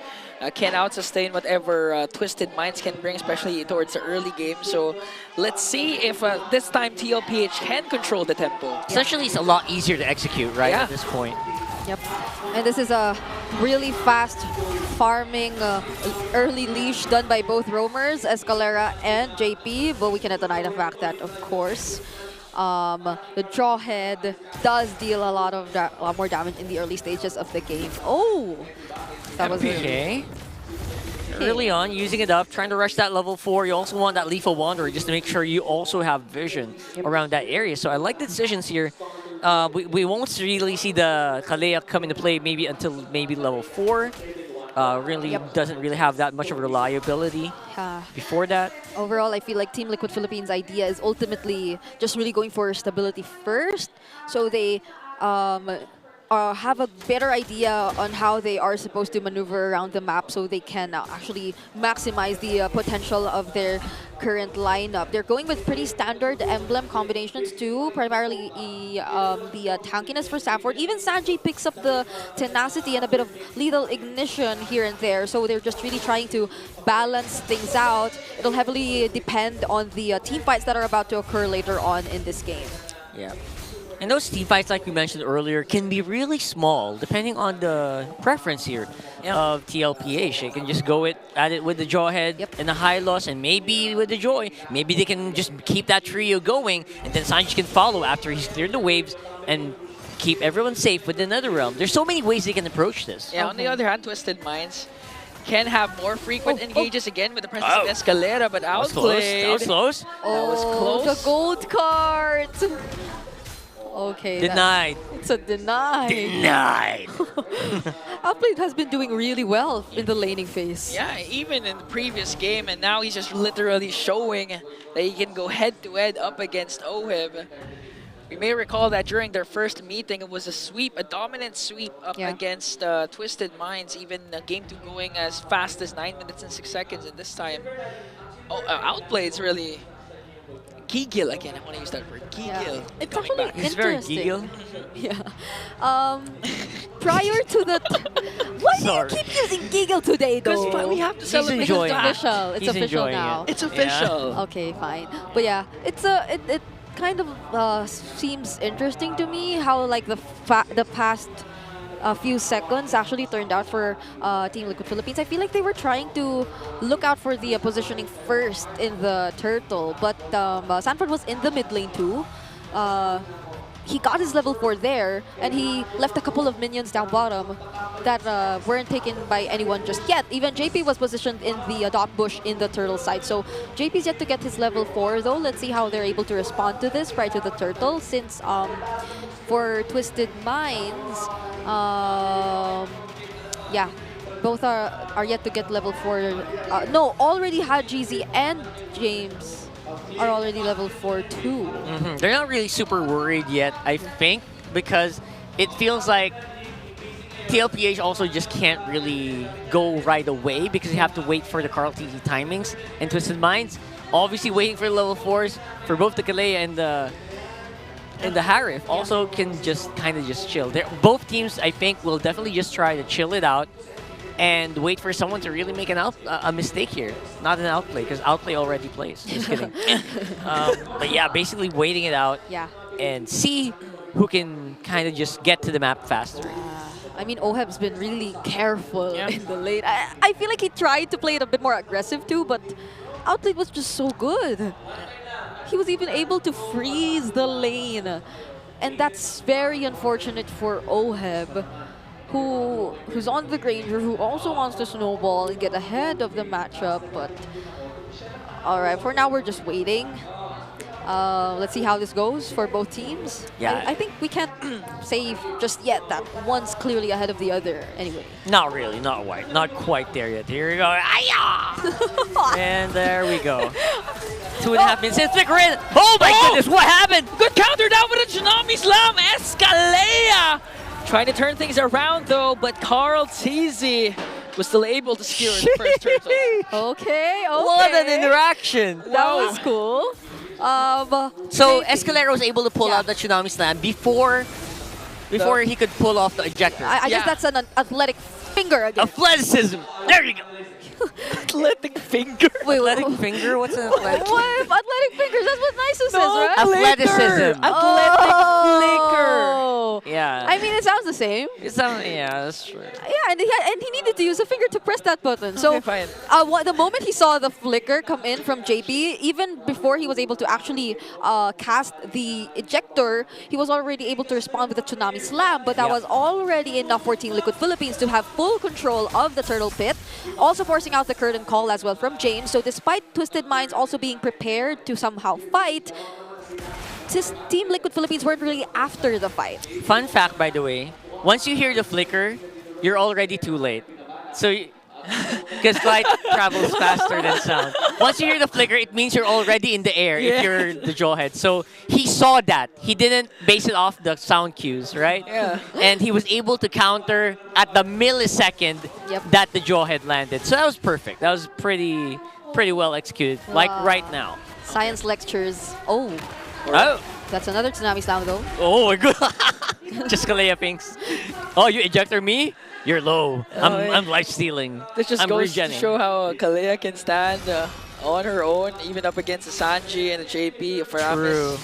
I mean, he did, however, use the Tsunami Slam. Yep. All right, quick look onto the items. No one's yet to build a full item. It's still been 4 minutes in the game, but clearly there is some sort of slight lead in terms of the jungle advantage, since Carl TZ was able to secure the turtle earlier without any contest whatsoever from Twisted Minds, and they seem to be wanting to replicate that exact same scenario. So let's see how JP plays this out, since 4 members are hiding in the brushes. Stanford goes in with a glorious pathway. Here comes JP with an unstoppable force. They were able to take down Escalera. MP the King might be the next target. In a double kill for Carl TZ. Trying to go full on Ube Stampede here. And it's working so well. The Kalea can't even fight back against that many TLPH members. Yep, and the moment when Stanford just decided to cast the Glorious Pathway and go all in up against Twisted Minds, it was more of them forcing a reaction out of them. So now to outplay the next target. Another conceal. Okay, Outplay was able to cast the Salmon Force. Wow! The sidestep! Insane. I know I'm used to seeing Jamal do the shake and bake, but Outplay did that with himself, and now the unstoppable force. JP with a flicker in, throws out Hajizi, gets caught up by Escalera and Hajizi, and now a punish from Twisted Minds. Yeah, that felt like there was a slight miscom. There weren't enough members nearby to provide the follow-up. Not even an additional layer of crowd control. Even Sanford was way too far to actually use the Law and Order. So it was a clear punish from Twisted Minds, and now they've somewhat minimized the lead. And actually, they might be the first ones to take out a turret away from Team Liquid Philippines. There you go. That's a start here for Twisted Minds. Obviously, they are getting. It's always TLPH starting off stuff, right? They're starting off the fights. They're starting off with the flickers, but somehow the response from Twisted Minds, they're not panicking as hard as I thought they would be. Oh, they connect a lot onto JP. Netherrama's there, but they were still able to take down MP the King. Now the clapback coming in from Twisted Minds. Outplay with his Salmon Force. Wants to go right after Sanji. Another Tsunami Slam! A Slamajama connects onto Oeb, but Oeb was able to flicker out though. Now Carl TZ trying to punish James. That's going to be a 1-for-1, a roamer for a jungler. Okay. Tsunami Slamajama. Yep. Slamajama? Could you call it that? Yes, it's Make a you call it Slamajama. that. All right. But then it look like it! Okay. Beautiful stun coming in from Sanford, but still with a power of 2 from Ajizi and outplayed. Sanford won't survive. Just when you thought TLPH already had a pretty big advantage, Escalera and the rest of Twisted Minds are getting started and they are fighting well. Okay. There will be no means for Team Liquid Philippines to actually contest that anymore.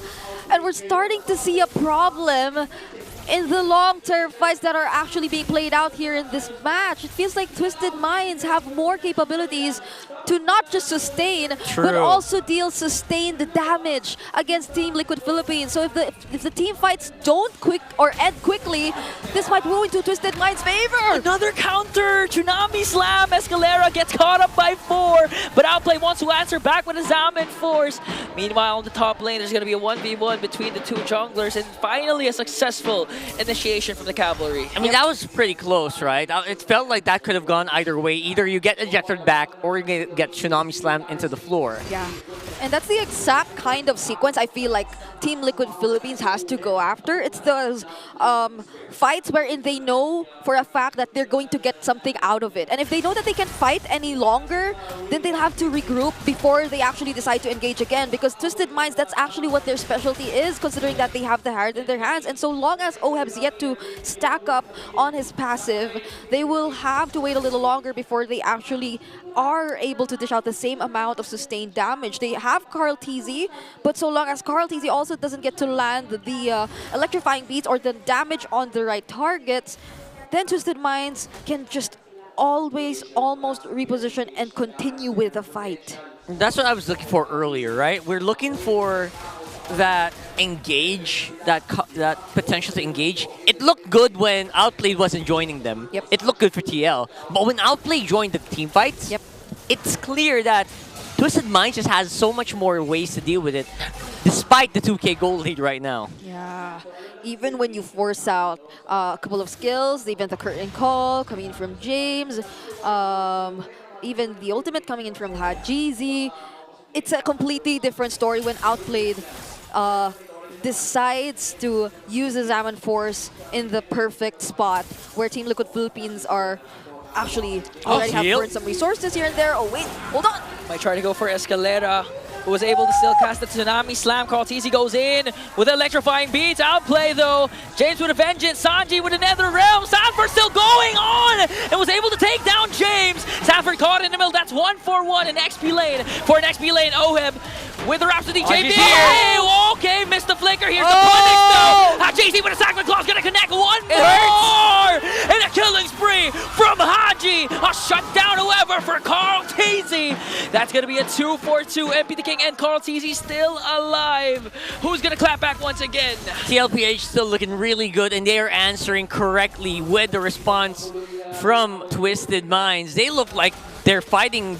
Each and every one of them are fighting actually in the correct order. And look at that Outplay, just trying to do Outplayed things. Zaman Force already committed. They stopped the Lord though. That's pretty massive if you're Twisted. Outplayed was really looking for blood. He's looking for blood. He's mad. They didn't get to clear out the waves that were in the middle lane. So Team Liquid Philippines also get to take down the tier 1 turret in the mid lane too. So looking at the items, just a quick check. OHEB is actually quite ahead of Outplayed. So it's interesting to see how Team Liquid Philippines feel like they really want to take advantage of this idea because of it comes and reaches the point where Outplayed's completely able to catch up. It'll be a lot more difficult for them. Fortunately, they're able to find some angles to engage against Twisted Minds, but I feel like for JP, there needs to be a little more there needs to be a little bit more I don't know, he has to be a little bit more picky. Yeah, that's the term. Gotta be more picky. Regarding his targets. It's always almost been Escalera, and there's always been a Tsunami Slam response from him. Yeah. No, okay. Hasn't gone bad this time, though. Who is JP gonna pick? There's the conceal, got cancelled out. Carl TZ already gets the Lord. Twisted Mind has to disengage. He's trying to go for James. A lot of Rhapsody connect, and even the Vengeance won't out sustain the damage of the Filipino sniper. OHEB picks up one more. That was a beautiful hit. I actually was wondering what was Twisted doing there. They were just camping out in their jungle, not really trying to respond or anything. Yeah, the glorious pathway for OHEB. has been working so well whenever they want to catch up to targets of Twisted Minds trying to run away. And now that he also has some kills, and that he also got those kills after he picked up the Sky Piercer, so you could expect that he can dish out a lot more damage as the Granger here for Team Liquid Philippines. And it worked so well for them that they both decided to go for the Conceal at the same time, but there was no successful engage whatsoever from Escalera, even though the Ejector 2 wasn't as successful. Oh wait, hold on! What? Okay, there's the flicker, but there was the Tsunami Slam once again. Netherrealm saved by Sanji. Outplays goes in with his Salmon Force, gonna take down JP. There's the punish, but Teasy goes right after Outplayed. Outplay was able to stay alive. They still have the Lord. Escalera's the next target. A double kill coming in from Sanji. They're trying to lock on the base. Outplay desperately trying to defend, but TLPH extends the series. And of course it's gonna happen. TLPH looking dominant in that last one, despite the Kalea being given out over the Twisted Minds. Yep. I feel like even though I asked JP to consider other targets, he said, no, I'm gonna keep going for him. So at least they know the Tsunami Slam is used onto JP and not any other person. And at the end, we saw how Sanji just immediately went to rescue JP, so he was still able to cast the ejector nonetheless. And that worked perfectly for Team Liquid Philippines because they were already able to take out certain targets from Twisted Minds, which made the siege a lot more easier. Yeah, it's called consistency, Brigada. You commit to something, you go all in. And JP says, I'm gonna commit to this Kalea, and nothing's gonna stop me. Yeah, and just like how consistent the Brigada curse is.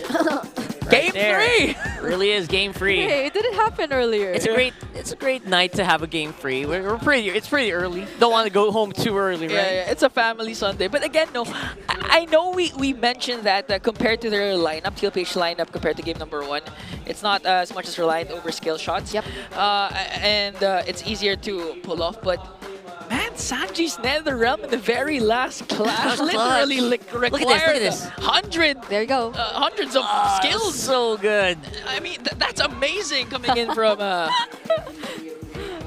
Is that our MVP? I mean, it should be. Should be, right? 4-0-5. Look at that. Our OHEV on this Granger, who, mind you, got freezed in lane in the first 2 minutes. Yeah.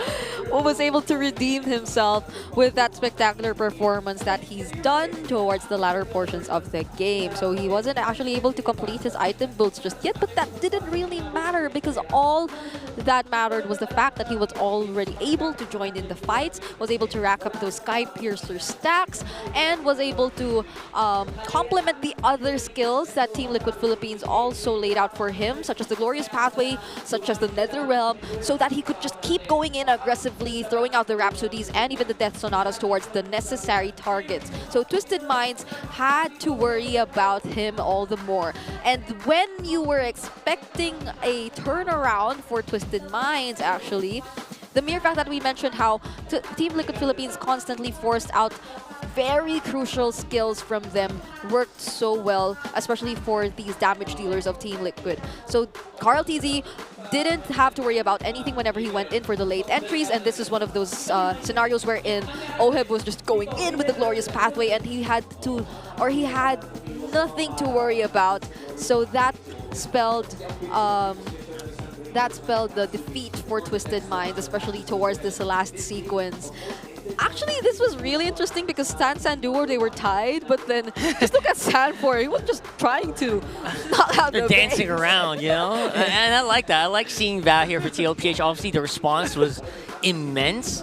And the proactivity from JP to make sure that everything is going according to plan. Yeah. And even forcing out so much from Escalera that Escalera can't really do his job as well. Yeah, I mean, props to Escalera though. The timings of the Tsunami Slam were always on point, but not enough, especially when Team Liquid Philippines already knew how to respond to it. It was a pattern that was just read out eventually by Team Liquid Philippines, I feel. Yeah, I mean, it was really a value for the whole squad of TLPH to force out already the Tsunami Slam, because looking at the cooldowns even, the Unstoppable Force is just 35, meanwhile Tsunami Slam is 50.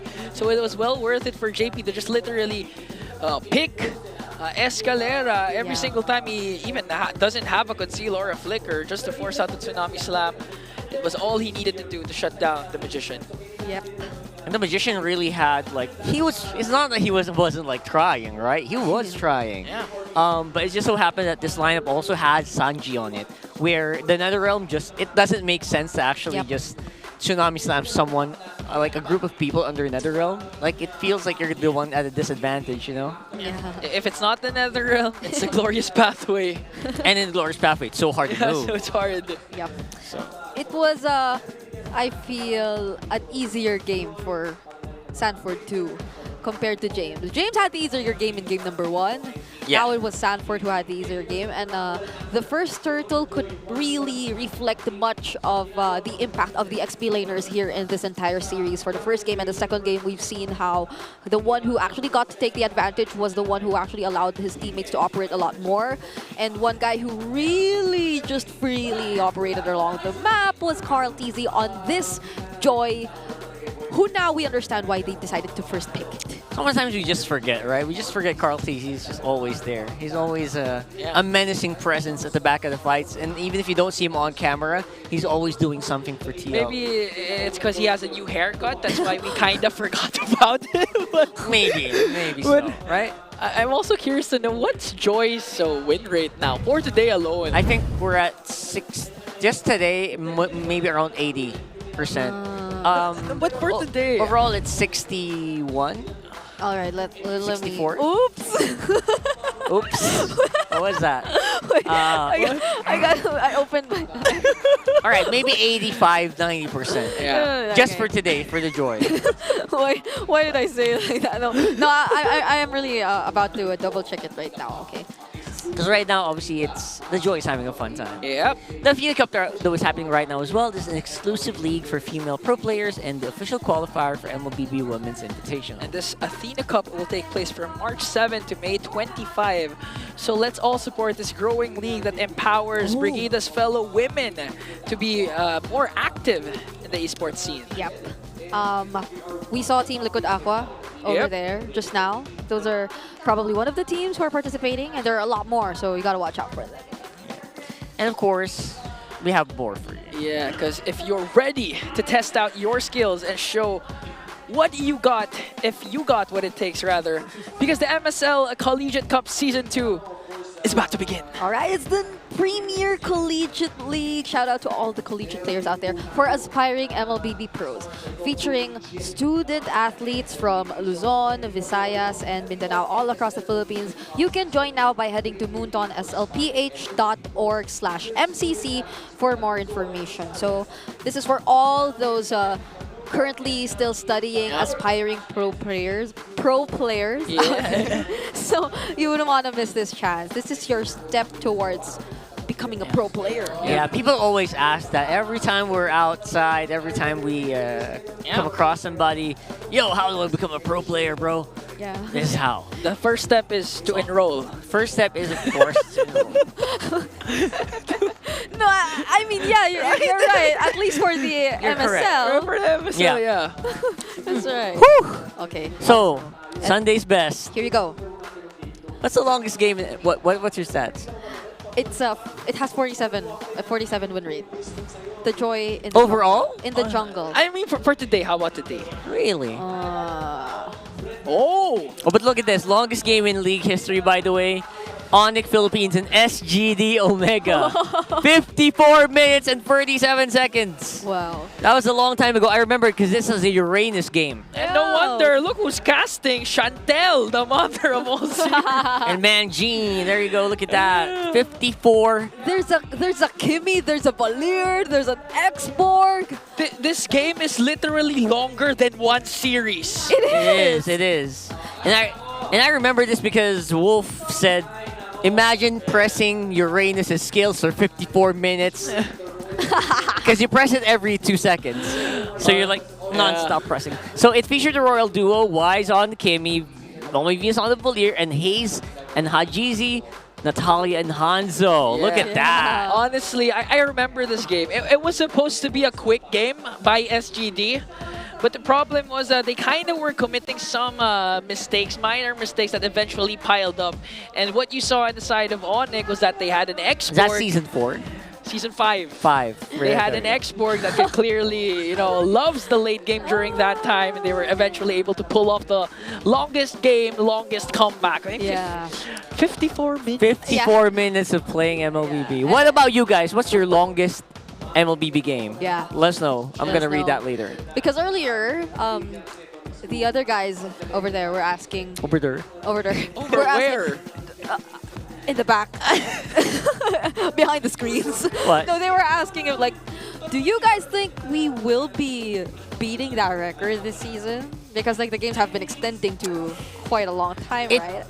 I get it, right?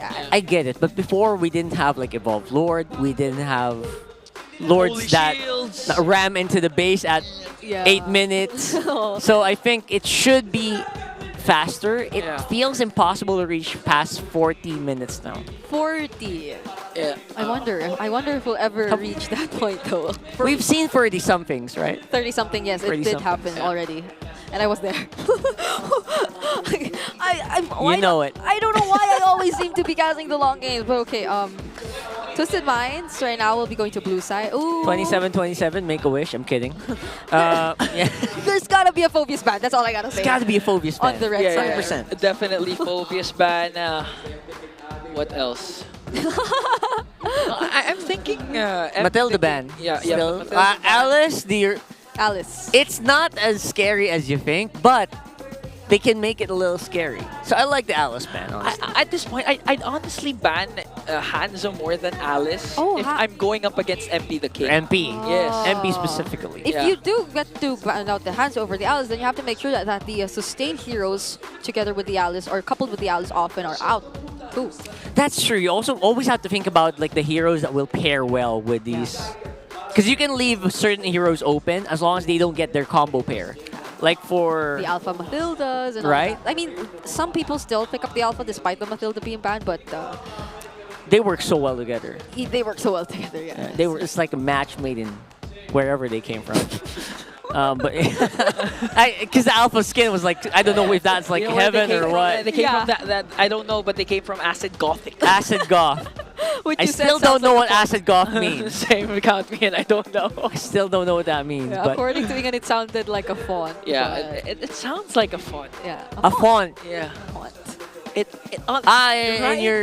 When you type it out, okay. In your computing machines.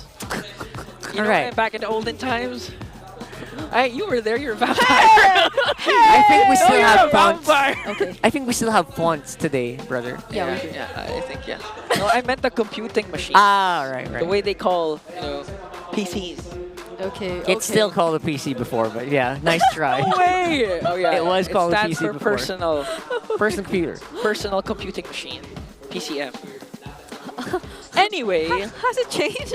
Wait, you Wait, what does PC stand for? Personal computer. Yeah, I'm right. It doesn't. It's not a PCM. No one's ever said that. No, I just like saying computing machine because it sounds like very old. Anyway. Back into this one. Look, can I just defend myself? Like when you call phones, like if you call it cellular phone, right? It's old. I know, never mind. Okay, we let him say his piece. You're done? You're good? Okay, he's not kidding. No, I actually get it because cellular phones are actually, it's a pretty dated concept, but it actually, the technology still exists in your phone. Yes. Because they connect to cells. I'm looking at the players now, though. This is a very important game number 3 that they're about to head into. Yes, because the stakes are high. One more win. JP's laughing. So that's, I don't know what that means. Oheb's laughing. Oheb's like smiling. He's almost always He's laughing, always by the way. smiling though, right? So he used to consider Haji as the funniest person on his team. Now I wonder who. Oh, I think Carl. Who Carl? It's the Baby Cakes duo. It's the Baby Cakes. Might even be Sanji. Carl TZ, he's like a guy that thrives in chaos. He likes making chaotic situations. Yeah. And Oheb's like, in Tagalog, mapagpatol. And he likes to really fight. He takes the bait. He likes to take the bait. Yes, you know? yes. So I feel like there's such a match made in Wherever. Wherever. Match made in the ocean. In the land of dawn. Match made in the land of dawn. And by the way, we can't really see the faces of Twisted Minds because they're on the Twisted Minds is way too far. Yeah, we're trying to look at them, but I mostly just see the headphones right now. So it's mostly the faces of Team Liquid Philippines who we're actually able to see. So do you think this Kalea is a face? Speaking of faces, are we getting to a point where okay, go pick a Kalea. We can deal with it. I think Renmar mentioned yesterday too the idea of how teams really are kind of adjusting to it still, be it whether you're the ones using it or the ones against it. But I want to see Fighter Kalea though. We haven't seen Fighter Kalea, right? Yeah, it feels like it's been more successful for the teams who are playing against the Kalea. I know. Come on, give us James, Ultimate Fighter. Come on. I want him to use the Phobius. But that'll get bad. You know what? Wait. It's gonna. You wanted to keep playing Phobius? Twisted Minds is on blue side, so they can ban out the Kalea because for sure TLPH won't ban that out. Are you sure? They don't care about the Kalea. See? Alice is still the prio ban here. Oh, hold on. Ophobius is still open. Actually, we might actually see it. No, I don't think so. There's a lot. Lost is open. Matilda's open. Yeah. I feel like we can get a very good Kalea game still. Oh. Chip, we haven't even considered the chip yet. No, There's a Matilda. Okay. And they ban out the Phobius. Okay, now the Kalea XP might be more feasible, but again, you're giving away a lot of power picks by picking a Kalea first pick. It's a trap! Is it gonna be the Kalea or are they gonna offer the power picks? Yeah. Joy. It's gonna be the Joy. Joy here. Day. Joy with its win rate for this series. Twisted Minds. Really Definitely 80%, 85%. 85%. Okay. So, Joy's been having a good day so far. I think only one loss on the Joy. There you go. Have fun with that stat, whatever you may. TLPH now has an option to go for Kalea and Suyo. They don't need to be Suyo. It's a Jawhead Harif though. They don't care about they the don't care Kalea. about it. I like it. Or this is where it should be. Or what if Twisted Minds doesn't take the bait of getting Kalea, maybe Sanford can go for the Kalea. They're not. They got what? What? Oh. Will we see a Sanford Kalea? Joke. Nah. Suyo first. All right, we Gucci. Okay. We're kind of in very familiar territory with this draft, right? Yeah. Yep. Twisted Minds too are in a very familiar territory. This is one of their most comfortable lineups yet. Yes. They were finally able to get their hands on the Hilda, which has been denied from them 2 games in a row now. Yeah. It's their highest pick. I know you are familiar with the first few weeks wherein they were really adamant on picking the Hilda. It wasn't as effective back then, but gradually they were able to make it work. So this is definitely a comfort pick for them. Heading into the second banning of the second phase bans, though, we are looking out for the mid laners that are being taken out one by one. We might potentially see another Faramis game for Team Liquid Philippines. Not unless they're opting to go for an additional layer of crowd control. There's the Vixana still, so you could somewhat buy a bit more time. Yeah. Since you are supposed to expect that there will be a lot of heavy invades. There's a Hilda, and you're yet to identify the roamer for Twisted Minds, who everything is still out there. If they want to go for a setup type, since they already have the Hilda, they also have the freedom to do so. But if they want to go for another tanky frontliner to assist the Hilda, then they can also do so. And they go with the Valentina. Okay. Safer for now. I mean, any mid laner Hadrizi decides to pick up at this point, though, that's ultimate reliant, can be easily picked up by Saji. Yeah. Not unless this is a mid Hilda or something. They did do it before, right? So let's see, because they're... Okay. Oh! Wow! Okay. Okay. Am I dreaming? Pinch me. You're not. Me. Am I dreaming? No. The last time I remembered the Nana, it was few. Yeah, and he was literally tower locking when chaos was happening. An objective-based Nana was the last Nana we saw in the hands of Kapitan Few, and now in the KDA machine, Hajizi. He's just just keeping that top 1 spot and the most number of unique heroes used to try. Is that the goal here for Haji? Haji, he has so many heroes. All right, for Team Liquid Philippines, we're looking for their XP laner. There's no Lucas anymore, so... Oh, XP Cho for Sanford. Oh, okay.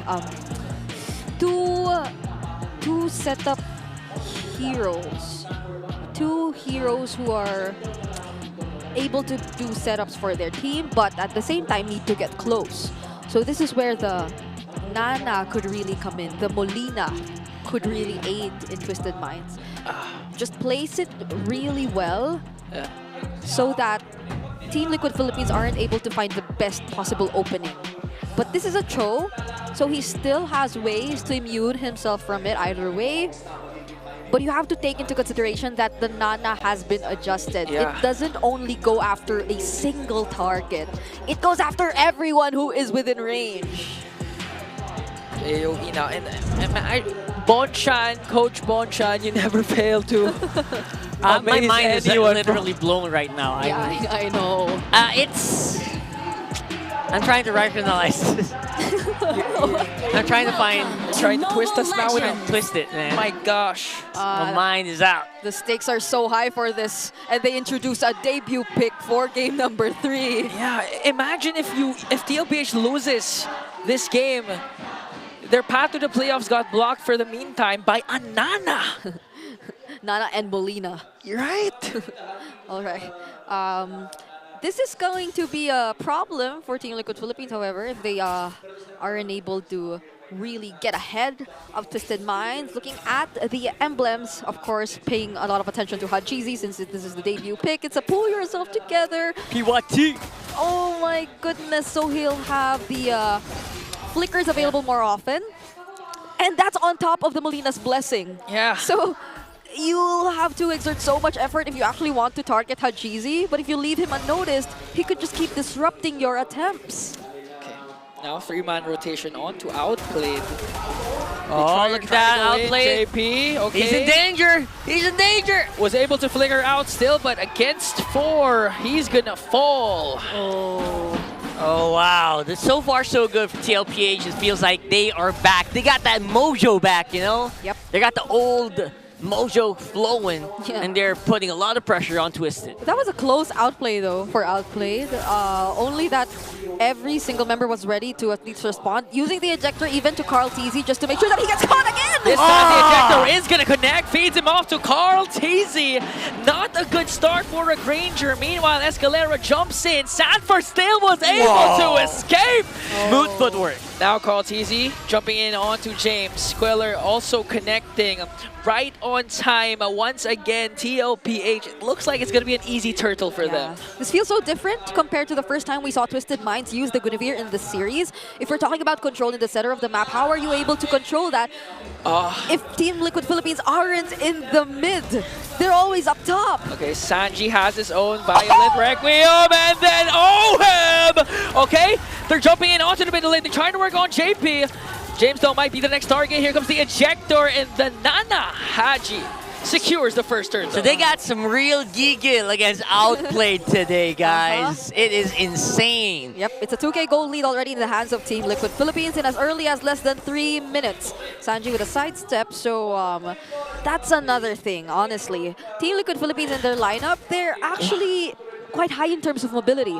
So if you aren't able to cast your ultimate as Hajizi perfectly, or if you aren't able to combo it well with the stuns from the Molina, then Team Liquid Philippines could actually find multiple ways to escape and reposition. They're so down. Even Escalera is still just level 3, and now they're starting the invasion. Escalera finally level 4, connecting the spatial migration Violent Requiem, but Sanford was still able to escape as Carl TZ steals away the purple buff. And imagine they didn't use any ultimates to do that. They were just there, contesting the objectives, fighting against Twisted Minds with whatever they had, but they didn't have to burn any resources at all. Yeah. Sanji picked up the Violet Requiem, by the way. Could there be a potential Alley-oop into the Violet Requiem play? Yeah, he was holding on to that skill ever since the first turtle. I think he was, Yeah. right? I think he was. So could there be a potential combo? Yeah, I mean, for sure. I mean, you have a Joehead, you have a Cho. there's no actual hold, right? The only hold here is Escalera. Yeah. So the only combo you can have is actually literally with him. Yeah, and not to mention Sanji and Oheb has Purify, so Look at JP too. it's gonna be hard for them to catch someone. Yeah. First standard game in MPLPH career for Hajizi. Now has 68 unique heroes picked, the most among all players in the whole league. 68 heroes for one guy. He's probably gonna end the regular season in that spot if he keeps showing unique hero picks. Maybe, or maybe he can go 69 and get Layla on mid. We never know. Wait, I recall as a wait a minute. TLPH is literally demolishing this game so far. Another uncontested turtle. This time they actually get it because Twisted Minds actually got the first one. Yep. Tilted the tempo so hard here. Okay, there's the alley-oop! On to James, but James was still able to out-sustain it though. Sanford walking on the back. They're trying to go for another angle, but there you said it, Bree. There's a possible alley-oop play with the ejector, and now Sanford goes in, connects the kick on the side. They're trying to work on James once again. Escalera jumps in as well at the Violent Requiem, but it's quite low, has to disengage. Okay. No trade still for Twisted Minds. Yeah, the only thing is that they were able to use the combo onto James, who was one of the tankiest members of Twisted Minds. So the damage wasn't up just yet, but hold on, MP nearly getting a trade, but Sanji's just too... So that was a sound effect. I just didn't realize What was that? Wait, what was that? Like, that was the actual in-game sound effect. I thought someone just... Okay. Yeah. Purify pop though by Sanji. Yeah. So it's important to note that this time Sanji has to play it a bit safer, Just a little especially safer. if Escalera has his flicker. So an unexpected spatial migration and flicker combination again can come from the Magician. Yeah. Gradually, Team Liquid Philippines are converting every single thing or advantage they have across the map. So Twisted Minds will have limited ways to farm and catch up. Outplayed is actually behind and has only picked up his first item, but Oheb, on the other hand, has already built up two. Okay, Escalera with the Violent Requiem Jumping in. combination again. They're jumping in now. Sanford trying to size up Escalera and forcing them back. I to can't sound unhear it effects. now. See, it's a legit sound effect. So basically everything Sanford's doing, forcing a flicker out Escalera means there's no engage, what do you call that? There's no catch, engage, spatial migration available for them now. And even the Molina Blitz, I haven't seen a well-placed Molina Blitz so far for the side of Haji. That's true. And the Molina Blitz was actually, it felt like a reactive Molina Blitz earlier when they were using it. I mean the Smooch, Molina Smooch, the second skill. I haven't seen it so far. Yep. Used up in a crucial moment as TLPH once again gets an uncontested turtle, and now they're going for the invade. Now very deep invade as well. TLPH are quite happy with the freedom they have to go around the map and just...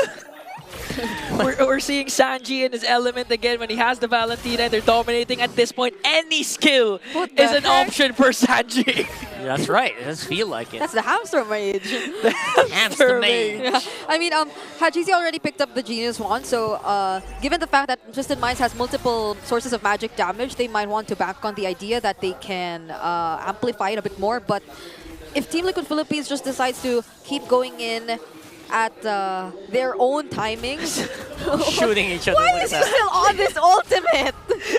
That's how you zone out. Twisted Minds, Valentina with the Death Sonatas. Oh my goodness. Okay, okay. He held on to that ultimate for so long. Oh, now he has the Molina Blitz though. Okay. We can expect a knock-up from Sanford, already used it up. Sanji! There's the kick onto the Ultimate Fighter, but Escalera trying to answer back with a combo. Carl TZ jumps in. Sanford survives one more hit, but you can't say that for James with an evil Queller connecting on the dot. And they're going to be controlling so much of the map because of this. They're going to force Twisted back into their base and turtle it out.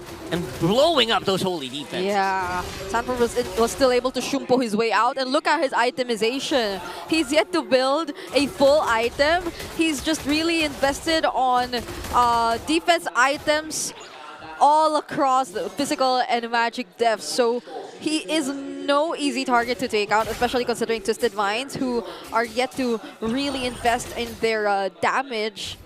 They're waiting for the items that feel so delayed for Twisted Minds. So it feels almost impossible for them to contest this upcoming Lord, not unless in the upcoming defense, Escalera does find a crucial setup. Oof. Again, TLPH, because of the pressure that they're putting in every lane possible, it opens up the map for Carl TZ to secure another objective. I don't know, man. If I was Twisted Minds right now, I feel like they should have just added like one more good catch, because Escalera is just not enough. Yeah, this is what the Hilda and the Guinevere will actually mean when it comes to a point wherein you're playing from behind. By the way, Sanford picked up the Immortality first item, so he can potentially be willing to go in and look for a setup that could still allow him to escape later on for Team Liquid Philippines to get an easy pick-off against Twisted Minds. But let's see if that will be the case. Twisted Minds are really positioning themselves carefully in this upcoming siege, but these are 3 waves that are in sync. Flickers are up for both of these teams, and now JP already used up to conceal the Lord, sieging in onto the middle lane. They're trying to work on every single lane. OEB goes in with his Amin Force, trying to work on 4 members of Twisted Minds. And they're able to take down 2 inhibitors. We haven't seen any setups yet. Conceal coming in from Escalera, but Sanford finds him. Here comes the way of the Dragon. JP as well with a throw. Outplayed is the first man down. James might be next. MP the King trying to retreat. Another flicker. This might be it. As TLPH secures their spot in the playoffs. And that is how you secure in week number 5, playoffs bound. That's going to be TLPH, and they are neck and neck with Aurora for that first place. In as early as week 5, we already have 2 teams who are advancing to the playoffs. How crazy is that? What a game for these. That was 10 minutes, by the way. 10 minutes. Man, they literally just showed us the Sunday's best, longest game ever. Now TLPH saw that they can't replicate that. They don't want to. Let's end it early. Yep. Yeah. Please don't blame the Nana. I know you guys are going to blame the Nana. Please don't blame the Nana. That was, as much as it's very tempting to do it. It felt like it was just TLPH going crazy. There was an idea. There was an idea. There was an idea. But it felt a little too much to pull off against the Cavalry, who was clearly on fire in that previous game. No one was afraid to go in.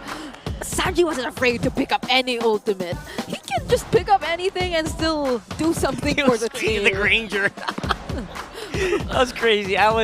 It felt like, for me, watching, I was having so much fun watching. Yeah. It felt like TLPH was having so much fun in that game. The hamster was literally just playing in his playground. A dominating win. Can't sugarcoat the fact that the TLPH literally bounced back from suffering a Game 1 loss. Absolutely beautiful performance here from the Cavalry. Can't wait to see what they have to say on the stage right now. Playoff secured na ang inyong mga winners, Team Liquid Philippines! Boys, congratulations on another milestone na na-achieve nyo this season. Oheb, matanong lang kita, since ikaw yung bago for this team this season, nung simula ba in-expect nyo na ganito kaaga pa lang playoff secured na kaagad ang Cavalry? Nung pagpasok ko wala naman akong ina-expect na kahit parang gusto ko lang, mindset ko lang nung pumasok ako, gusto ko lang mag-improve, tsaka lumakas kasama sila. Yun lang yung nasa isip ko na. And that's exactly what happened. Yeah, Oo, that's lakas exactly talaga what ang happened. pinakita mo at bukod sa ikaw ang pinakamayaman ngayon, ay True. na-secure nyo agad ang inyong playoff spot. Sim daw, parang may sinasabi si Coach sa likod. Anong bibili Mamaya ko, yan. Heb? Playoff secured na kayo, may plano ka bang bilhin? Wala pang pera. Wala po daw. Hindi na kami naniniwala Oo sa'yo. nga eh, parang At this hindi. point, hindi namin naniniwala sa'yo. Pero, ang isa sa mga bagay na nakita rin namin with this matchup is that you were going up against your former teammates and coaches. You had Coach Bonchan, Coach Eson, and even si Haji. They're currently at a slump right now and medyo alanganin ang kanilang sitwasyon. Is there any message na gusto mong masabi sa kanila to motivate them? Feel ko nakukuha naman na nila yung parang chemistry nila. Nahirapan din kami sa kanila eh. Kaya tingin ko hindi na rin magtatagal, makakaangat na rin yung mga kampi ko dyan, bawi lang. And that's exactly what everybody else is hoping, and the minds are definitely looking forward to that as well. Sobrang sweet nun. Gusto ko rin tanongin si Sanford kasi kasama mo rin sina James before. Ano naman ang gusto mong mensahe sa kanya? Good luck and bawi sa next matches. Kain na tayo. Ayan.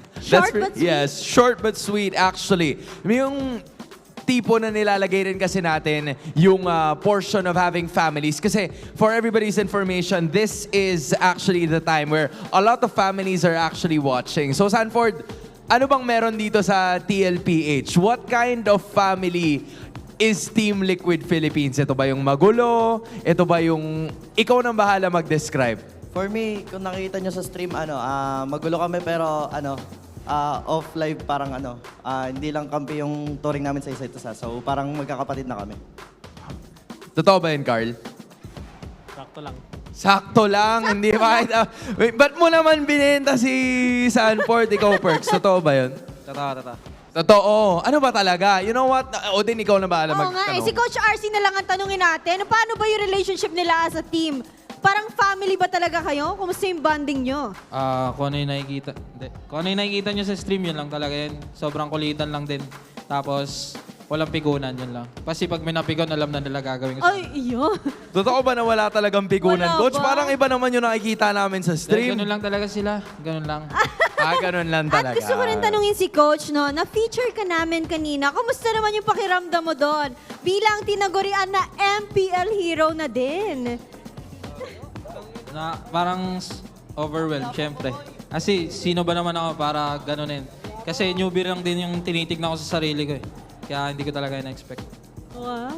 What's your message to everybody who had, the same route as yours? Probably different, nandun pa sila sa pwesto na pinanggalingan mo and they're looking for their next step.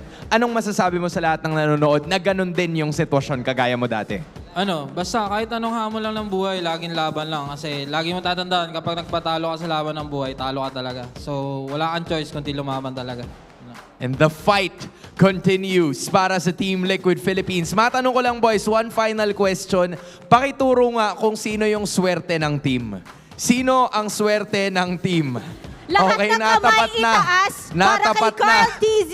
Carl, pagkakataon mo na to para pasalamatan ng lahat ng sumusuporta sa Team Liquid Philippines. Thank you sa mga sumusuport sa amin dyan, lalong-lalo na sa mga pumupunta dito, guys. Na-appreciate namin kayo sobra. And sana magtuloy-tuloy yung wins namin. And there you finally have it. Playoff secured. Your winners, Team Liquid Philippines. Gentlemen, you may now take your walk of victory.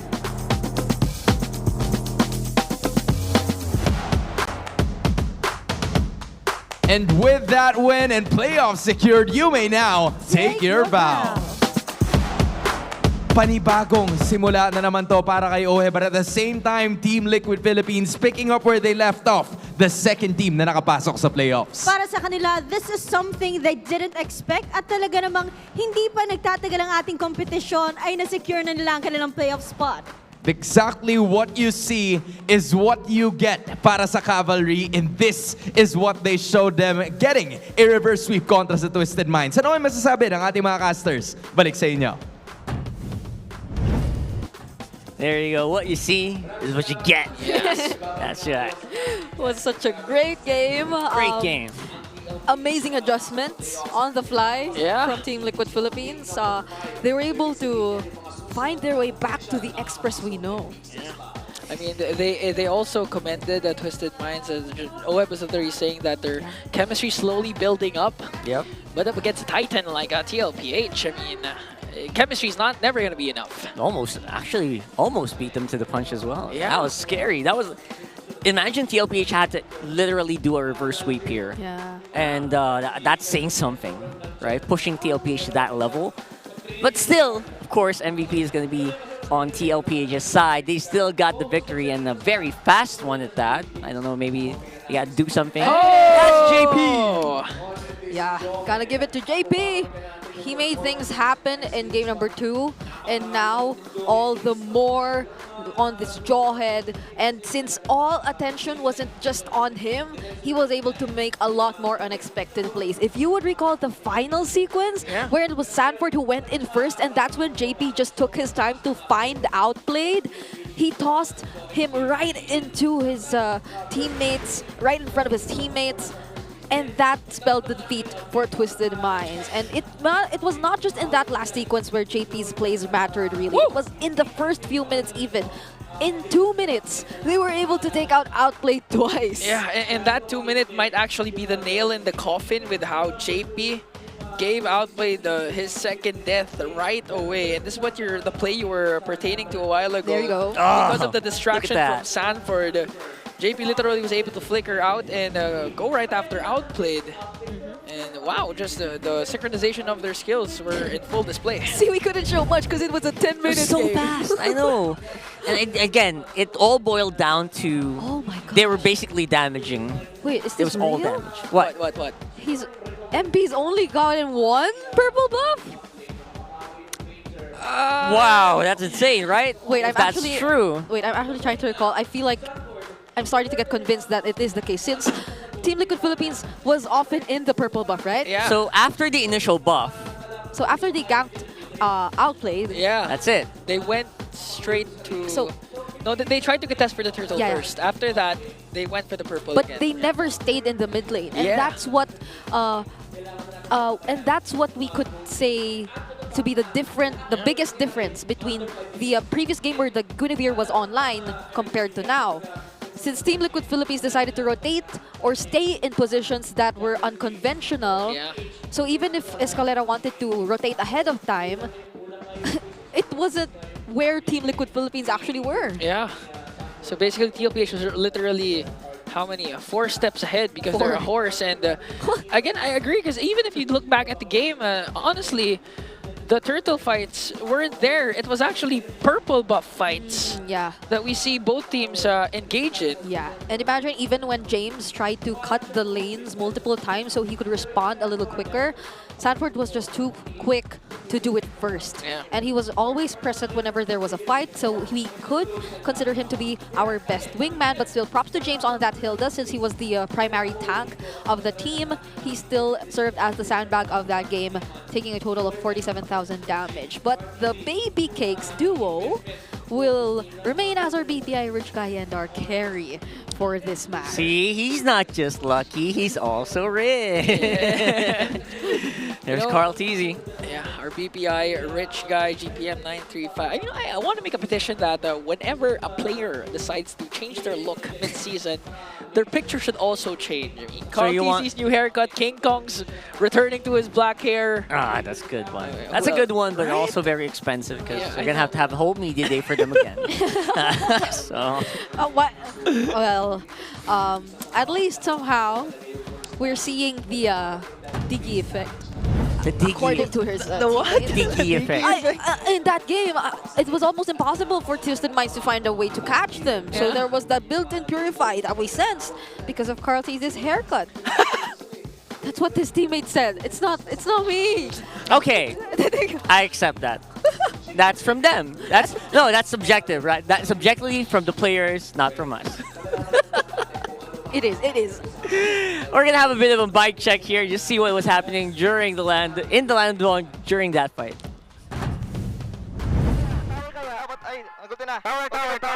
Nice. Ulti na nana. Buyo dito, Herbs. Buyo Herbs. Ranger, bato pa. Nice. Patay. Nice boy. Gay na lang. Hero lang. Tapusin natin. Sorry na, tapusin na. Is it just me, or do they look? They sound a lot similar, all of them. Or maybe it was just one guy talking. I mean, if you were staying inside a house for how many years now, you'd eventually look alike and sound alike. That's true. I agree with that. We have a comment here, by the way, from our community shout out. It's very interesting because JM Navarro says, okay. Wow, that's a very nice one by one. TLPH is so good. Idol Kaoheb. Idol playoff secured. Congratulations. I don't know if that's from whichever stream. But yes, congratulations. And JM Navarro. Yeah. Good one by one, but still nothing beats Rock Heart's a full body. That's if you know, you know. That's history. That's right. That is history. So if you want to be featured in their community shout out, just comment your comment down below. Comment your thoughts while watching the stream. Yeah. Comment your thoughts. Any messages you want for the players, for the fans, for Brigida, and everything else. So we have and after that, we can feature you. And we have an updated standing, by the way, for our brackets. This I'm excited about this, right? Look at that. Yeah. Oh! Two blinking green lines. And they're back in the top one spot. Whoa. Yeah. TLPH back. Yep. Yeah, I think it boiled down to the game win-loss record. TLPH leads Aurora when it comes to least losses, but still things can change in a matter of one series for both of these teams. But one thing for sure is they secured already a playoff spot. Meanwhile, Onyx, after this week, was able to crawl from number 4 all the way to 3, overtaking Team Falcons. Yeah, and this was the week that King Kong dyed his hair black. Yes. Yes. Again. Black is back for KK. I guess they're trying to get their mojo back in order. Like, how did we get a championship? Everyone had black hair. I mean, to be fair, when King Kong won Snapdragon Pro Series, his hair was already red. Yeah. What was it? Oh. Yes, it was. I remember because he was okay, walking beside SPS. Kyrie, right? SPS. And Kyrie had the same hair as you. Right, you have right now. Yeah. All right, SPS, but not M6. Yep. All right, there you go. Here are the Week 5 updated standings, though. The Minds are doing a lot better. Maybe they got inspired by the actual team. Yep. A lot. And Sonics are actually on the bottom here. I don't know how that happened. Yeah. So for all the fans of our community out there, if you want to bring up your fan base's rankings, maybe it's time you head to Green Sun a little earlier before the matches so you can participate in the Fancy Laban and represent your own community. I know, even if the Cavalry is at number 7, you have to still give them props for every single time you give them chances of speaking on stage, or the way they deliver their things and their trash talk against their other teams are just amazing. Top caliber, just like their emotes and their recall. Yep. What sound was that again? Oh, yeah, that sounded more accurate than mine. Let's not do that again. Okay. Let's not do that again. We are professionals. Yeah, what do you think about that game, guys? I mean, for me, literally a roller coaster ride from almost an upset in game number 1 to TLPH once again being back on top and dominating Twisted Minds as many expected. Literally, and not to mention the debut pick of Nana and Haji's 68th hero. Is it debut pick? Yeah, debut pick For and 68th hero. For me, I guess it's really starting to watch out for the bottom 3. Like, what movements are they possibly going to show us in the last 3 weeks of MPL Philippines? Wow. It's the last 3 weeks of the regular season, imagine that. So they really need to climb up there. Time to climb back up. And for us, it's time to hibernate again. We'll see you guys later. I'm Rockhart, Ingan, and Brigida. Let's throw it over to our host to close out the show.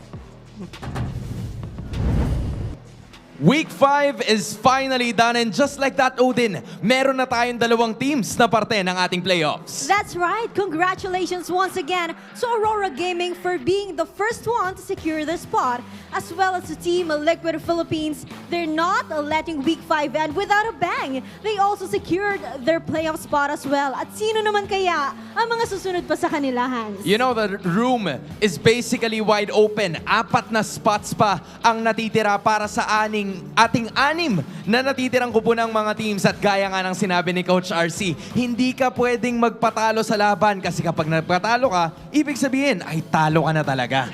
At ika nga rin nila, lakas ng Pinas ang ipinapamalas dito sa MPL Arena. But not just on the stage, also with our audience. Nakikita natin ang malalakas nilang mga cheer, ang kanilang cheerful dances, na tunay na lakas ng Pinas ang ating community. Lalo na pag natututukan sila ng camera, no? So shoutout po sa lahat ng ating mga families na nagpunta dito mismo sa MPL Arena to make sure na ito na ang kanilang family day. But not just here in the arena, but also everybody watching at their respective homes. Sana ay nag-enjoy kayo sa araw na to. At muli, ako po si Hans Galeria. And this is your very own Odin. We can't wait to see you again next week para tunghayan ang Lakas ng Pinas! See you next week!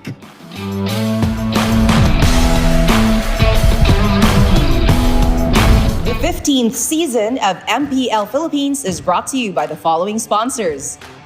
Infinix, the MPL official tournament phone. Lakas sa laro with Infinix. Smart, the official telco partner of MPL Philippines. BPI, the official bank partner of MPL Philippines. Mas magandang bukas, buksan sa BPI. Our partner in esports, Time Zone. Join the fun at Time Zone. TT Racing, for those who dream, work, and play. TT Racing has your back. Don't miss any MPL action by following our official Facebook and subscribing to our YouTube channel. Follow MPLPH on TikTok for more content. Experience the Lakas ng Pinas of MPLPH Season 15 action live at Green Sun Hotel. Grab your tickets now via official MPLPH website. All the regular season tickets are now available at 200 pesos. MPL Philippines is monitored and supervised by the Games and Amusement Board.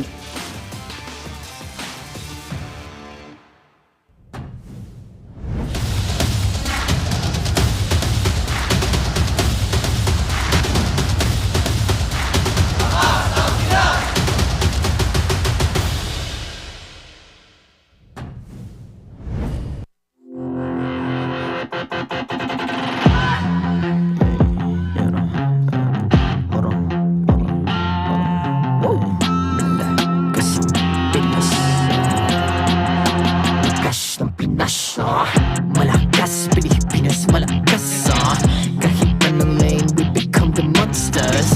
Malakas, Pilipinas, malakas Face the golden sun and ripping for the 3 stars. Look at us to the top, no ifs, no buts. Winning any game, para to sa BIN na yes. Di mo matitinag aming boses on your level. Nasa kalye man o mobile window, I become a legend. Open fire, we unite, we winners. Built with pressure, the diamonds are made of. Switch in a lane na parang gera. HP Racing, way reset up. Built agad ang buhat ni Hilda. Full of SS parang Lyra. Susundan ko ang iyong bakas. Kasama patas, tagumpay natin ito. Dahil tayo'y malakas. Para sa Pinas. Nasa amin ang lalas, hindi tuwa atras. Kinikilala sa taas kasi kami ang malakas. Para sa Pinas. Nasa amin ang lalas, hindi tuwa atras. Kinikilala sa taas, ganito kami sa Pinas. Wow!